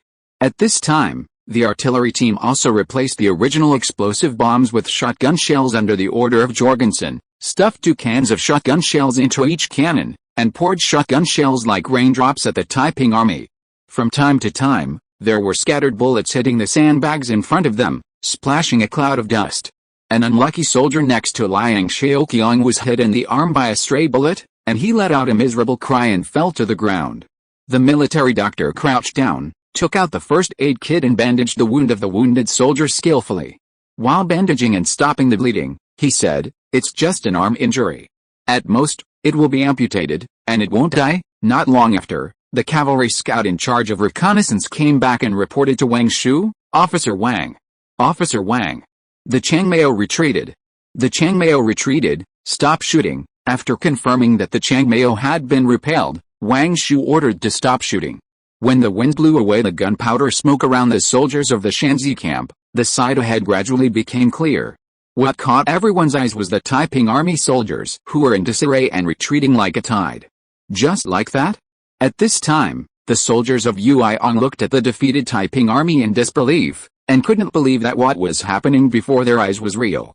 The victory came too easily, so that most of the soldiers could not believe it was true. "We won," someone suddenly shouted. And then the battlefield was filled with the thunderous cheers of the Guangdong warriors. "We won, ha ha ha ha!" Liang Zhao laughed like crazy, and his tears and snot flowed out involuntarily. Even he himself did not know whether these tears and snot were choked by the gunpowder or forced out by the excitement. Liang Zhao knew that as long as the first wave of the Taiping army's attack was repelled and the Taiping army saw the strength of the Guangdong warriors, the Taiping army's next offensive would ease, and it was not impossible to retreat directly. They had already won half of this battle, and it would depend on what the Taiping army would choose next. Would they continue the meaningless attack or retreat directly? General Liang, the battle came to a temporary end, and Wang Shu came to Liang Zhao to report to him. "How are the casualties among the soldiers?" Liang Zhao took out a handkerchief to wipe the tears and snot from his face, and asked after tidying up his appearance. 2 soldiers were killed and 7 were injured, all due to stray bullets, Wang Shu replied. "The soldiers of Shanxi camp are all great, compared with the results achieved and the casualties of the Taiping army on the opposite side, their losses are almost negligible." The only thing that made Wang Shu feel distressed was that one of the dead soldiers was a non-commissioned officer. Evil spirits. Evil spirits. These Qin demons must have used evil things. The setback in the attack made Wei Changhu, the 6,000-year-old of the Taiping Heavenly Kingdom, furious. The performance of this militia was completely beyond his expectations. The artillery could hit people from 2 miles away, and the fire guns still maintained a very high hit rate from 100 steps away. The firing rate was also ridiculously fast, which was completely beyond the Taiping army's ability to withstand. Wei Changhu knew that this group of local militia from Guangdong must be equipped with foreign muskets and artillery. After all, Guangzhou had long been the only foreign trade port of the Qing dynasty, and it was not impossible for the Guangdong militia to get foreign guns. The Taiping army also purchased a batch of foreign guns and artillery from foreigners in Shanghai. Unfortunately, these foreign guns and artillery have not been distributed to his right army. Although Wei Changhu knew what was going on, he decided to hide it from his soldiers. In order to appease the army, Wei Changhu said to everyone, "Don't panic. We are God's people, and we have God's protection. I will do something and tell this to the Heavenly Father and Heavenly Brother, so that the Heavenly Father and Heavenly Brother can break the evil treasures and evil gods of the Qing monsters. Without the protection of evil things and evil gods, these Qing monsters will be fish on our chopping board. After hearing what Wei Changhu said, the soldiers of the Taiping army believed it deeply. They believed that the Qing monsters had evil things. If the Qing monsters did not have evil things, how could their guns and artillery be so accurate? And shoot so fast? Fortunately, General Wei had a keen eye to see through the tricks of the Qing demons. As a senior member of the Taiping army, Wei Changhu's younger brother Wei Jun understood that his brother was deceiving himself. There were no evil gods or evil things. It was just that the local militia in front of them this time were equipped with foreign guns and cannons, and were particularly good at fighting. However, the god-worshipping society was the ruling basis of their Taiping heavenly kingdom. Even if it was absurd to fool people with spiritual longevity elixir, as a member of the rulers, Wei Jun could only choose to believe it, at least on the surface. Wei Jun set up the incense table for Wei Changhu and performed the spiritual ceremony. The so-called Heavenly Father refers to God, and the Heavenly Brother refers to Jesus. In April 1848, Liang Zhao pretended to be God descending to the earth for the first time in Pingzai Mountain, and Zhao Chaoga pretended to be Heavenly Brother descending to the earth for the first time in October of that year. The Heavenly Father descending to the earth and possessing became the patent of Liang Zhao and Zhao Chaoga. Wei Changhu did not dare to overstep his authority and let the Heavenly Father and Heavenly Brother possess him and leave a handle for others. He could only settle for the next best thing and communicate with the Heavenly Father and Heavenly Brother, and tell them about their current predicament. Wei Changhu put on a robe similar to a Taoist robe, holding a peach-wood sword, shaking his head in front of the incense table, pretending to be a ghost, and muttering a bunch of nonsense that he himself did not understand. After a while, as Wei Changhu's body twitched, he suddenly opened his eyes and said to the believers who were kneeling in a circle around him with a pious look on their faces, "The Qing demons and evil gods have been killed, and the evil objects have been taken away by the Heavenly Brother." The Heavenly Brother said that these Qing demons believed in the evil gods and used the evil objects to bring disaster to the world, and everyone can kill them. Those who kill the Qing demons can go to heaven after death. Follow the teachings of the Heavenly Father and Heavenly Brother. Wei Jun took the lead and kowtowed to Wei Changhu. Wei Changhu pretended to be weak and fell down. Wei Jun hurried forward to support Wei Changhu, King of the North. "It's okay, but the spiritual communication with the Father and Brother of Heaven has consumed a lot of my soul, and I feel a little tired," Wei Changhu said. Hearing that the evil god who protected the Qing monster had been killed by the Father and Brother of Heaven, and the treasures of the Qing monster had been taken away, the Taiping army swept away the haze of failure and its morale was greatly boosted. When the Taiping army organized the second attack, sporadic Qing cavalry had appeared behind the Guangdong Yuan. The mercenaries of the artillery team waved their guns at the group of Qing soldiers and cheered. Liang Zhao disagreed. He knew that the Qing army in the Jiangbei camp was unreliable and would not risk their lives to save his local warriors. He could only rely on himself. Seeing that the Taiping army launched another attack, the Guangdong Yuan who were eating canned food to replenish their energy reluctantly dropped the canned food they had not finished and entered the combat state. The Taiping army charged desperately at the artillery fire of the Guangdong army, believing that the evil god who protected the Qing monster had been killed and the Qing monster treasure had been taken away by the Heavenly Brother. This shocked the soldiers of the Guangdong army. But the flesh and blood of the mortal body could not withstand the washing of the metal bullet rain. The only difference from the last charge was that the Taiping army rushed closer this time, but still did not rush to the front of the Shanxi camp. Seeing that the Taiping army had been defeated, Dezheng, who had been waiting for a long time, finally joined the battlefield with the 8 banner soldiers of the Jiangbei camp to pursue the Taiping army and join the battlefield. In this battle, the Guangdong army, who went out for the first time, killed 2,100 Taiping army at the cost of less than 20 casualties, and injured and captured nearly 7,000 Taiping army, and became famous all over the world. My lord, Liang Zhao, who had just come down from the battlefield and was covered in dust, went to the Jiangbei camp to pay a visit to Kishan. Liang Zhao was not unfamiliar with Kishan. After Lin Zexu was dismissed and investigated, Kishan succeeded Lin Zexu and came to Guangzhou as the Imperial Commissioner and Governor-General of Guangdong and Guangxi. After arriving in Guangzhou, Kishan changed Lin Zexu's tough policy against Britain. Seeing that the British army had strong ships and powerful guns, it was difficult to win, so he privately signed the Chuanpi Treaty with Elliot, ceding Hong Kong and paying a compensation of 6 million yuan. It can be said that Hong Kong was ceded from Kishan. As a Cantonese, Liang Zhao found it difficult to have a good impression of Kishan. However, Liang Zhao also knew that Kishan could change his destiny. He knelt down to Kishan without hesitation and said, "Liang Zhao, a villager from Xiangshan, Guangdong, meets Mr. Qi. In order for the Liang family to turn over and for himself to be successful in the future, why not kneel down to Kishan? Many people want to kneel but have no chance to kneel. Okay, when I was working in Guangdong, why didn't I find that there were talents like you in Guangdong?" Qishan smiled and waved his hand to signal Liang Zhao to stand up. This battle was fought well, and the prestige of our Qing dynasty was shown. It's not that I fought well, but that Lord Qi commanded well and General Dixinga's 8 banners soldiers attacked properly, so we had this great victory. I dare not take credit for it. Liang Zhao didn't stand up and kowtowed. This kid is quite sensible. Seeing Liang Zhao behave properly, Qishan was even happier. The 8 banners generals on the side were also happy, and their eyes looking at Liang Zhao became more and more kind. Qishan smiled and stepped forward to help Liang Zhao up and asked, "What position do you hold now?" "To be honest, my father was originally an official appointed by the court, but now he is a scapegoat and lives at home. I am now a commoner," Liang Zhao replied. "Commoner? What do local officials in Guangdong do? They can't see such a gem right in front of them. Do you have any honors?" Qishan felt very sorry. "I am a Jurin," Liang Zhao replied.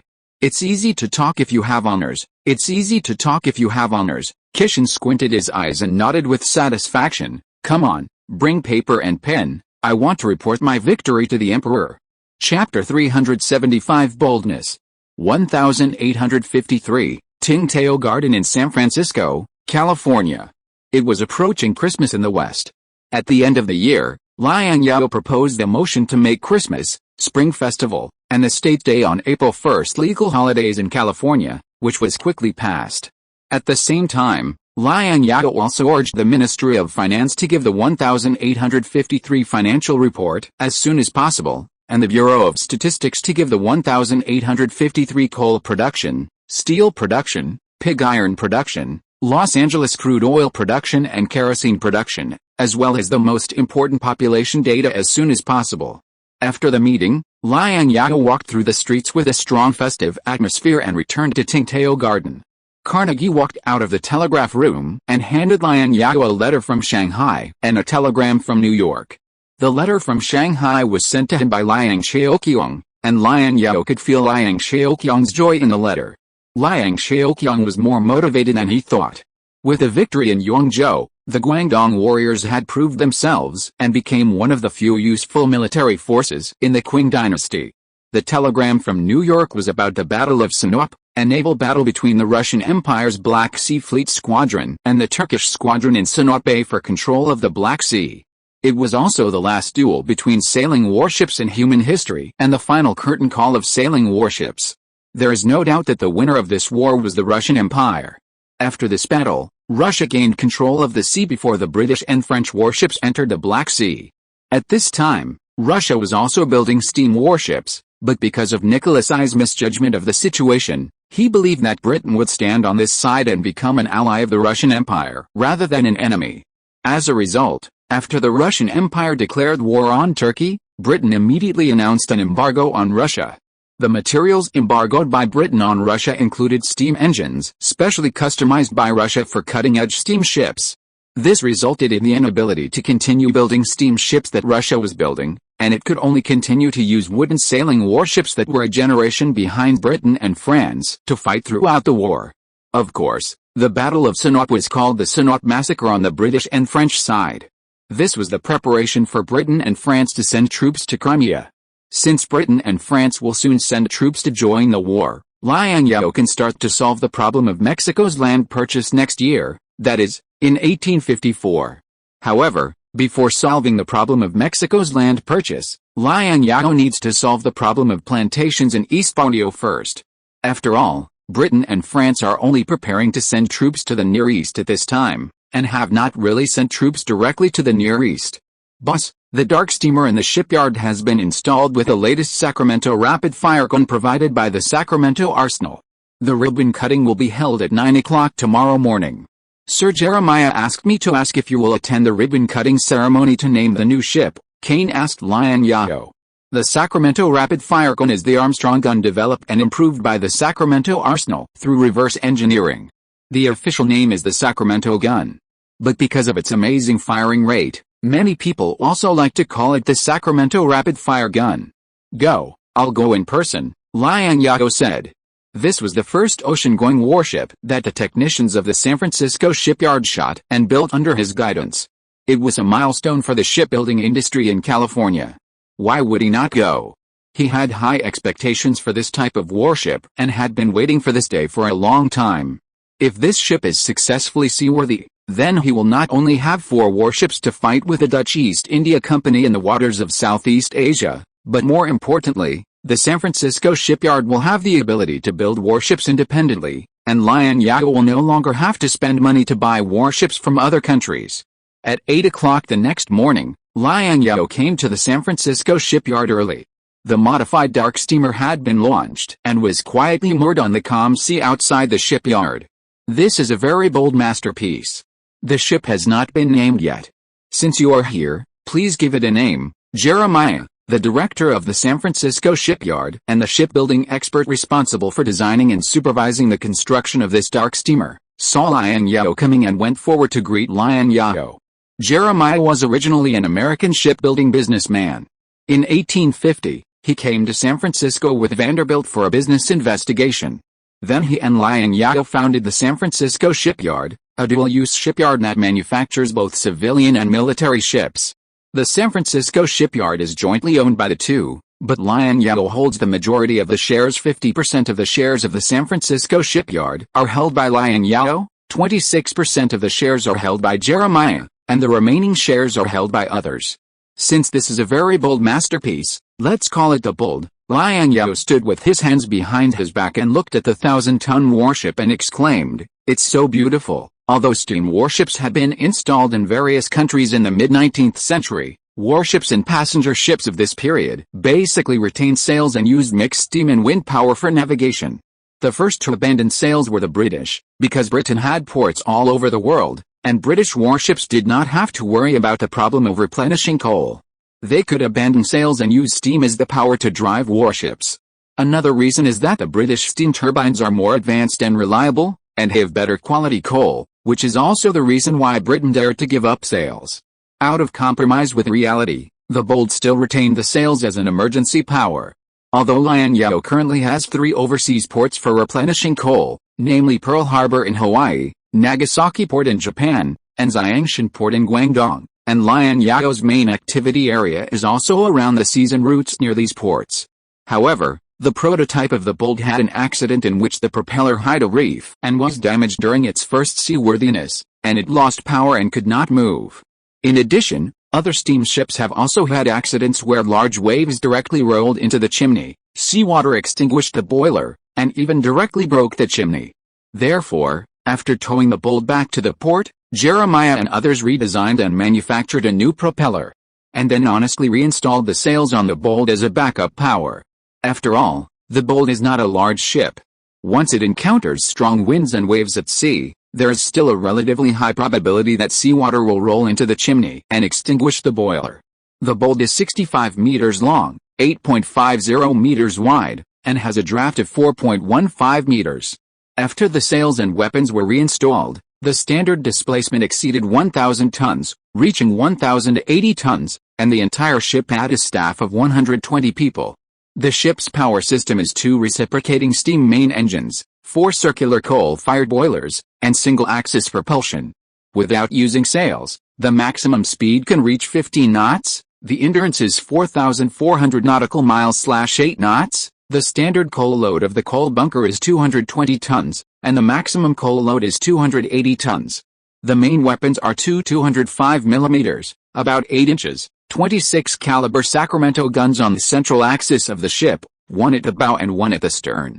The 2 main guns are fixed on a rotating platform with 25 mm armor, which can rotate 360 degrees. The highest shooting elevation angle is 13 degrees, the shell weight is 48 kilograms, and the range can reach 3,400 million. The secondary weapon is a 100 mm, 4-inch, Sacramento gun located on both sides of the ship. The 100mm secondary gun is also installed on a rotating platform with 10mm protective armor, which can rotate 135 degrees. There are 8 secondary guns, 4 on each side. In an era when side-mounted gun battleships were still popular, such a weapon layout design was undoubtedly very bold. Liang Zhao dared to do this only after the Sacramento gun was successfully copied. Although there are fewer guns on the warship, the Sacramento gun has an extremely fast firing rate and high accuracy, which can completely make up for the lack of guns in the number of ships. The guns are arranged on a rotating platform, and can be fired directly by rotating the rotating platform when the ship is not maneuvering. These advantages are not available in the ship-side gun battleship. The main feature of the ship-side gun layout is that the guns are arranged horizontally on the gun ports on the freeboard walls on both sides of the ship or on the open deck surface, and the muzzles point perpendicular to the longitudinal direction of the warship. Therefore, if you want to shoot accurately, you must maneuver the ship to a certain position so that the guns on the ship can have a shooting angle. The warships of the sail era are the most classic ship-side gun layout, and this design has been used in the era of sail and steam hybrid warships. The disadvantage of this design is obvious, that is, the firepower of the bow and stern is insufficient. After all, the bow and stern are limited by the small space and cannot place multiple guns.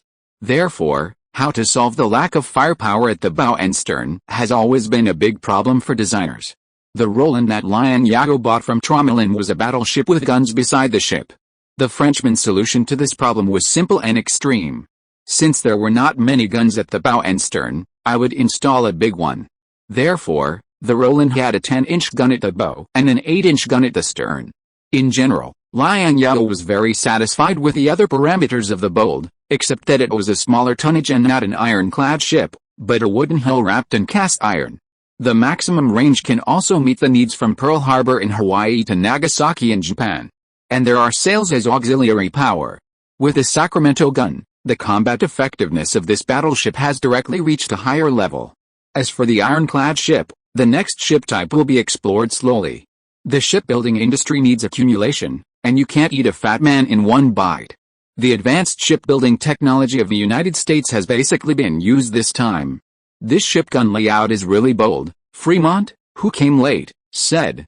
He was from the Army Engineering Corps, and Fremont didn't know much about the Navy's warships. He was amazed by this unique layout of naval guns. Fremont went to the Sacramento arsenal to play with the Sacramento guns, and he had a high opinion of the Sacramento guns.